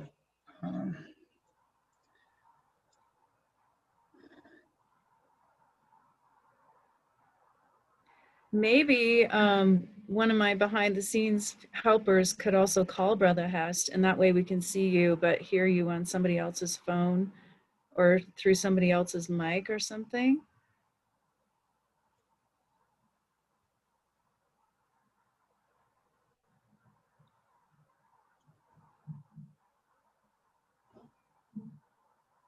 Okay, booyah. Hold on. Hold on.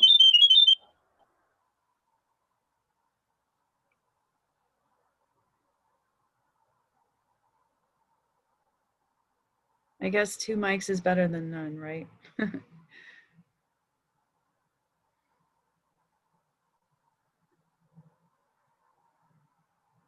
Thanks for your patience, everyone. Zoom is always an adventure, but every time we do it, we all get better at it, right? So.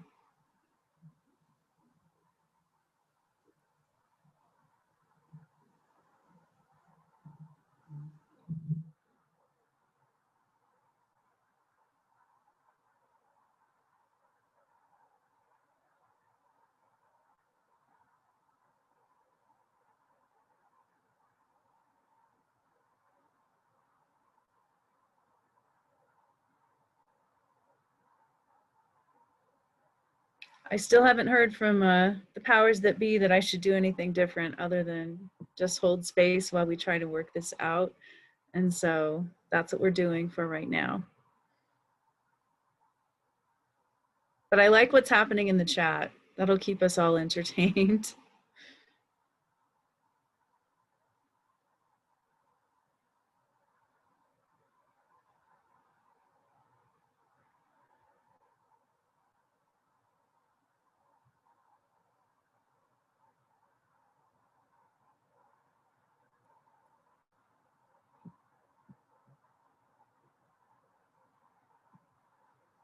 Okay, so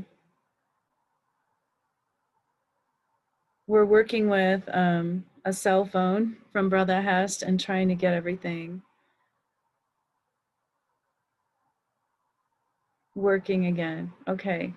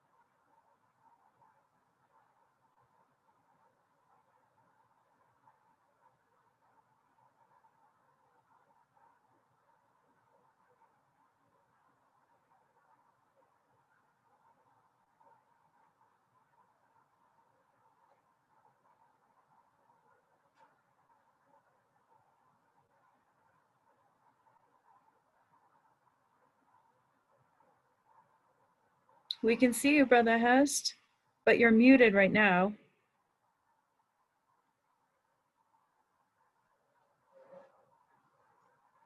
Nathan, can you unmute?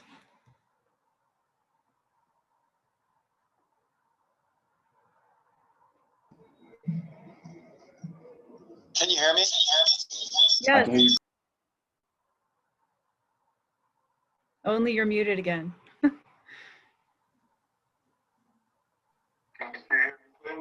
Okay, can you hear Hess? Check 1, 2, 1, 2. Okay, I'm gonna I'll tell you when to speak, Hess. Okay. I could hear him. Okay, you can? Okay, I heard perfect. that, yeah. Okay, just keep on check. Mic check. 1, 2, microphone check 1, 2, 1, 2. Okay, perfect. You're good. You can begin talking. Okay, absolutely awesome. I just want to say peace and blessings to everybody that's in attendance today. I definitely want to thank Dr. Anthony Lucella and Save the Kids and all of our family members across this nation who have fought hard, for animal studies, for animal rights, for human rights, and for equality across the nation. Today I've been invited to come here and speak to you all about something that is very sincere to me, and that's prison abolition. A lot of people know when you abolish something, you totally take it away. You totally set free from. And a lot of people have asked me, for many years, they say, well, Brother Hess, you've grown up in these prisons.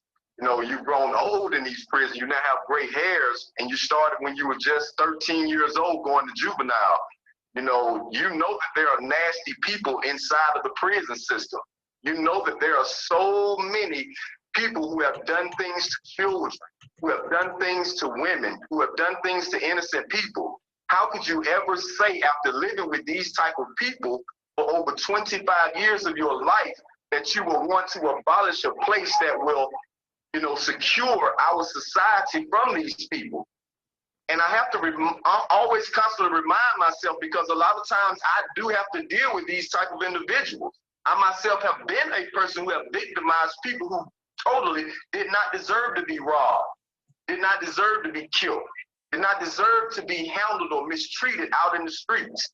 But what I also had to come to terms with was learning that growing up in poverty, in the ghetto, what they call projects, which told us that we were a project, is that we have been placed and conditioned into a society and a setting that has breeded violence, that has breeded, what they now label us as antisocial. I didn't know until I went through diagnostics that every prison system classifies us as having a mental disorder called antisocial, meaning that we care less about society. But that's a lie. Every human being is built off of love.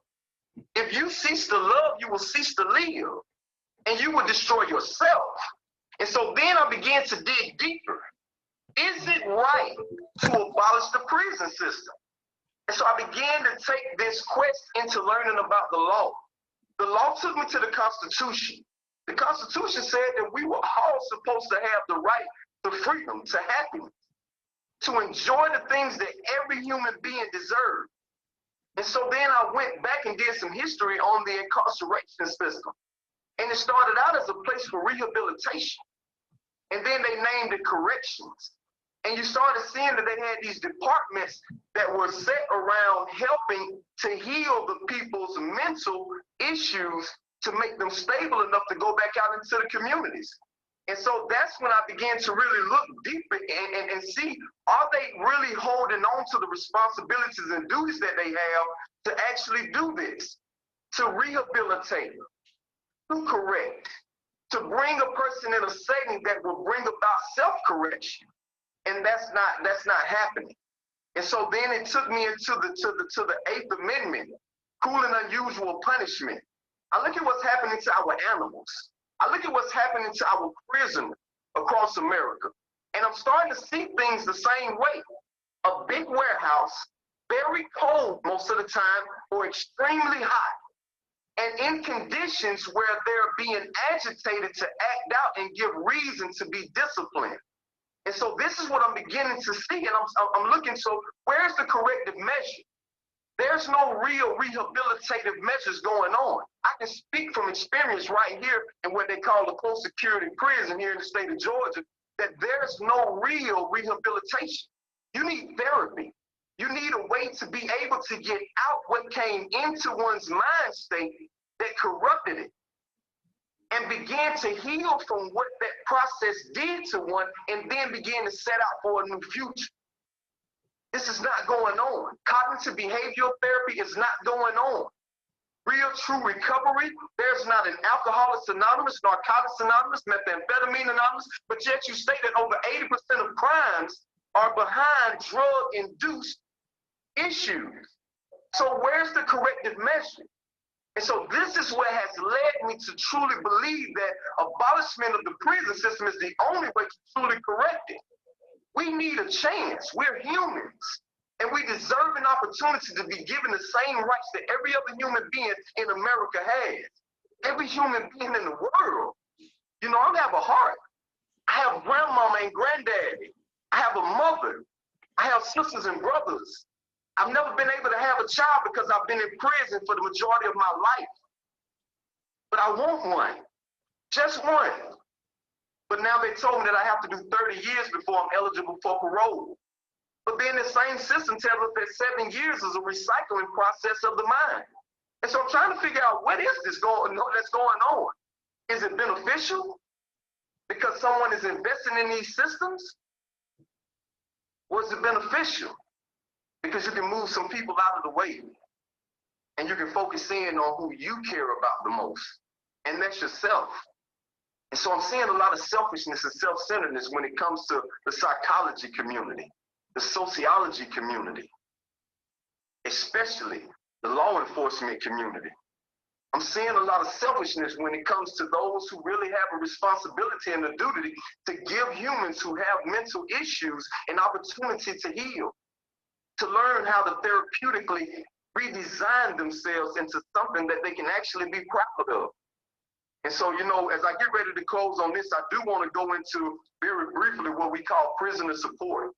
Right now in the Georgia Department of Corrections, and also I've also been made alliances with South Carolina Department of Corrections, Florida, Alabama, Mississippi, as well as Louisiana. And I found out that the budgets have been cut by over 50%. And so when we used to have 80 officers to run a compound on a daily level, we now only have about 35. And so where we used to have access to people to come out and to do things for us, to give us opportunities to get recreation, to get therapeutic sessions, to go to recovery meetings, to go to kairos and spirituality, we're not going anywhere anymore. There is no church calls. There are no AA meetings. There are no therapies. None of that is going on. Budget has been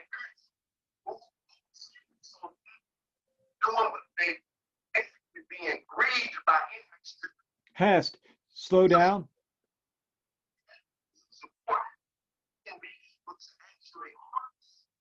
Hess, you're cutting out, Hess. So, in the measure of being able to show a punishment is but the budget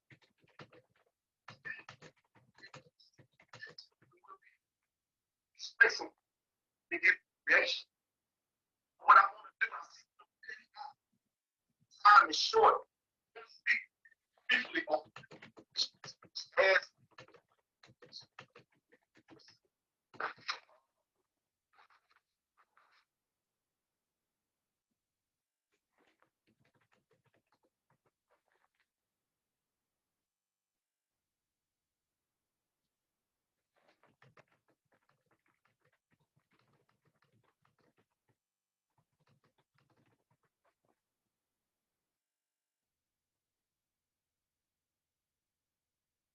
Hess, you there?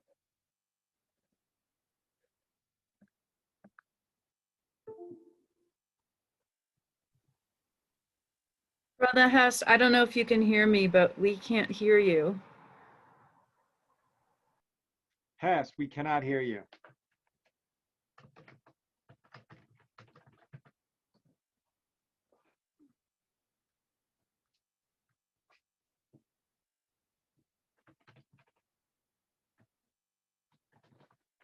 I'm going to call Hess. I'm going to call Hess right back.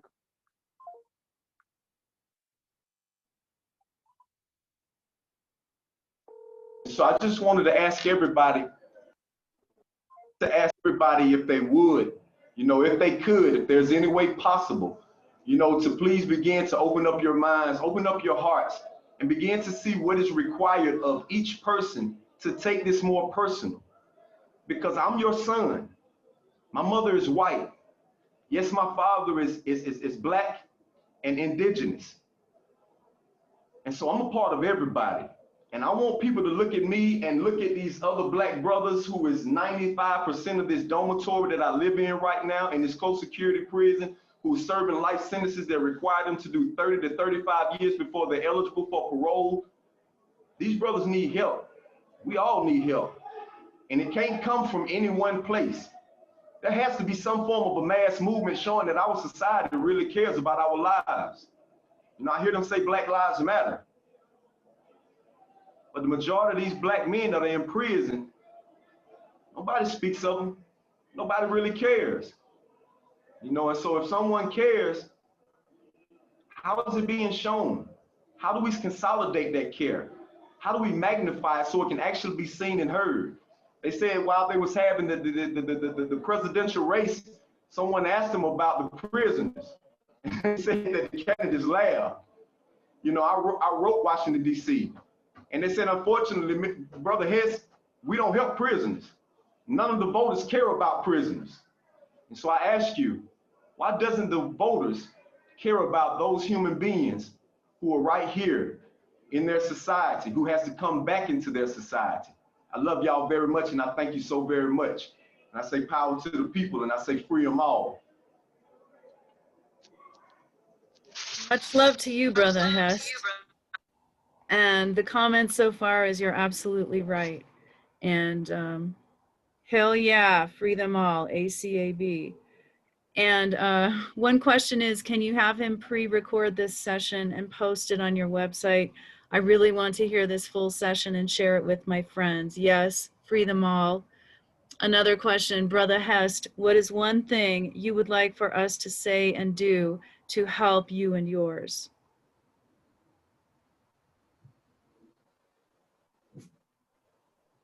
I just would like for you to say that someone that you love is behind the bars, wrongfully. That truly the Sixth Amendment of our U.S. Constitution is not being kept in hell. We're not being given true defense. They care nothing about our defense. Public defenders are selling us out.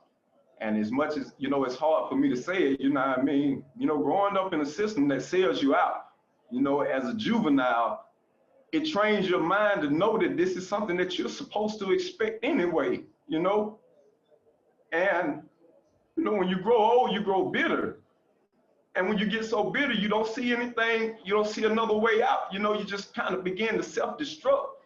And so I just ask the people to remember that we're your family, we're your brothers, we're your sons, we're your fathers, and we love you.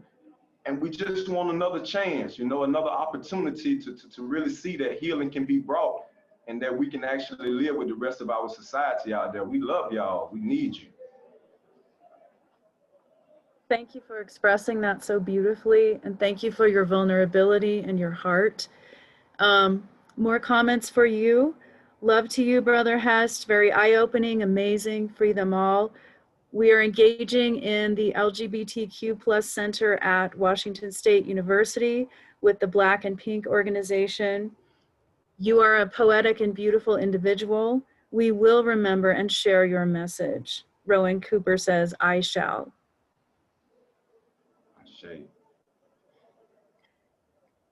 We appreciate you, Brother Hest. Other comments and questions from the audience? I won't forget.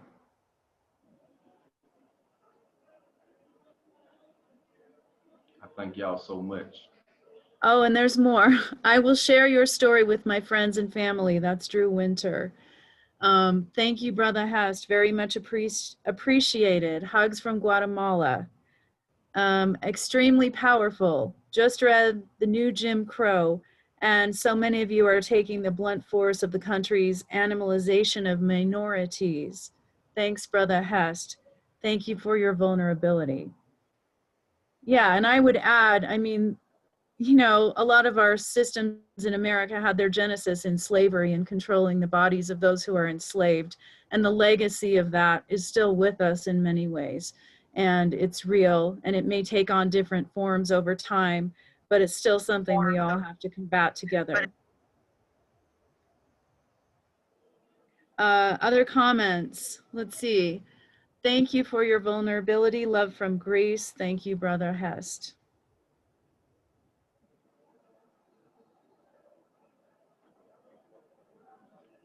Thank y'all so much again. I got to give my detail. I got to go back and pick some more sandwiches and work in the kitchen. I love y'all very much, okay? Okay. Save the kids, y'all. Life. Much love to you. Free 'em all. Thank you.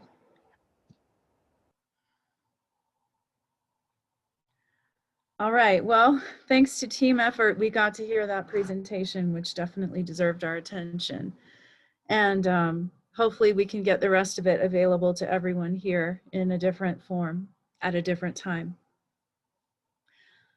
So our next presentation is called Historical Direct Action, Outside the Box, Thinking and Tactics from Various Activist and Social Justice Movement Histories. And this is presented by Jordan Halliday. Jordan Halliday is a longtime activist, former political prisoner and educator, indicted in 2009 for resisting a federal grand jury investigating illegal underground animal rights activities. Halliday was jailed for nearly 4 months under a civil contempt of court order, unsuccessfully trying to compel testimony, and was later released on a Grumbles motion, only to be indicted with criminal contempt of court, to which Halliday pleaded no contest and was sentenced to an additional 10 months in prison. Halliday is only the third person in US history to serve time for a criminal contempt charge after already serving time civilly for the same act of recalcitrance. So we will turn things over to Jordan.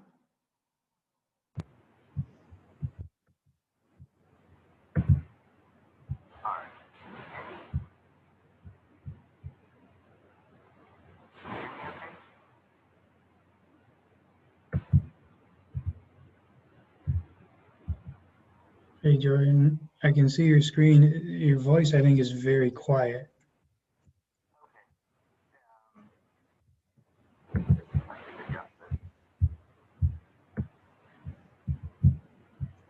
It's a little muffled. I can hear it better if I turn my volume way up. If others are able to do that, that might help.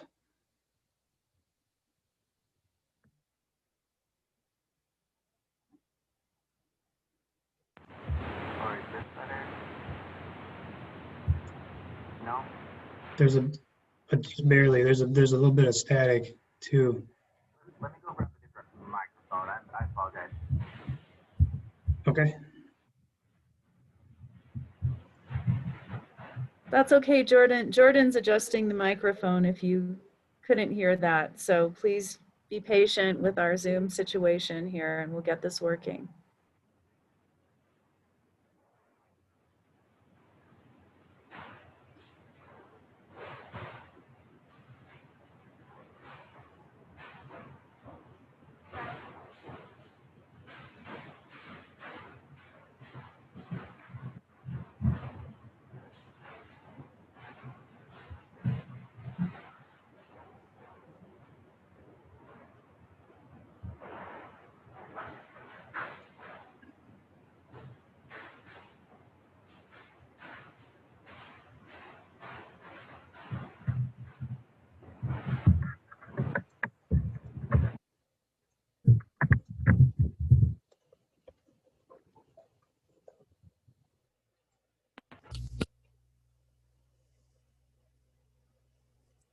All right, can you hear me better? Yeah. Oh, perfect. That's a bit better, yeah.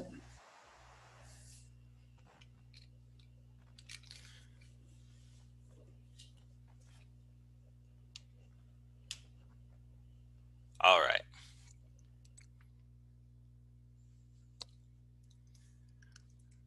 So my name is Jordan Halliday, and I'm a 20+ year vegan, longtime activist, grand jury resistor, a whole bunch of other things that aren't really important. What is it with millennials and labels, right?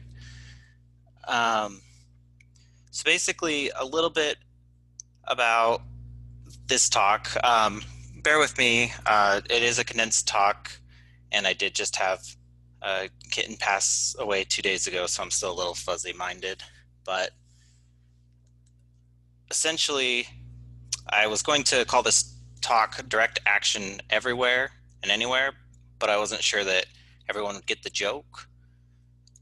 And I'm not associated with DXEs, so I went with the equally boring and unnecessarily long academic title that you see here, Historical Direct Action, Outside the Box Thinking and Tactics from Various Activist and Social Justice Movement Histories.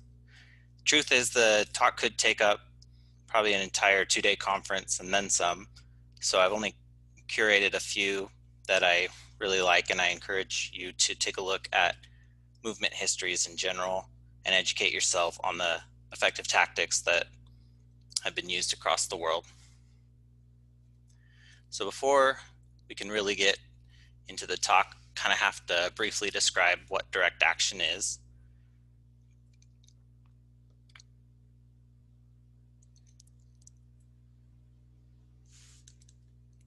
Sorry, it cut out for a second.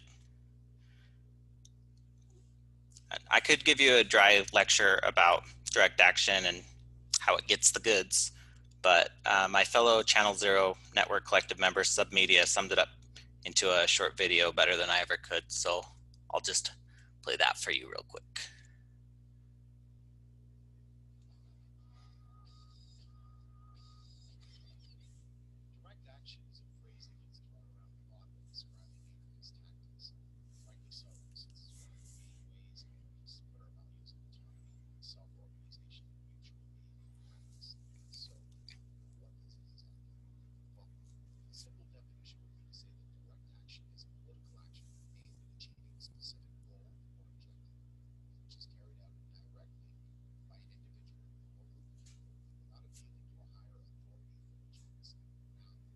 Jordan, we can't hear the sound, unfortunately. All right, let me see what we can do. I could try to share the link, maybe. Someone said you need to sync the audio when you go to video. It says to click the button. But yeah, you're welcome to share it in the chat if that's easier. Share computer sound button. Let's see. Okay. Let's see if this works.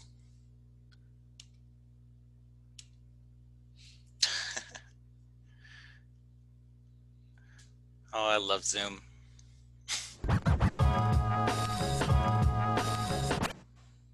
Is that working? It was, and now it seems frozen. There we go. Direct action is a phrase that gets thrown around a lot when describing anarchist tactics, and rightly so, since it's one of the main ways anarchists put our values of autonomy, self-organization, and mutual aid into practice. So, what is it exactly? Well, a simple definition would be to say that direct action is a political action aimed at achieving a specific goal or objective, and which is carried out directly by an individual or group of people without appealing to a higher authority for legitimacy. Now, this broad definition covers a huge range of activities, everything from banner drops to prison breaks, and it doesn't necessarily tell us much about the politics of those carrying out the action itself. Direct actions are tactics, meaning that they are a specific type of action that can be used to implement a wide variety of strategies. While you don't have to be an anarchist in order to carry out or to participate in a direct action, the concept itself holds a special importance for anarchists and other anti-authoritarian radicals. And that's because well-timed and well-executed direct actions can offer an escape from the endless cycle of representational politics, which assumes its highest form in the state. The German philosopher Max Weber famously defined the state as a monopoly on the legitimate use of physical force. In other words, state violence, whether dispensed by a politician's pen, a judge's gavel, or a cop's baton, is a manifestation of legitimate force and a harsh reminder of the state's role as the ultimate mediator of social conflict. This mandate includes everything from interpersonal disputes that end up settled in the courts or by someone calling the cops, all the way up to the broader conflicts that spring from systemic inequality and the structural imbalances inherent to capitalism, colonialism, white supremacy, ableism, and heteropatriarchy. In its purest form, direct action does not aim to persuade those in power, but seeks to foster and assert the power of those carrying out the action themselves. When people carry out a direct action, they are rejecting the state's monopoly on decision-making and asserting their own autonomy while providing an example for others to follow. To take just one example, rather than petitioning a politician to vote against the construction of a pipeline or appealing to state-controlled regulatory bodies, those who favor a direct action approach often find it more effective and empowering to go and block the pipeline themselves directly. Direct action can also be used to set up networks of mutual aid. 50 years ago, the Black Panthers were faced with the reality of widespread poverty and lack of service provision in their communities. Rather than appealing to the government or the conscience of white America, the Panthers set to work organizing their own health clinics and breakfast programs for hungry school children. These programs were part of a broader strategy of building community power and were identified by FBI Director J. Edgar Hoover as a primary threat to national security, by which he meant a threat to the legitimacy of the state and the white supremacist power structure that upholds it. Because they transgress the official channels of politics and often the law itself, direct action campaigns are inevitably met with a whole toolbox of tactics aimed at bringing conflicts back under state control. These can range from state and corporate-funded nonprofits infiltrating and co-opting grassroots movements in order to force a change in tactics or leadership, all the way up to extreme repression such as mass incarceration and targeted assassinations carried out by state and paramilitary forces. Although as a concept, direct action has probably existed for as long as there have been hierarchies to rebel against, the term itself dates back to the early workers' movement, where it was used to describe militant practices such as industrial sabotage and wildcat strikes. By physically blocking production and collectively defending themselves from repression, workers were able to force concessions from their capitalist masters. The widespread use of these tactics eventually led to the legalization of trade unions and a whole host of concessions aimed at bringing the more radical sections of the workers' movement back under state control. One of the most significant heydays of direct action in modern history took place in 1970s Italy. Faced with a housing crisis provoked by capitalist restructuring of the economy, thousands of migrants from the country's south squatted apartment blocks and physically defended families from eviction. When the government attempted to hike transit fares and energy costs, tens of thousands of people refused to pay the increased rates in collective actions known as auto reductions. Italy was, at that time, a deeply religious, conservative, and rigidly patriarchal country in which both abortion and divorce were illegal. Within this context, a fearless women's liberation movement organized an underground network of clinics with doctors and nurses providing hundreds of volunteers with the necessary skills to perform clean and safe abortions. This direct action approach to reproductive health was complemented by massive and regular demonstrations calling for the legalization of abortion, which were ultimately successful. In our current age of increasing polarization, uncertainty, and insecurity, direct action offers a way for our movements to build and assert our collective power, both to defend our communities and to fight for the world we want to live in.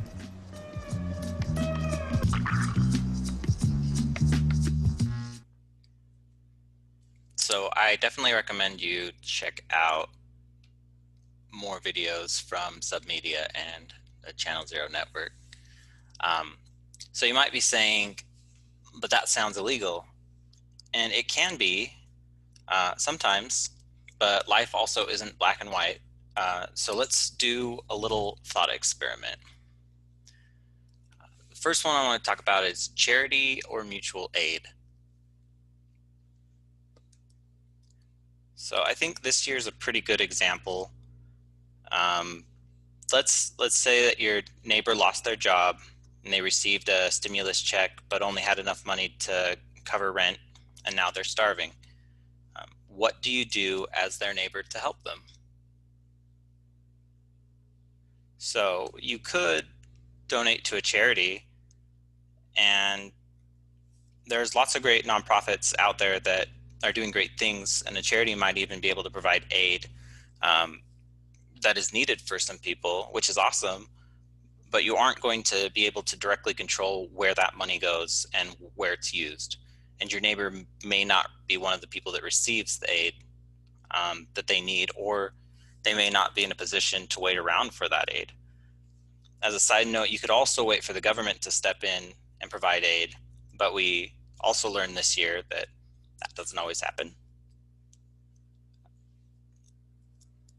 Your other option is mutual aid, and you can just sidestep waiting for aid from governments and organizations by using a tactic of direct action. And I like to call mutual aid like the extreme do-it-yourself. A great example of effective mutual aid is with helping provide your community with access to healthy foods. Using our hungry neighbor as an example, you could share food from your pantry or your garden or make them a meal. By doing this, you're utilizing direct action to accomplish your goals. In this case, you're feeding your hungry neighbor. This aid could be in a larger form of something like starting a Food Not Bombs chapter, which would allow you to step outside food aid by feeding yourself and your community all at once. And this is a way to also help create more equity by taking away barriers, regulations, requirements that some forms of aid need from you before they're willing to help you. All right, here's another thought example for you. So let's say that you're visiting a shopping center while on vacation. It's hot outside. You walk by a car and notice that an infant human is locked inside. You look around, you don't see any adults or caretakers in sight, and there's several stores around as well as a casino, grocery store, movie theater, restaurant, you name it. You know that the inside of the car is easily in the hundreds of degrees. You don't know the local laws of the area, and you don't have a lot of time on your side. So what are your options? Well, you could ignore it. It's not your concern. It's a little morbid. You could record the car information and report it to the authorities. You could call 911 or a local emergency line. You could try to track down the caretaker, alert the nearby businesses, or you could break a window. Now, what if we switched it up and exchanged the baby human with a small puppy? Would that change your answers? Regardless of your answer, it begins to get into law, morals, ethics, etc. And I only really intend to talk about historical direct action, regardless of my feelings on the topic or the legality at the time, in the past, present, or the future.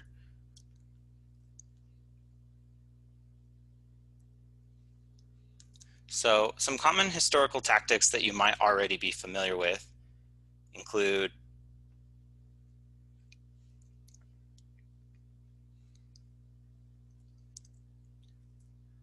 protesting and marching, property destruction, hunt sabotage, unionizing and striking, squatting and occupying, and animal liberation. Of course, there's many more, but we just don't really have the time to go over everything. Again, I wish there was more time, but here's some more known, but still kind of out of the box historical tactics utilizing direct action that you might be familiar with.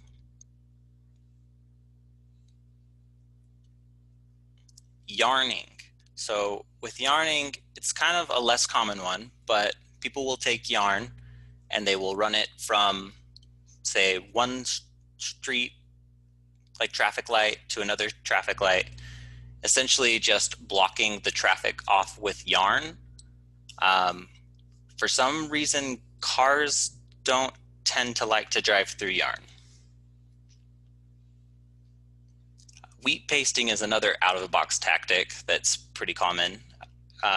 It involves making a paste out of flour and using it as a glue to glue posters around your town. Noise demos are really common, especially in prison abolition movements and prison solidarity movements. On New Year's Eve, there's a really big noise demo that always happens outside of prisons across the world. And it's just letting prisoners know that we know they're there and we see them and we love them. Sit-ins and lockdowns are also very common. Lock boxes are a tactic that is commonly used where people will lock their arms together in order to lock down a certain area.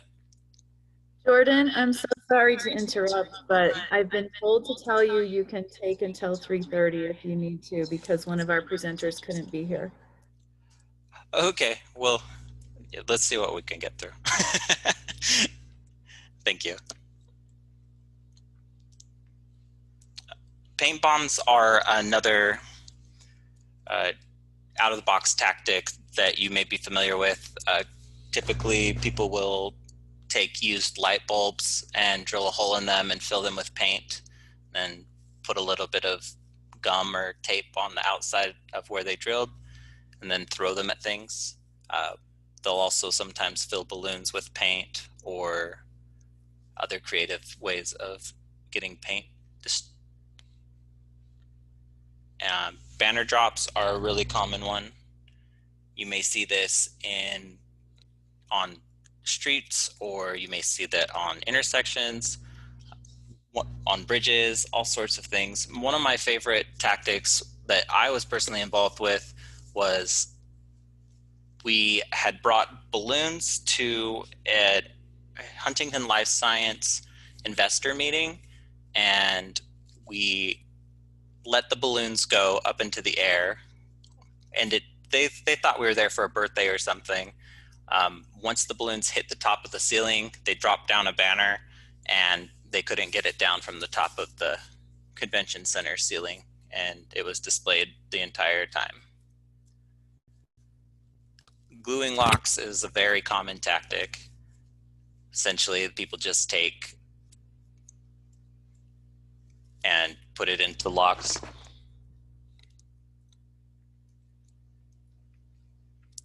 Gas and electrical shutoff is another one that's very common, where people will go and shut off the power to a business that they're targeting, or they may go and destroy the electrical bulb or shut off the gas.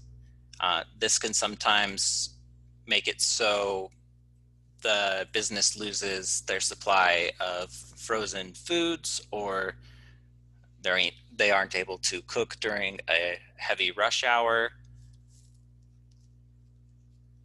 There's a lot of out-of-the-box tactics that people use, but I've kind of just done a little bit of case studies on a few of my, I wouldn't say favorite, but less common tactics. So the shack model is one that I think everyone should be pretty familiar with. Pressure campaigning in general, I think, is a very effective tactic. What sets shack apart is honestly their secondary and tertiary targeting. The shack campaign initially set about depriving HLS of its support structure. And HLS is Huntington Life Science, and that was the whole goal. They were an animal testing facility, and they wanted to get them shut down. And just as living organism depends on an entire ecosystem for their resources and relationships it needs to survive, a corporation can't function without investors and business partners. So in this regard, more so than any standard boycott, property destruction, or publicity campaign, Shack confronted HLS on terms most threatening to a corporation. For example, if we take like the WTO protest in Seattle, Starbucks could easily afford 1,000 times the cost of the windows smashed by the black bloc But if no one would replace those windows, or the windows had been broken at the houses of investors, no one would invest in that corporation. It would be just another story. So shack organizers made a point of learning the inner workings of capitalist economy so they could strike most strategically. Secondary and tertiary targeting works because the targets don't have a vested interest in continuing their involvement with the primary target. There are other places they can take their business, and they have no reason not to do so. So this is a vital aspect of the shack model. If a business is concerned, they'll fight to the death, and nothing will matter in the conflict except the pure force each party is able to bring to bear on each other. This is not generally to the advantage of activists, as corporations usually have the money and can bring in police and government. And this is why, apart from like the axe handle incident, so few efforts in shack campaign have been directed at HLS itself. So somewhere between the primary target and the associated corporations that provide its support structure, there appears to be a fulcrum where action is most effective. It might seem strange to go after tertiary targets that have no connection to the primary targets themselves, but countless HLS customers have dropped relationships after clients of theirs were embarrassed. A good recent example of this model being used outside of Huntington Life Science would be with the coconuts and other fruits picked by enslaved monkeys. As the coconuts were being supplied to companies that were typically small and wouldn't stop the entire trade, activists started targeting stores that carried them, such as Costco, which recently removed them from stores, causing major financial loss to the coconut suppliers. Another key component of the shack model would be the complementary relationship between public and underground organizing. So more than any other direct action campaign in recent history, the shack campaign achieved a perfect symbiosis of public organizing and underground action. To this end, the campaign was characterized by an extremely savvy use of technology and modern networking. The shack website disseminated information about targets and provided a forum for action reports to raise morale and expectations. It enabled anyone to be sympathetic to the goals of the campaign and to play a part without drawing attention to themselves. They encouraged a diversity of tactics. So rather than pitting exponents of different tactics against each other, shack integrated all possible tactics into one campaign, in which each approach complemented the others. This meant the participants could choose from a practically limitless array of options, which opened the campaign to a wide range of people and averted needless conflicts. They had concrete targets and concrete motivations. The facts that there were specific animals suffering whose lives could be saved by specific direct action made the issues concrete and lent the campaign a sense of urgency, which translated into a willingness on the part of participants to push themselves out of their comfort zones. Likewise, at every junction in the shack campaign, there were immediate goals that could easily be accomplished. So the monumental task of undermining an entire corporation never felt too overwhelming. This contrasts sharply with the way momentum in certain green anarchist circles died off after the turn of the century, when the goals and targets became too expansive and abstract. It had been easy for individuals to motivate themselves to defend specific trees, natural areas, but once the point for some participants was to destroy civilization and everything less was mere reformism, it was impossible to work out what was constituted as meaningful action. So the shack model also demands and fosters a culture that not only celebrates direct action, but constantly engages it, encouraging participants to push their own limits. This contrasts pretty sharply with certain insurrectionist circles, as they're called, in which anarchists talk about rioting and resistance without engaging in day-to-day confrontations with the powers that be. There's a new documentary out about some of the folks in the Shack campaign called The Animal People. You should totally check that out. So another out-of-the-box tactic from our past was anonymous hacktivism. So before there was Anonymous for the Voiceless, there was just Anonymous. And they were autonomous hacktivists who utilized their skills in computers, cybersecurity, and hacking to accomplish the goals that they wanted. Besides valuable data dumps and leaks from hacks, one common tactic was called a DDoS attack, which stands for Distributed Denial of Service. So hacktivists would essentially utilize thousands of machines, typically using a bot network, and they would attack specific targets all at once, typically taking them offline, whether it be a website or an auction house. Outside of botnets, hacktivists would also sometimes organize operations to take down specific targets by sometimes even providing easy-to-use tools for non-hackers. DDoS attacks are hard to detect and block since the attack traffic is easily confused with legitimate traffic and difficult to trace. Notable anonymous animal rights hacktivism campaigns from the past included Op Harambe, which was focused on calling attention to the death of the endangered silverback gorilla at the Cincinnati Zoo. There was Op Killing Bay, which was run by anonymous hacktivists and other organizations against countries and organizations that currently are directly or indirectly involved with the hunting of whales and dolphins in Japan and the North Sea. There was Operation SeaWorld, and that one's a pretty obvious one. They mainly targeted parks around the world.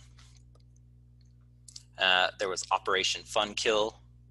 The animal rights activist organization focused on protecting animals from trophy hunters, but it also engaged in protecting animals from testing, destruction of habitats, slaughter in the fur industry. Some recent examples of that, although a little dated, would be like Cecil the lion.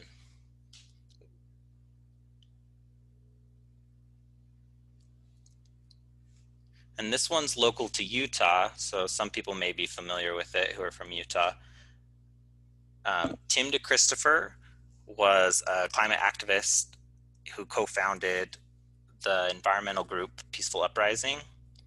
And in December of 2008, he protested the Bureau of Land Management, the other BLM, oil and gas lease auction of 116 parcels of public land in Utah's Red Rock County by successfully bidding on 14 parcels of the land, which totaled about like 22,500 acres, something like that, for 1.8 million with no intent to pay them. He was removed from the auction by federal agents and taken into custody, and eventually had to serve 21 months in prison. But saying they had rushed into the auction with insufficient environmental and scientific review, the United States Department of Interior canceled many of the leases shortly after the auction and subsequent court injunctions. So I'd call that a win. So you might be familiar with the Animal Liberation Front, but are you familiar with the Lobster Liberation Front? In 2004 and 2006, there were two actions taken out in the name of the Lobster Liberation Front, which first appeared on the coast of Dorset, England, but it later spread to Wales and Scotland. Their methods typically included releasing lobsters in live storage and sabotaging lobster pots from fishing boats. The two notable actions that occurred under this banner were in March of 2004 in the village of Worth, Dorset, and was targeted when LFF individuals twice wrecked a fisherman's boat and set lobsters free. and the actions were later reported anonymously. Shortly following this action, 1,000 pounds worth of damage was made in June, which it was presumed was also targeted by the Lobster Liberation Front. In 2006, a large number of lobsters fishermen pots were also damaged in Scotland, and graffiti was left at the scene indicating the group had carried out the attacks.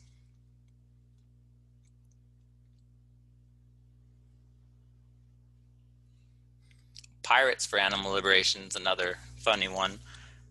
They essentially sunk a ship and then raised a pirate flag. So on or about July 24th of 2001, the home of a Bank of New York employee was vandalized and his boat was damaged. And according to a press release, the American flag was lowered and discarded like the trash it is, and replaced with the only flag that matters, a pirate flag.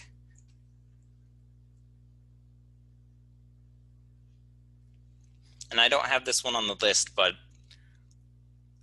the Fountain Liberation Front was another great example of direct action for the community. There was a drought that prevented swimming pools from being open during the summer, and corporate plazas still had these giant, massive fountains that were utilizing water, and they weren't required to turn them off, so people decided to occupy the fountains and cool off during the summer.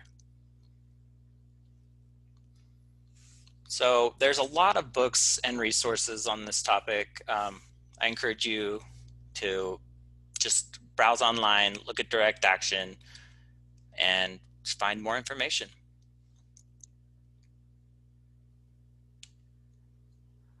Thank you so much, Jordan. Had you concluded, or did I say that too soon? Oh, I'm good. Okay. So there's a comment/question in the chat. Despite its well thought out tactics, SHAC failed to close HLS, and its campaign was eventually crushed by the state. Also, if HLS had been forced to close, would not the animal testing there have been carried out elsewhere instead? What would you say in response? Sorry, can you read that one more time? I did not. Of course, yes. I have to scroll up a bit. Hopefully I can retrieve it. Or Ronnie, would you like to ask your question, or I can read it? Oh, I can see it here in the chat too. Okay, I think Ronnie's coming on to ask it if you want, but either way. Thanks, Ronnie. Pressure's on. Hi, can you see and hear me? Yes, I can. Yeah. Yes. Basically, I mean, obviously the tactics of SHAC were very imaginative and seemed to be effective for quite a while. But eventually, the campaign was crushed by the state, with a lot of activists being sent to prison, sometimes for long periods of time. And also, there's a question of, with it being a contract research laboratory, had the campaign succeeded and closed that laboratory, would not those experiments just have been carried out somewhere else instead? And I just wanted to know, what your comments were on that. I think it's definitely possible, and I know it's very unfortunate that the campaign eventually failed. I feel like it was largely due to pressure from the state and unjust terrorism charges for a lot of activists. So was it an entire win? No. But I think if they did go to another facility, I don't think that those tactics, I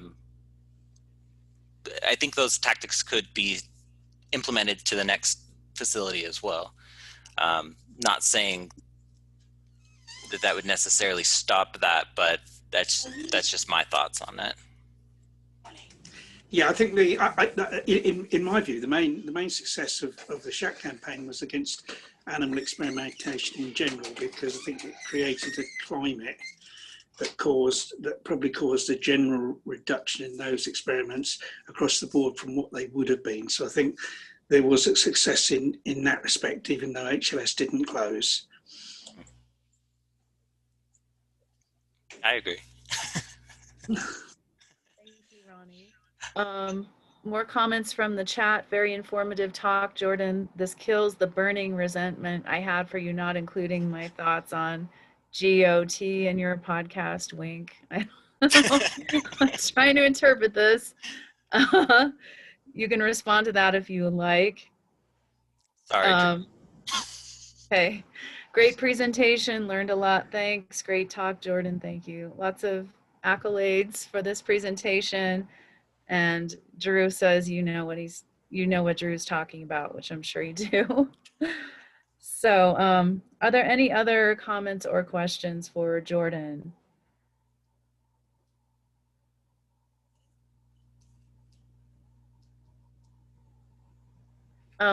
I would like to say, I will read Peter's. Jordan, you said you lost a kitten, I believe. Is that what you said? Yes. I want to say that I'm sorry for your loss. And last time I saw you, we were both at the Animal Emergency Hospital. So solidarity to you and all who love this precious soul who's passed on. Thank you. And then other comments, questions, please could I have a link to the podcast? Can you put the link of the video you posted at the beginning? Deepest condolences for you. I'm so sorry for your loss from lots of different people. Well, thank you. Yeah, I will post those in the comments now. Oh, it looks like somebody else already posted them. Thank you. Any other comments or questions for Jordan?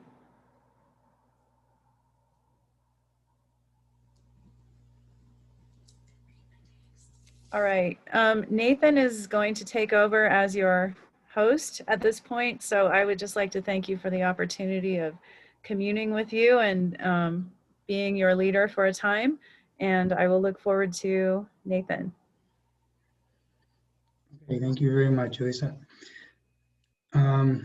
So I guess we're going to try to move ahead then. So the next speaker was going to be Tony, but he's not able to present.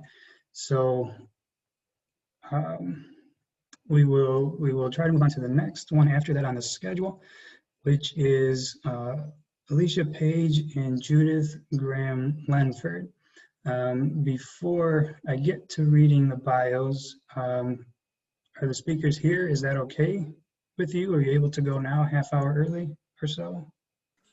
Hi there. We're actually just heading back to get in front of our computer. We had scheduled for the on time, so we're not. Yeah, we're ready on our original time, but we're not ready right at this moment. Okay. So maybe we can. All right. Let's see if maybe we can not skip, maybe skip ahead to the next one and still leave Alicia and Judith in the original spot. So let me check the schedule. That is Adrienne Burke. Is Adrienne here? I don't see them.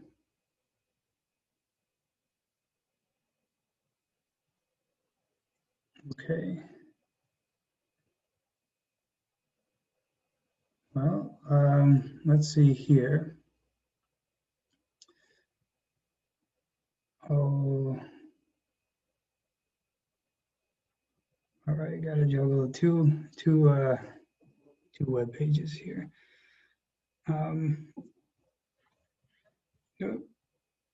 Here we go. Let's see. We have Anthony.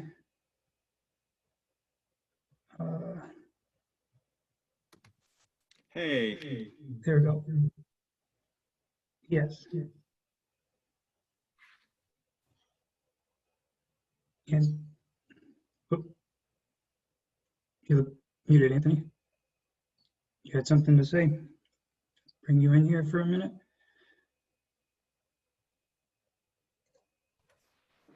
Sure. Hi. Can you hear me? Okay. Yeah. Okay, wonderful. Just wanted to say thank you to all the speakers and the facilitators for today. And then if people, this is kind of a check-in with everybody. If anybody would like to get involved in ICAS, the Institute for Critical Studies, it's a fully volunteer organization. And as noted by Leilani and so many others, that we have no money, but we don't want that much money. We're kind of proud that we've done a lot with a very little amount. That's kind of the essence of grassroots and at the same time, the definition of hip hop. That being said, if you are a student and would like to be recognized for your work, we do have a scholar program that we would recognize you and your bio. So please send us that information. If you are a professor or somebody with a PhD looking for a job that doesn't have a job yet and that wants some recognition, please contact us. We will, of course, love to house you as a fellow. And of course, if you would like to just be a volunteer or help with editing a book or journal, please contact us as well. We are fully volunteer. So a scholar would be somebody that's a student, and then a fellow is going to be a public intellectual or somebody with a PhD, but that's not affiliated with an institution at all. The point of the fellow is we're trying to give them support while looking for a job, as well as give them legitimacy and networking ability. The scholar is the same thing, but while still a student, specifically most likely a graduate student, but we don't want to pull hair. So that's where we can provide. The big question is like, what does ICAS can do for me? We don't have an office, but we do have 4 journals, 4 or 5 book series, and Nathan can really speak to this as well as everybody that's involved in ICAS. We're very much interested in publishing people that have never been published before, Hest included, people that are in prison, and we've published work or supported work of political prisoners, as well as high school students, as well as graduate students, and republish people's PhD dissertations. We're about, as I've kind of noted, we're about supporting each other, not tearing each other down, but we all have to be on the same page. So please feel free to reach out to us, and we're about building networks. Drew Winter, who was a scholar at the time, he finished his PhD recently, so please kudos to him. He has been working on it at Rice University, and I don't know if he has a job yet, but he's a beautiful person and an amazing scholar that's been in the movement from day one of his life. And so he's somebody that we really want to praise, and that's what we can do as ICAS. We can't give him money, but we can promote him, show his beautiful face off, and promote his CV and his resume. So that's what we can do.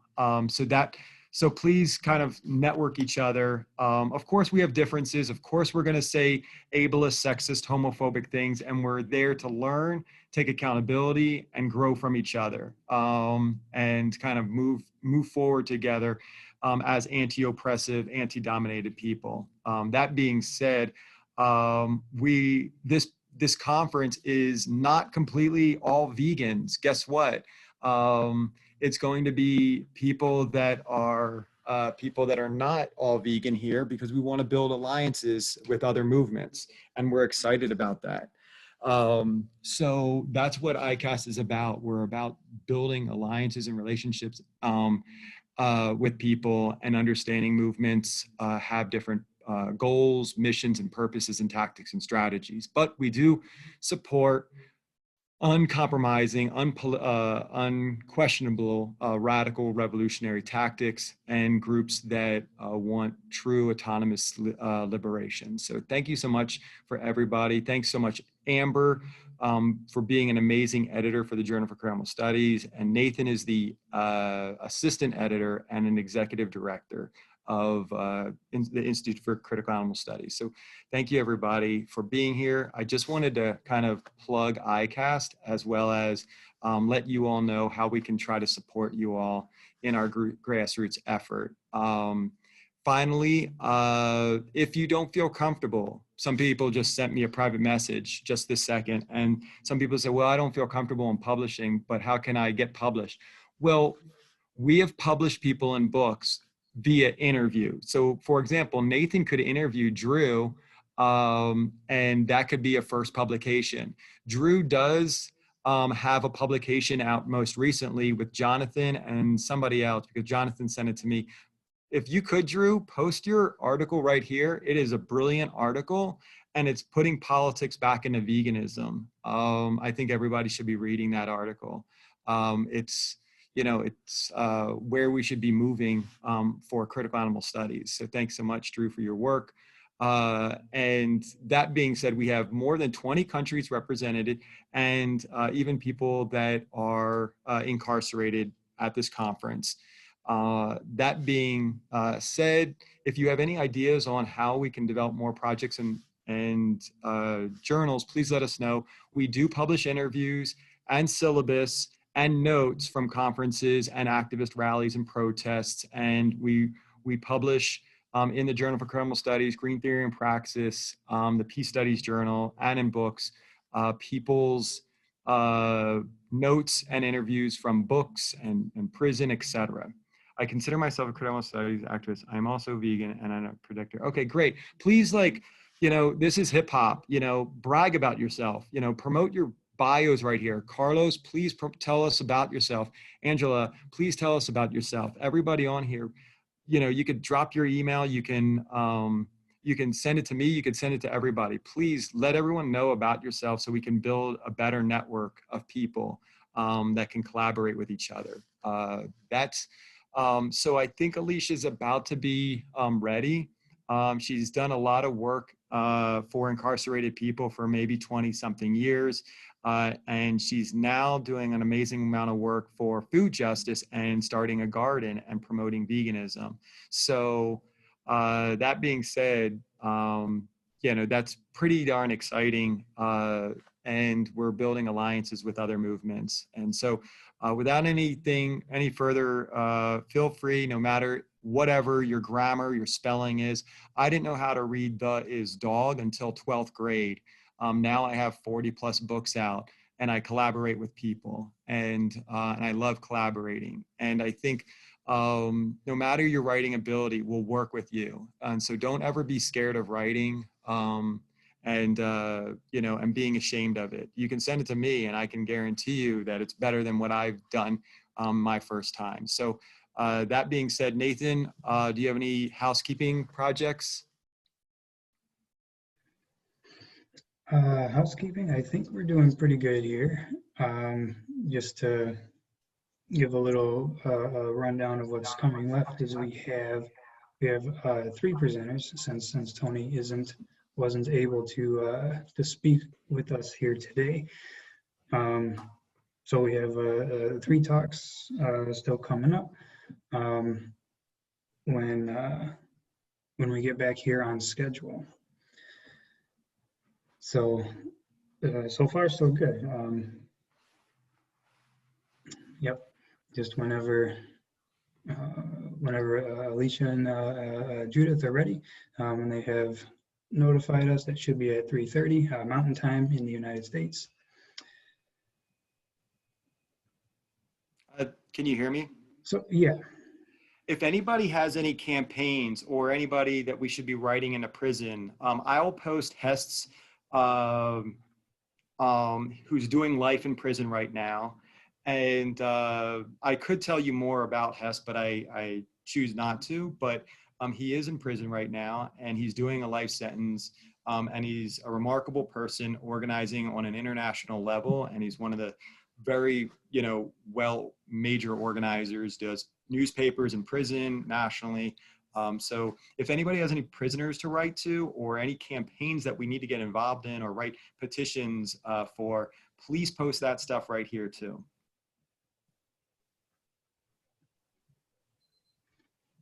Yes, that would be great. Thank you, Anthony. For sure. I will give you my phone number. You can feel free to call me, text me, that's fine. And then if you don't want to reach out to me, maybe you want to reach out to Nathan or Amber or somebody else, feel free to do that too. I'm sure Nathan's fine with, people texting him and stuff. But yeah, feel free to reach out.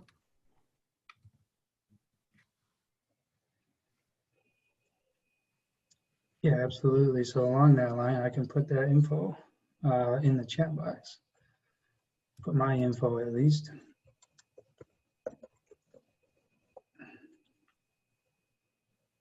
I don't know everybody here, but I know some people, and I know some people are promoting some of their great work. Sarat has a book coming out, and there's she's getting on Instagram. So Sarat was the first person. I'm just going to plug Sarat's amazing work.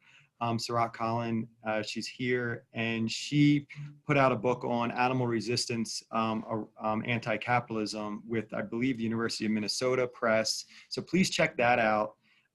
Really phenomenal book. And she was the first person within the critical animal studies field to talk about decolonizing.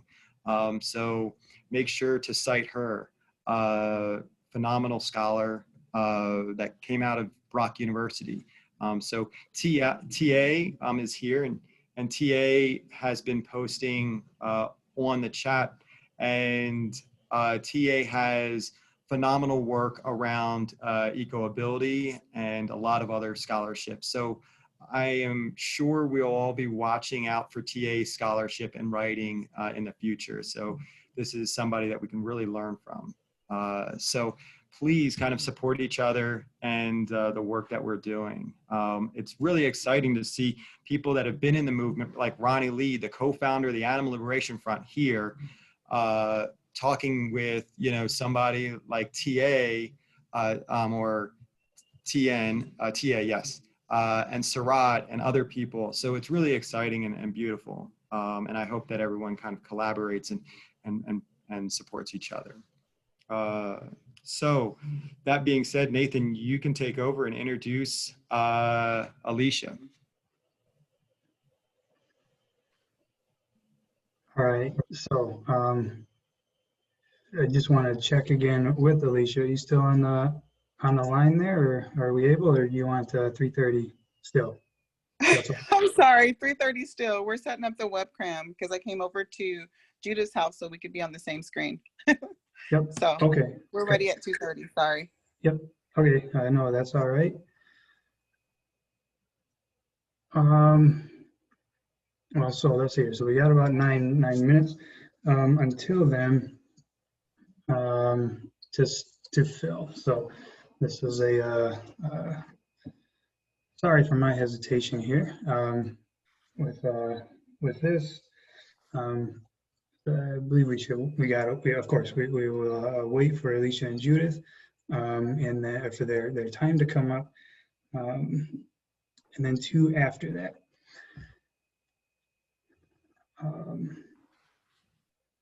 So yes, we have Marco's information here in the chat box too. There's some.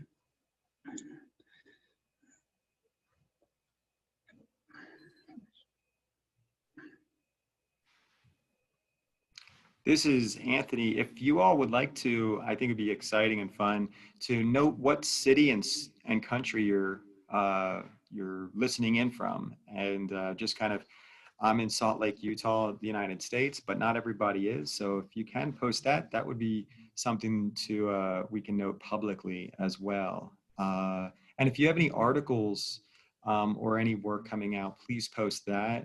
We really want to kind of promote that.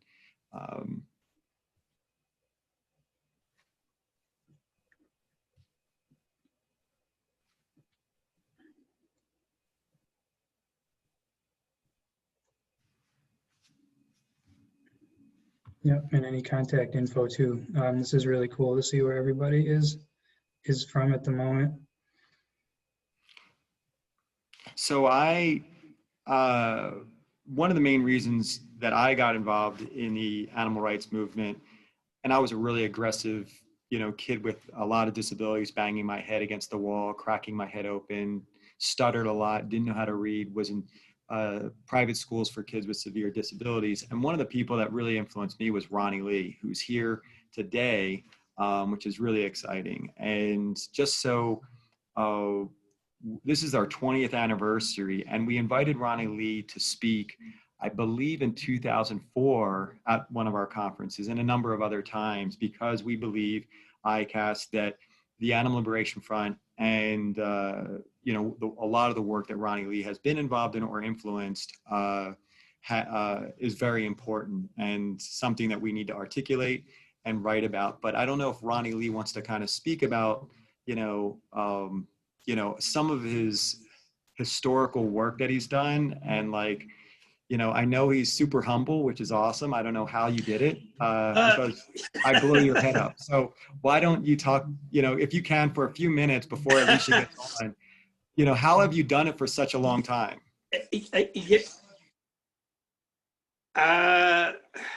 I don't know, to be honest. I think it's just, I'm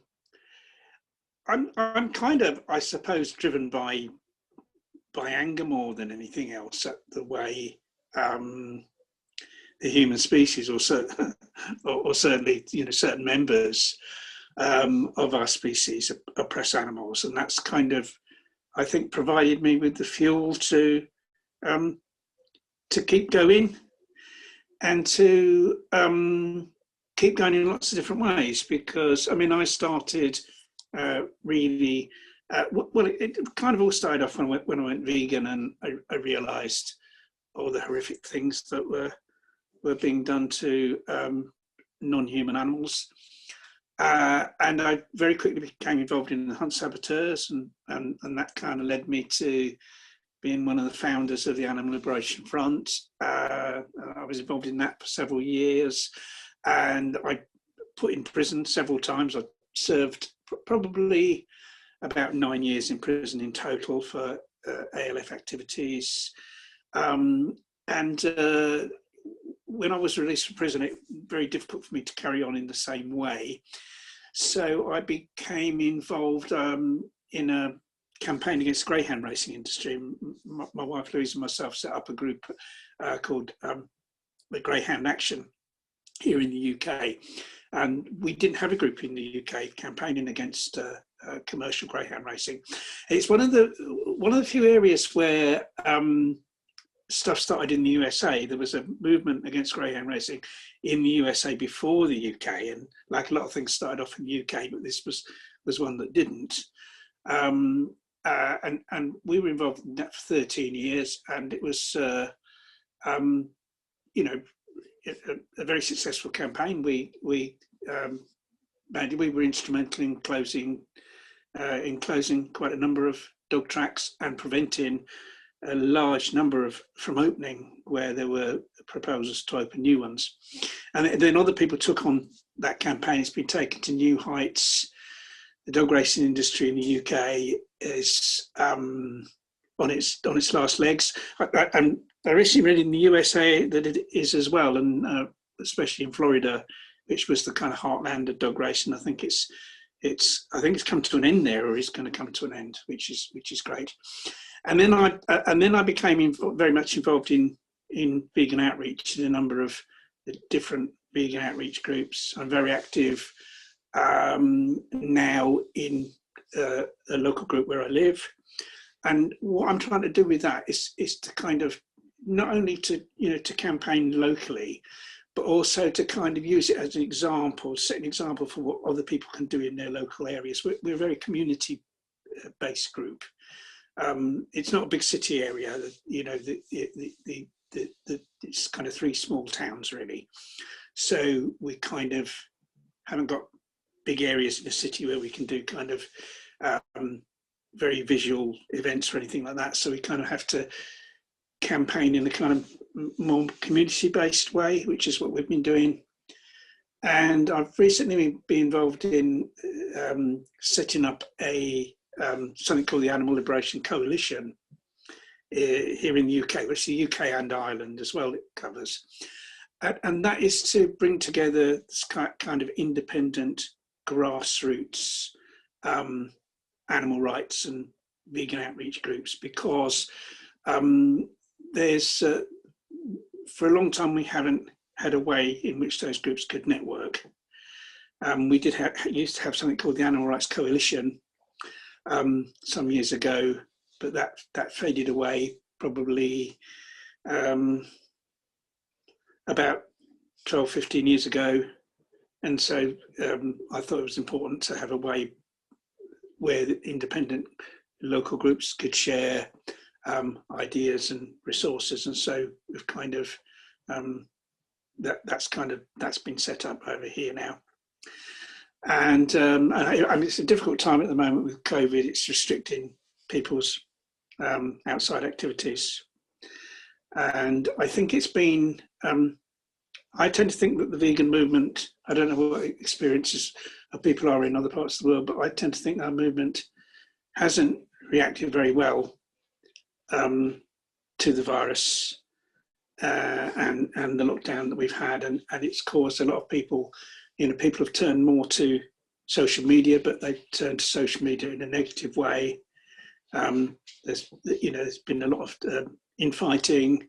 It disturbs me how many vegans believe in conspiracy theories, how many vegans deny the existence of COVID-19, and even how many vegans support Donald Trump.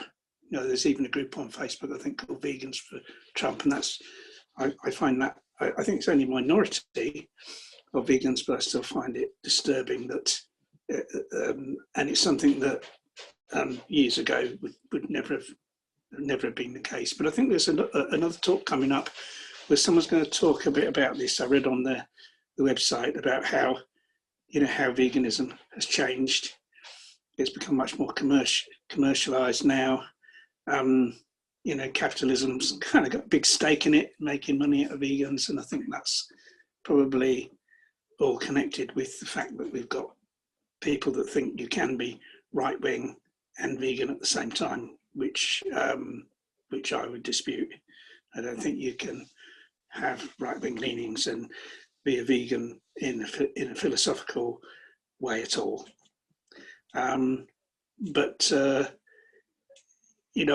I just try to keep going and try to encourage other people, and hopefully, our movement will build and increase, and we'll have more people kind of carrying out activities at grassroots level, which I think's really important if we're going to really spread the message.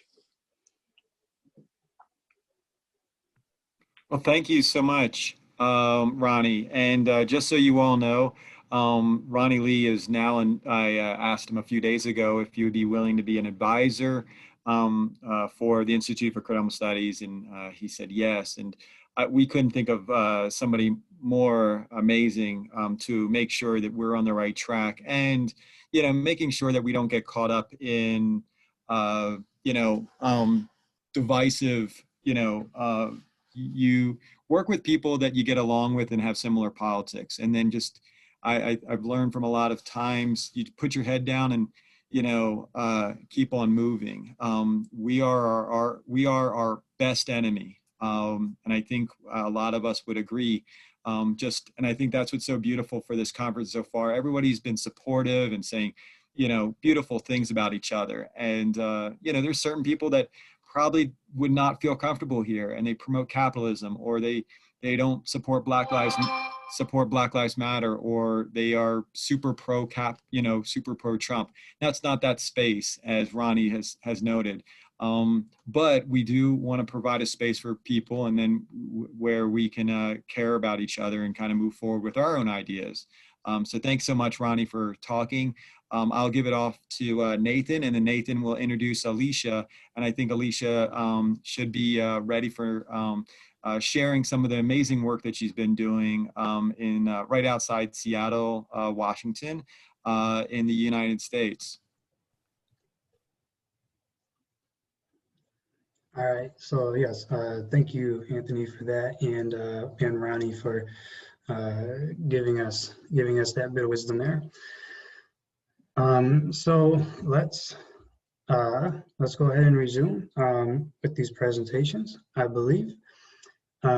So next up, we do have Alicia Page and Judith Graham-Lenford. So the presentation is titled Gardening Equals Sustainability. And so Alicia Page is a community advocate for change and passionate about ending mass incarceration. She has volunteered for the last 8 years, creating and assisting with re-entry programs. Additionally, she is an active comrade with Save the Kids, originally with Wisdom Behind Walls, but now wherever she is needed. She actively attends juvenile court, advocating for families caught up in the system. Ms. Page facilitates equity training for K through 12 and often provides guidance on teacher retraining. Ms. Page is also a small business owner who is passionate about helping people rebuild their credit and work on debt. She has been providing community workshops for financial literacy and small businesses for the past 15 years. Ms. Page holds a degree in psychology with a concentration in financial management and a BA in sociology. And so the co-presenter is also Judith, and I apologize, Judith, we don't have a bio for you. If that was some sort of mistake on our end, I certainly apologize. If you would like to introduce yourself before you start, please feel free, but I'd like to turn it over to Alicia and Judith. Okay. Oops. Sorry, 1 second. I actually have it on the phone, and can you hear us okay? Yes, I can. Okay, we have it on the phone. I'm just taking it off of the phone because we were listening all day. Can you all see our screen share? Yep, I can see the screen too. Is the volume's up? I can't hear anything. Oh, you can't hear me?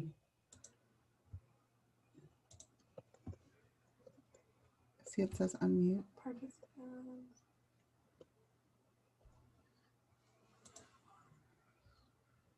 Oh gosh. Sorry, you guys, 1 second.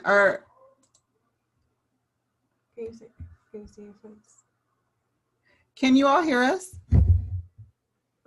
Yes. I hung up from my call. Let's see. Yes, we can hear you.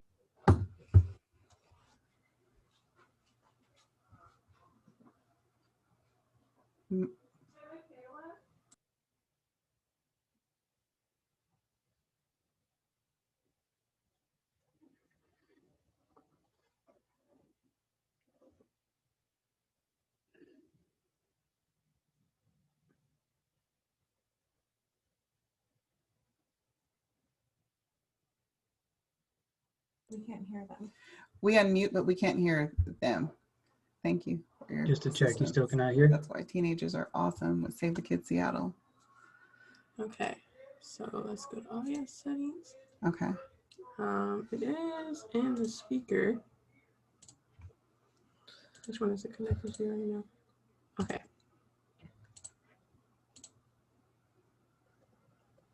Where's the meeting? We're in the meeting. It's right up there. Okay. Let's see.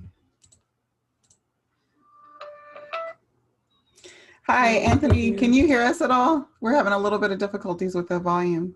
Oh, okay. Oh, you can? I'm so sorry. I didn't know you guys could hear us.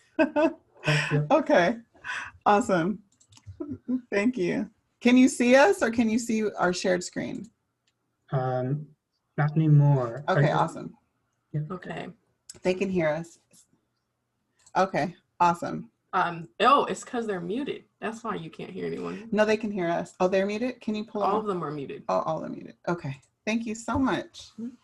That was Michaela. She's part of our Seattle Save the Kids. She's been a part, actually, since she was a really little kid. She walked Olympia. So we love, she's also my niece and Judith's granddaughter.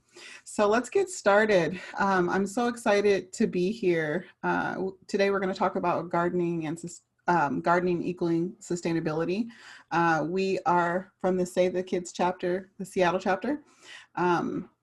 And Judith is from Judy's Green Veggies, but she's also a member of the Seattle Save the Kids chapter.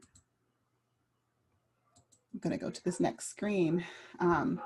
So I'm going to sound a little redundant because we're getting our things squared away. So we are so honored to be able to speak at this conference, the 20th Annual North American Conference for Critical Animal Studies.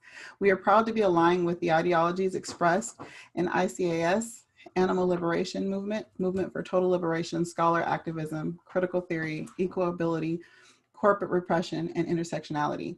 We are proud to lend our support as fellow members of an oppressed society, as ICAS has lended support in deeds and through education of understanding that Black lives matter, Native lives matter, prisoners' lives matter, and that youth don't belong in cages. Counselors, not cops. For us, it's a lifestyle, it's not just a movement. Who are we? You guys heard a little bit about me. I'm an active member of Save the Kids for a little over 8 years. I'm a small business owner. Simply said, I help people and small business make sense of it all. More than that, what I'm passionate about is advocacy for prisoners' rights. I'm a firm believer in animal rights, and I definitely believe we need to free all, so free them all, who are oppressed. I'm equally excited to be speaking with Judith Graham-Lenford, who is part of Save the Kids for a little over 8 years. She's specifically focused on advocating in the community for prisoners and their families, as well as the primary engineer of our Save the Kids garden plot, of which we give over 6,000 pounds of food to the community a year. We have done that for a little over 6 years. 2014. Since 2014, yeah. Her background is agriculture and vegetable farming. She's been farming for over 30 years and has implemented this love into educating our communities about food in relations to removing oppression from our life. Judith has her MA in criminal justice and a BA in administration. She's the current owner of Judy's Green Veggies. Additionally, we have Judy Graham, who is a member of Seattle Save the Kids. She has been with us probably for the last 5 years, and she's been very active in our marching the Raymond Hall facility and the Yesler facility, stopping the expansion of the Yesler juvenile facility. So we're all present and excited. I just want to share additionally that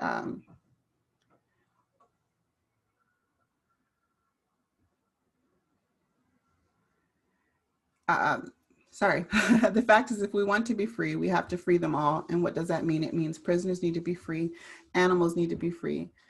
And it emphasizes the fact that we put out in our atmosphere, as far as habits, respect for life, all are related. Intersectionality is not a huge topic word, but it's a concept that needs to be implemented for our Earth's balance. And we're super excited that we've been included at the table to discuss this, because for so long, it hasn't been much of an option for our communities. We represent Indigenous, Black diaspora, and descendants of slaves. So Judith, I'm gonna have you go ahead and share your portion. You got your mic together. Hello everyone, my name is Judith. Unlike many in this conference, my community was left out of the discussions that explained the importance of animal lives. There was no seat at the table in the past. That is why we are so honored at this time that it has changed. Historically, my community has had a unique relationship with the earth, and that we have honored every piece of the earth. However, when brought here and colonized here, our concentration shifted. We were more focused on survival and having food to eat, and less about where that food came from. In a world where your neighborhood is chose by your color, we had to refocus. Times are not changing, but access is there for more opportunities for community plots, more education on gardening. This is one of the reasons why we are so excited to speak today. It is important to create an awareness that may change the world through vegetables and healthy eating. For me, they are the same. Getting it into our community, which is what I have attempted to do as a starter up by growing organic vegetables and treating my community the way that I would want to be treated, as if we all matter. We grow our organic vegetables that we get to the community through donations to the community using Save the Kids workers, which are adults and children working together to become a healthier people and the community while we are giving back to the earth as it has given us without bloodshed to create a better environment. From the ground to the plate, that's what it takes. Partnership from the movement oppressed PLC must change our eating habits. Judy's Green Veggies is a business founded upon the principles of the One Health movement with the emphasis upon reconnecting the dignity of Black life with the direction of the global citizen.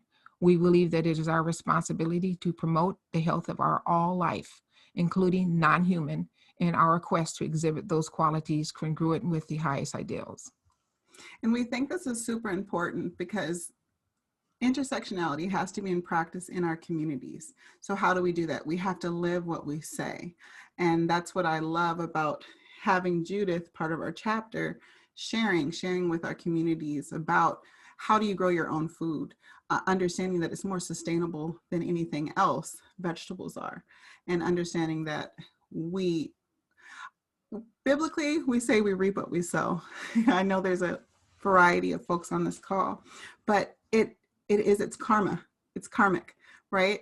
If we are eating bloodshed, what do we expect? So we just believe that having vegetable life as a primary means of life is very important for our community.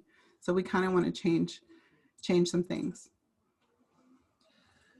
Food justice. Food justice. Our activism typically consists of supporting local food shelves with our locally grown organic produce as a part of an overall strategy to advance the civil rights of disadvantaged people in general.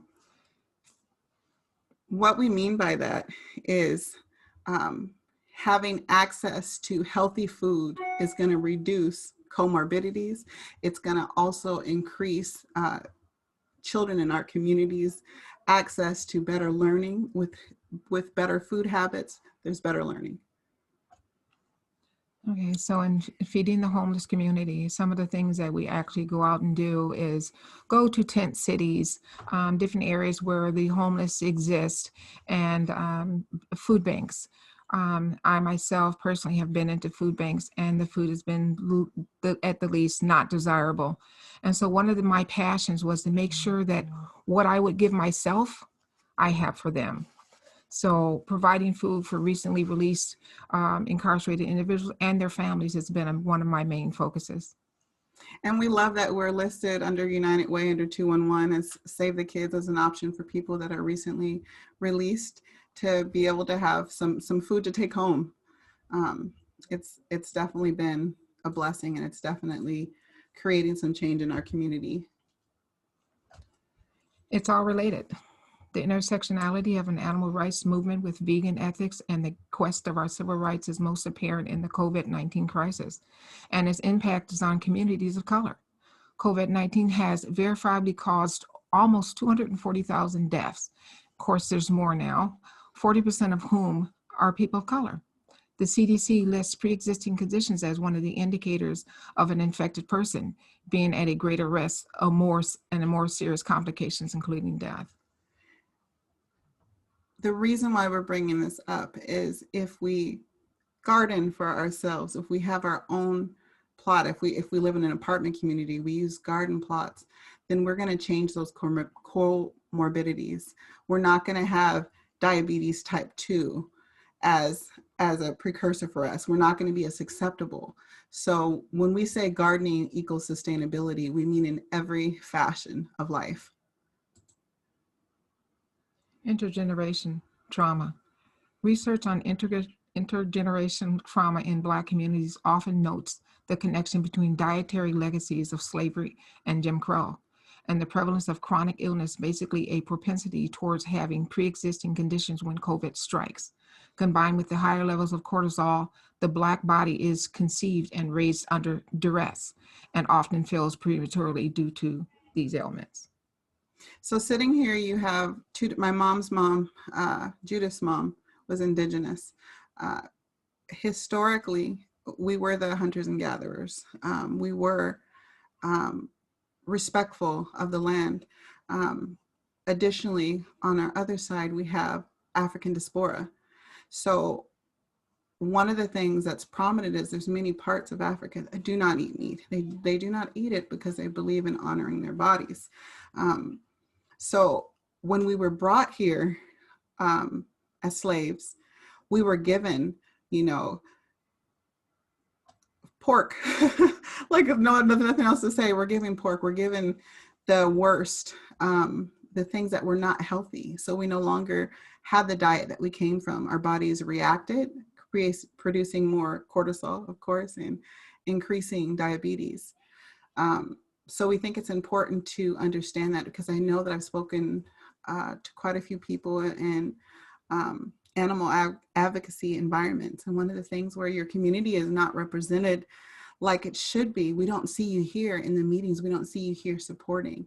And I want to share that those are some of the reasons why we got acclimated to this type of eating, even though that was not originally our diet. How we are combating this as a community. The mission of Jujus is in the part to address some of these historical disadvantages by introducing organic meatless side dishes and seasons that appeal to the taste of the Black community.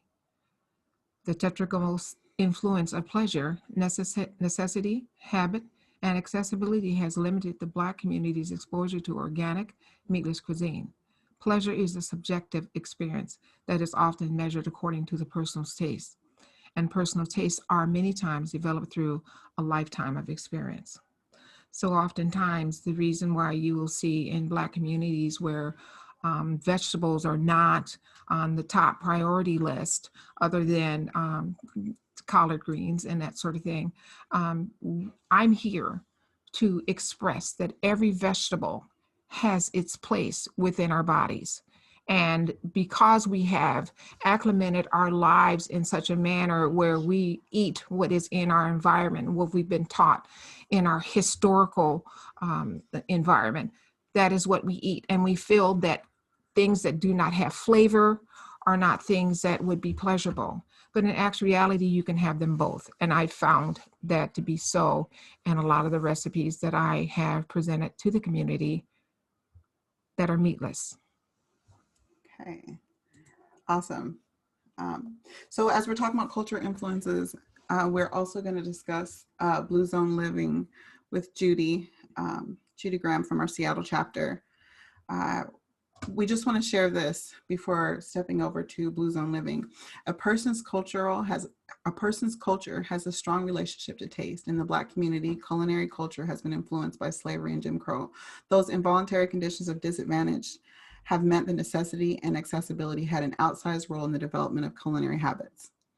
And that's pretty much what we just spoke about. Juju's has developed a line of seasonings consistent with the expedient flavors developed by the Black diaspora here in America. While our products may be used on any food, we do not produce anything that requires taking any life of anyone, 2- or 4-legged. Our selection is not just organic, it is health conscious and contributes to rather than detracts from the health of our consumers. So we're, shameless plug, but we're sharing this to say that it is possible, especially for those in our community who are used to things tasting a specific way. It can still, vegetables are amazing. They have amazing qualities. They can taste amazing, as well as all the health benefits. So I'm going to patch you to Judy, who's going to talk about Blue Zone. I'm going to turn on the video share. Okay.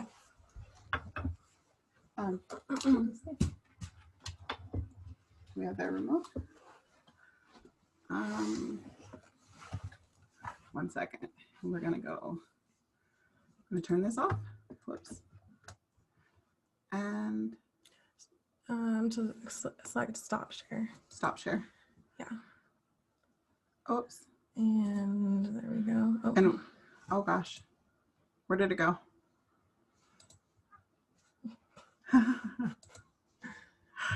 Oh wait, that's not it either. I don't know if we're in. Okay, click on to the Zoom. Oh, there's the Zoom button. Awesome. Here, let me see. Yeah. Okay. Okay. Okay, I think we're still in, right? Okay, click on it all the way. Exit minimize video. There we go. Okay. Okay, now if you click on it, it's going to allow you to share video. Okay. There we oh, go. That's very close. Okay. All right. All right. Hi, everyone. So my name's Judy. I am my mother-in-law's child.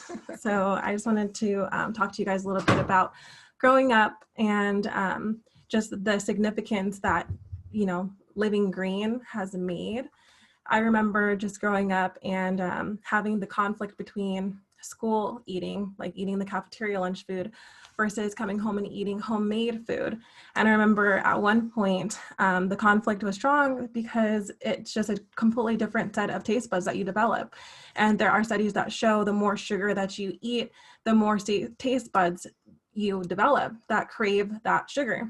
And so I remember when my mom had made a homemade cake and she'd use all natural ingredients. I remember my sister being like, oh my gosh, like this is amazing. I'm so excited. I love when she makes the cake. And I remember having it and just thinking like, why don't I just buy one? Because, you know, it was a distinct taste and like, that's what I wanted. And that's what I felt like, that's what I felt like eating. And the more that, you know, the older I've become and the more I have been eating the nutritious foods and the things that, you know, we're actually supposed to be eating, my complete, I'm like my sister now. So I don't want anything store-bought. I want it to be organic. I want it to be natural.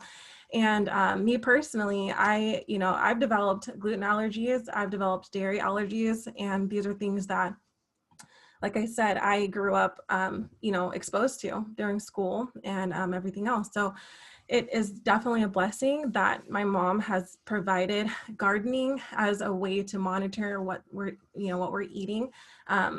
Not being exposed to excessive pesticides, not being exposed to that kind of cycle that continues and still continues. There are certain areas that we just, you know, that they've deemed blue zones. And these blue zones are areas where they've identified consistencies for why people are living to become centurions, why they're living over 100 years and not having, you know, issues with depression, not having issues with just cognitive ability. And if you think about it, it's like our children are having issues with the depression even more as time goes by in this current generation. And so this is significant because they've done studies even comparing in the centurion communities, the younger versus the older generation. And what this means, you know, unfortunately, is that the overall influence is a big one. And it is up to us in our own lives and in our everyday households to take this seriously and to start to live in a way that is going to benefit our future and our children's future and the generations after us. You know, things like habitat fragmentation, the things that we do on a day-to-day basis, cutting down trees, you know, extracting these resources in the community, what this does is it takes away the natural element that exists and creates our ecosystem. So if we have, you know, the trees in our neighborhood, you know, our neighborhoods vary depending on, oh, someone says they can't hear. Oh, hi. Is the volume I can, I can hear. They said I some can of hear. us can Okay, hear these. sorry. Okay, so what this does is, you know, our ecosystem, it really matters because if we cut down the trees and say now our squirrels or now our birds leave because they don't have any place to live, well, we're disturbing the environment that's created what we had to begin with. And so if we continue to do this and we're doing it at a rate that's, you know, substantial, especially being one of the elites, one of the elite countries, you know, we have the access to the tools that that make this happen a lot faster. The countries that are poor, they don't have this access the way that we do because we are more wealthy. And so we're creating a damage and a cycle that's affecting even other countries because what we're doing is we're replacing what's natural with what's artificial. And so, you know, with the blue zone living, basically there's about 5 places, Italy and Greece, in Japan, Costa Rica, the peninsula. So there's specific cities and you guys can, you know, I'm not going to take up too much of your time, but you guys can go and you guys can investigate these areas. What they have identified is that they are closer with their roots. So they've learned that the land that they live on is virgin land. So it means it hasn't been touched by, you know, basically people, pesticides, like industrialization. It hasn't been touched by that. And so they're living longer because they're eating these, you know, Mediterranean foods and these foods that are rich in, you know, vegetables and fruits that you would get at your local market, not from what you would normally get like at Walmart or something like that, where it's been touched. This is significant just because it's allowing their blood to remain constant and you know, with their circulation. And so when you're, so basically microcirculation is when your body, the proteins in your body are a lot more used to maintaining themselves. That a lot of the problems that we have with inflammation has to do with a lack of circulation, with a lot of exposure to inflammation, right? And so the way that they're exposed to these foods on a regular, consistent basis in their natural lives, they're doing a lot of the things that we would be like, oh, you should be retired right now. You shouldn't be doing that. They're still working. They're still out there. They're still living their lives. They have their great-grandchildren and their great-great-grandchildren around at the table. And, you know, and so they're trying to make sure that these blue zones are preserved and they're protected. And then they're also, you know, the government is also trying to have like certifications to recognize those areas that are doing the same thing, that are trying to get on track. So it's a work in progress, but green technology, you know, green living, all of these things help, and they help to stack those blocks so that we can do this for the future. So that's basically the significance. But thank you so much for sharing. I think that's really important because it's something that you're passionate about. You're passionate about because of how we've been working. No, you're fine. How we've been working here in Seattle Save the Kids chapter, and so many different chapters of Save the Kids in regards to food justice. So appreciate you sharing that, especially representing our younger community. We appreciate you. Of course. So we went a little over. I just looked at the time. Sorry, we had some technical difficulties, so we went a little bit over. I don't know if we have a moment for questions. Anthony, can you let us know, kind of, because we're a little over. I'm sure we could take at least one question. Oh, I can hear something. Is it in? If there's one, if anyone has a question, please type it in the chat box. So we do have a question. Where can you be found on social media? Yeah, are you able to post? You could say it. You could post links in the chat. I can't hear anything. 2917. Unable to. Oh, you unplugged the camera. Did I? Yeah. Oh.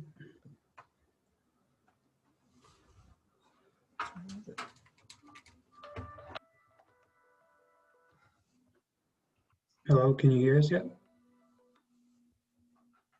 Hi there. Sorry, we're having a little bit of technical difficulties. Okay. Can you hear us, Anthony? Can you hear me? I can hear you. It's on Bluetooth. Can you hear? Okay, sounds good. So they want to find out how can we find you on social media. Well, you can go to savethekidsgroup.org. We're an active chapter. You also can go to judysgreenveggies.org. So you have those two places that you can reach out to us. So thank you so much, you guys, for your time. Do you guys have anything to say? Because it's the next person's turn. We appreciate all of you and all that you do. Yes, thank you very much for having us. We're glad that we were able to share this with you, and hopefully we can work together in a network. Anthony, can everyone hear that? Yep. Thank you. Yeah, we can hear. Can you hear? Okay, awesome. Thank you so much. It's been such a blessing being able to listen to everyone's presentations. I've learned so much today. Yes, of course. And thank you. Thank all of you for your presentation. Click out of that part and then we can go back to being participants. Oh no, not leave. Like just hit the mute.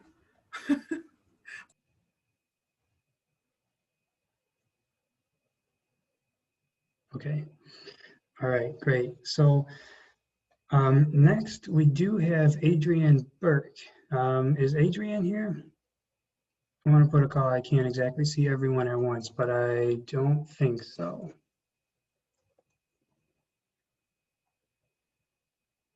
So, okay. All right. So what we can do then is move on to the next speaker. So that is Kiana Avalon. And so Kiana's presentation is titled Countering Far-Right Co-optation in the Animal Rights Movement. So Kiana is a graduate student in Westminster College's Master of Arts in Community Leadership program. She has presented research on the rhetoric surrounding houselessness in Salt Lake City and the root causes of speciesism at the Western Social Science Association Conference and the annual North American Conference for Critical Animal Studies. Kiana continues to study rhetoric as it pertains to speciesism with a focus on countering eco-fascism within the animal liberation movement. She grounds her research in critical animal studies, anarchism, and ecofeminism with the goal of total liberation. Her free time is dedicated to volunteering at local animal sanctuaries. So with that, I would like to turn it over to Kiana. Thanks, Nathan. As I pull up my screen to share it, I do want to thank the organizers. Also, Anthony, I mentioned in the chat box, he introduced me to ICAS. It's about a little over a year ago, and what I hope to do going forward. So I'm really grateful for all the organizers. Can everyone see my screen okay? Okay, awesome. So the purpose of my presentation is to reflect on far-right co-optation of the animal rights movement and discuss how we can oppose and be on guard against this co-optation. I think it's a really timely topic since we've seen a rise in far-right electoral success, populism, and fascism in the recent past. And it's also particularly relevant to the animal rights movement since the mainstream animal rights movement, like organizations such as Anonymous for the Voiceless, are vehemently against intersectionality, and factions of the alt-right intentionally infiltrate social justice and environmental movements by co-opting some of the left's language and leveraging shared concerns for the environment and critiques of capitalism. And the far right uses their co-optations of animal rights as well as other movements to push their versions of solutions, and I'm doing air quotes for that, that are rooted in violence and scapegoating. And I think it's also really important that we're not just deplatforming the far right, but we're also understanding their ideologies so we can effectively debunk them. And that also allows us to be able to recognize dog whistles and counter their ideologies before they gain more traction. Throughout the presentation, I'll be referring to the far right and the alt-right. The far right will be used as an umbrella term encompassing all extreme conservative ideologies. And then within this overarching political leaning, I'll specifically focus on the alt-right. And the term alt-right was first used by Richard Spencer in 2007. And he used it differentiating the alt-right from conservatives and openly advocated for a white ethno-state and continues to do so. And just as a trigger warning, I will be sharing some pretty disturbing quotes from a Nazi website as well as screenshots of racist comments. So moving forward. So the first section, I just want to talk about the far right's version of animal rights and environmentalism, some of the shared critiques, but obviously very different solutions. So a major motivation for the far right's interest in co-opting animal rights is based on preserving the environment via veganism, their rejection of capitalism and consumerism, and a strategic effort to manage their optics by using veganism as a guise for portraying themselves as innocent or creating a perception of themselves as masculine protectors of animals.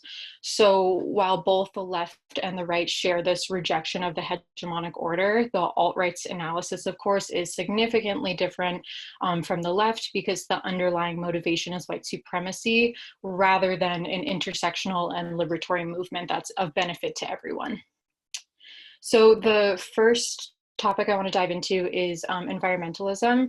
And right off the bat, it's important to note that there is a really wide range of far-right ideologies ranging from like a vehement dismissal of the climate crisis, saying that it's not real, to strong positionings towards environmentalism, which can be traced back to the 20th and 21st centuries.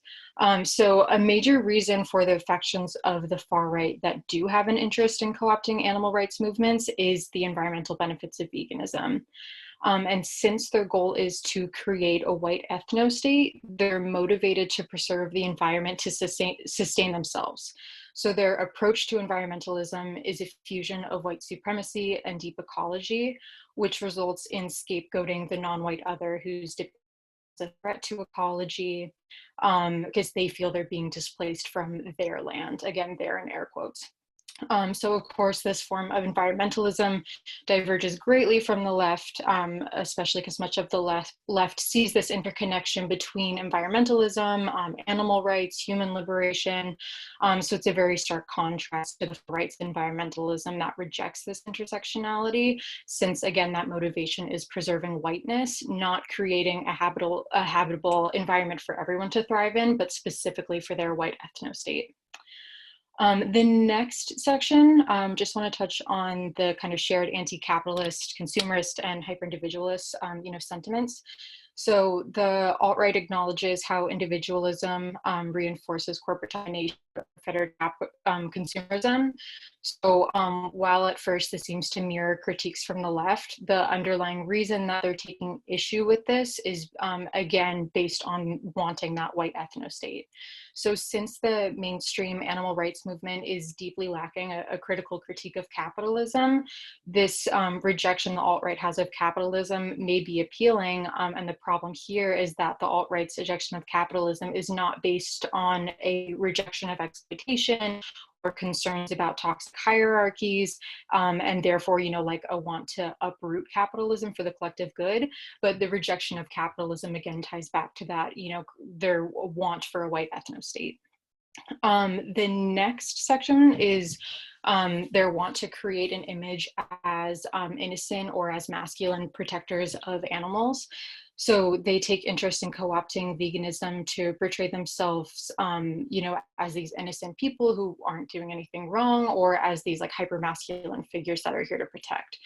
So as an example, you'll see a screenshot I have on this slide that's from a vegan section that was on a neo-Nazi website. And there's a few things that I think are important, in this quote. The first of which is how they're trying to equate like being Aryan with compassion, also implying that people who don't hold this identity aren't. And then they're also trying to differentiate themselves as vegans from hippies, saying that they're taking this, they're a different type of vegan. And also that, in this case, they're specifically talking about vegetarianism, but deeming it as an acceptable form of masculinity based on the fact that these soldiers they're referring to were vegan. So in their minds, that's what makes it acceptable, is that these masculine soldiers could thrive on this diet. So this co-opted version of veganism, the far right perpetuates, often situates themselves as, protectors, and it aligns them more with mainstream veganism, which portrays non-human animals as homogenous, helpless victims rather than agents of liberation. So for instance, the global animal rights group Anonymous for the Voiceless shows how some animal rights groups are in theory fighting for veganism or a vegan world, but they're simultaneously perpetuating speciesism by situating themselves as the strong human saviors who will speak for the voiceless and weak animals. And this rhetoric inaccurately assumes that animals can't communicate, and also just ignores like the complex emotions and communication that they do have. So the very name of Anonymous for the Voiceless it leaves the animal rights movement vulnerable to this much more extreme rhetoric that the far right is using. So I think it's crucial that we pay attention to human supremacy that's even within the animal rights movement, because it's very regressive. So even the very name of Anonymous for the Voiceless can be critiqued, and we can see how that could kind of open the floodgates to much more problematic language. So moving forward, I just want to talk about briefly some of the methods that the far right uses for infiltrating social justice movements, specifically how they do that through social media. So in addition to the overlap in critiques, the alt-right has made strategized efforts to co-opt the left's social media presence. and their rhetorical strategy on social media relies heavily on irony. So through this use of irony, they tap into a population of young men who reject political correctness and can share hateful views rooted in white supremacy, androcentrism, and xenophobia by playing off the content as half joking. So an author I was reading, Stanesco, describes this as an appeal of the alt-right is their very ability to both believe in while still being able to claim not to believe in the racist ideologies that they support. And this is particularly dangerous because their irony and satire has kind of pushed that overtone window of acceptable discourse further right. And memes are often like the vehicle they use to drive these half-joking messages. So while memes are, you know, they can be brushed off as ironic, the true nature of their movement is serious, and it's not a joke, and it is meant to radicalize people in a very negative direction, obviously. And then in addition to irony and satire, the far right uses humor, again in quotes, and a playful tone to espouse some of their messages. So an example is during an alt-right conference, Richard Spencer remarked that Keck has smiled upon us and the meme magic was real. And here this is in reference to Trump's political success in Pennsylvania, the previous election cycle. And this acted as like an inside joke alluding to their deity Keck, and the Southern Poverty Law Center describes this figure they use, Keck, as a semi-ironic religion. So again, like making something a joke, but it's not really a joke. And the remark also serves as this obsession they have with like trolling people online.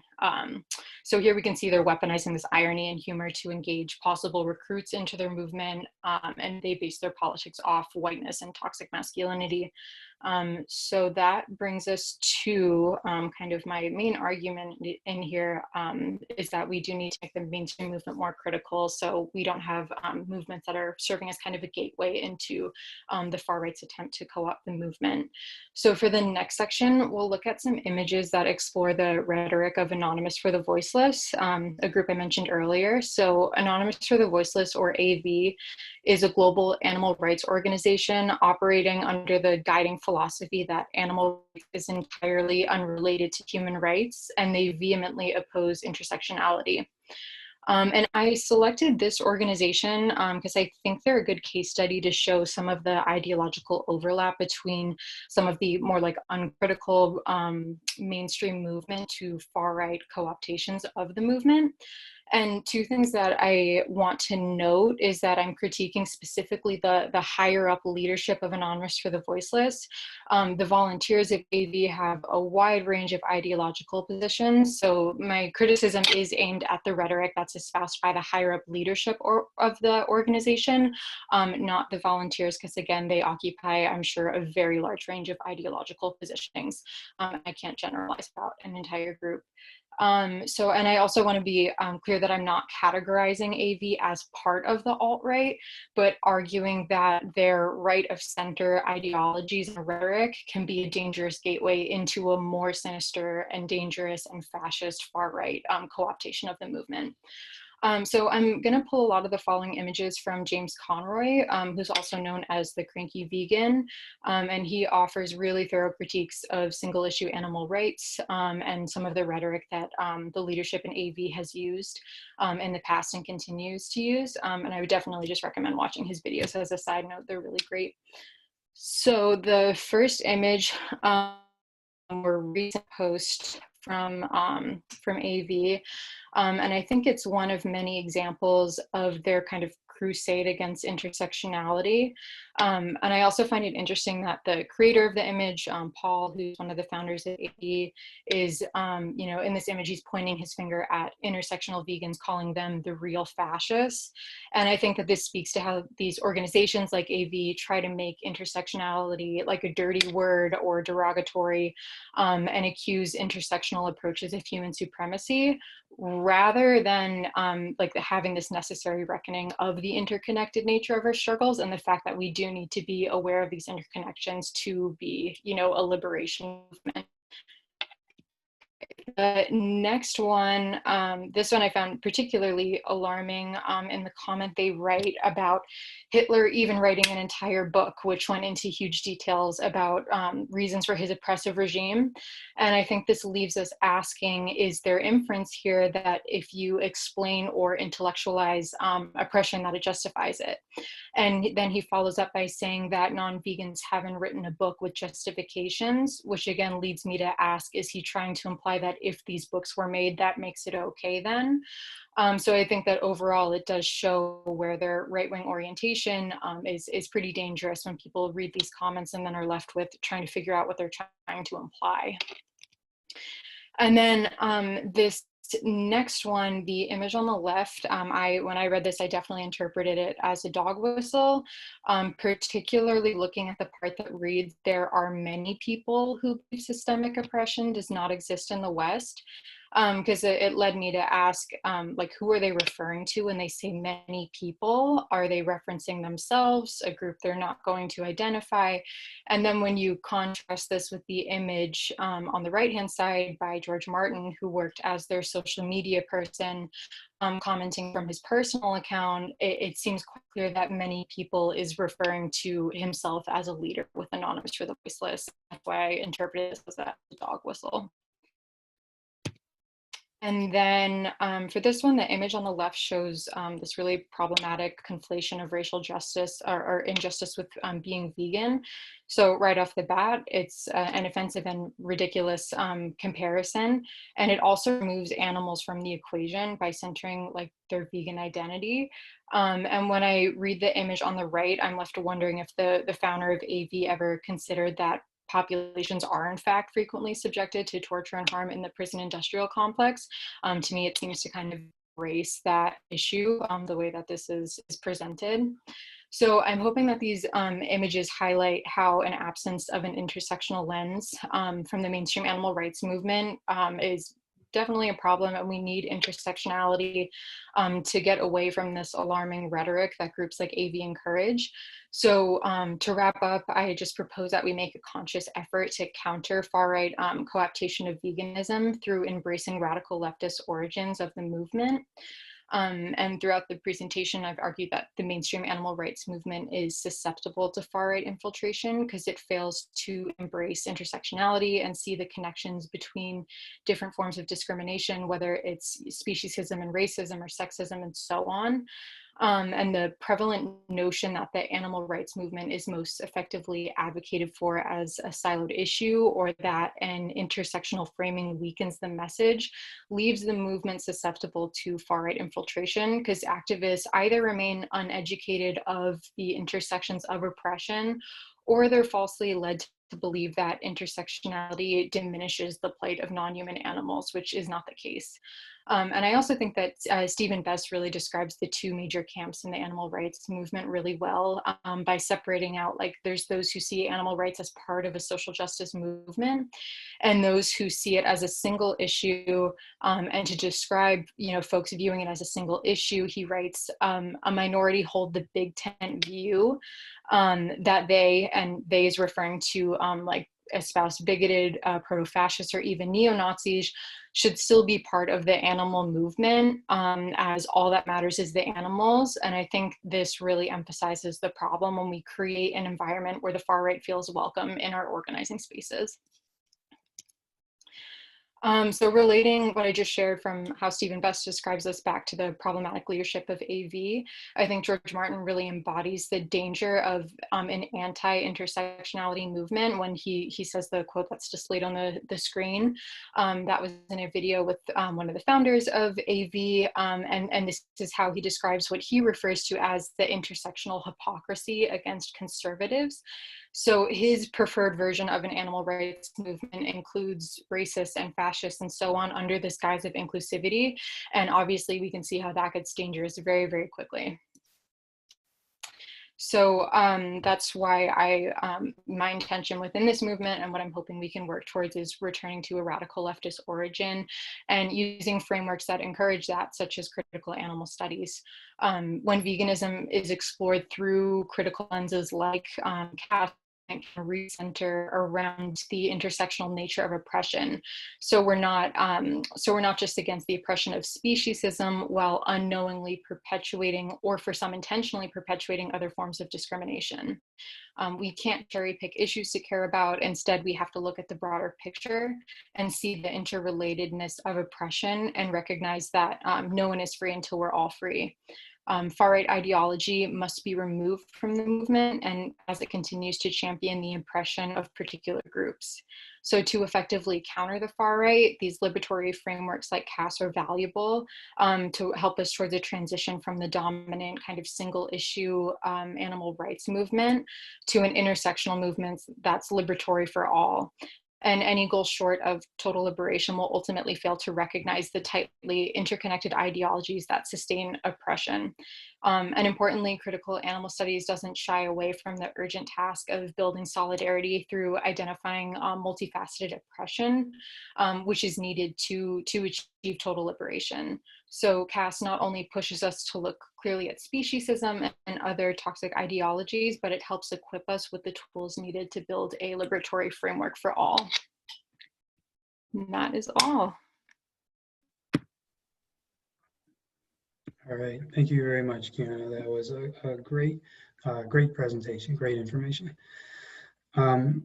So yeah, if there are comments or questions, please put them in the chat box. And we have some time to let Kiana field them. So there was one that came up, Kiana. You might be looking and reading, but I will read it. So Angela was asking, they would like to hear you on the debate about justice on the one hand and animal rights on the other. So certain critics, Cora Diamond, for instance, thinks we should approach the problem from a justice perspective since animal rights implies certain capabilities, to put it simply. So what do you think about this?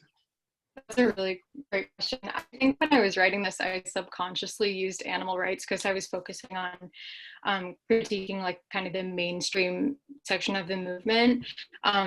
I think that animal liberation is, at least at this point in time, my preferred kind of framing of it. I'm not familiar with the folks that you pointed out in your comments, so I can't really speak to that, but I do think that it was kind of a subconscious decision when I do talk about the mainstream movement that often is very pro-capitalist or is willing to kind of trade oppression and say like, you know, you can be racist as long as you're vegan, and those types of like problematic, you know, things that we see happening in some of the mainstream movement. I kind of default to animal rights, but when I'm talking about like a critical framework or something that would be supported by CAS or ecofeminism, I generally use the term liberation. So I hope that kind of answers the question, but probably something I should explicitly state starting that, but it was kind of a subconscious decision to default to that term. Great, thank you. Yep, so we have some other comments here thanking you. Glad to have you as a local Utah activist from Jordan also. And thank you so much. Such an important presentation. So some nice accolades here. Are there other comments or questions for Kiana that could be typed here in the chat box?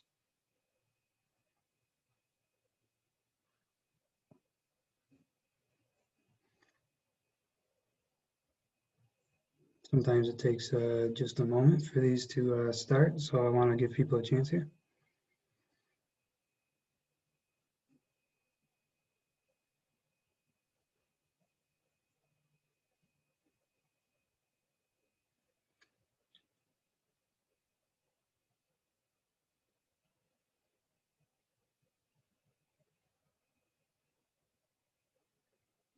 Yep.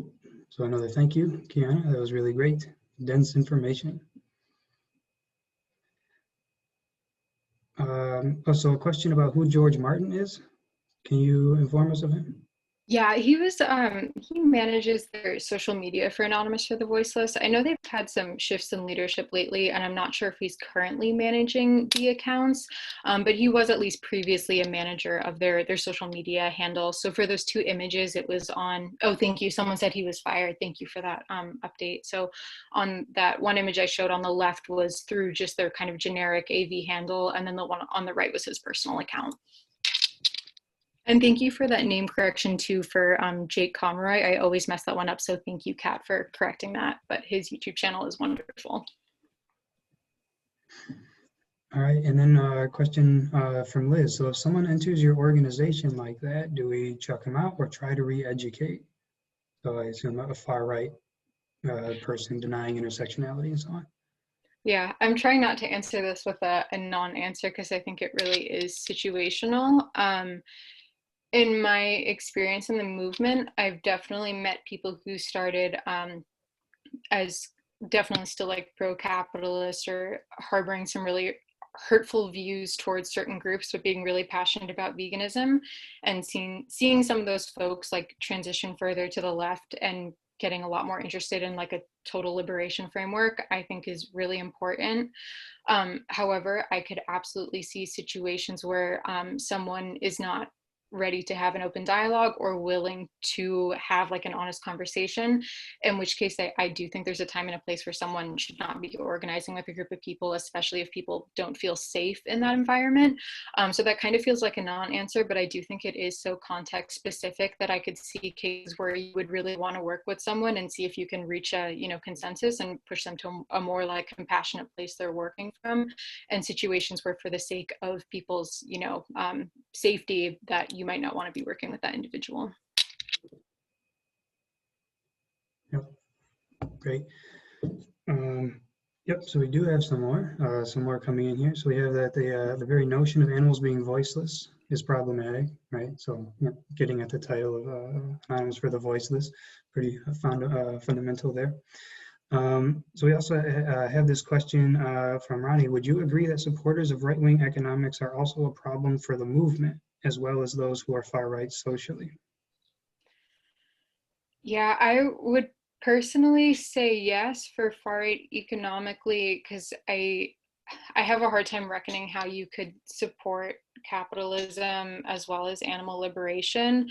And the reason I say that is because I think that consumer decisions are important, but I also see, as far as like kind of the supply side of it, when the government heavily subsidizes animal products, for example, it would, I don't know where we reach a tipping point where our consumer choices would actually kind of end that problem.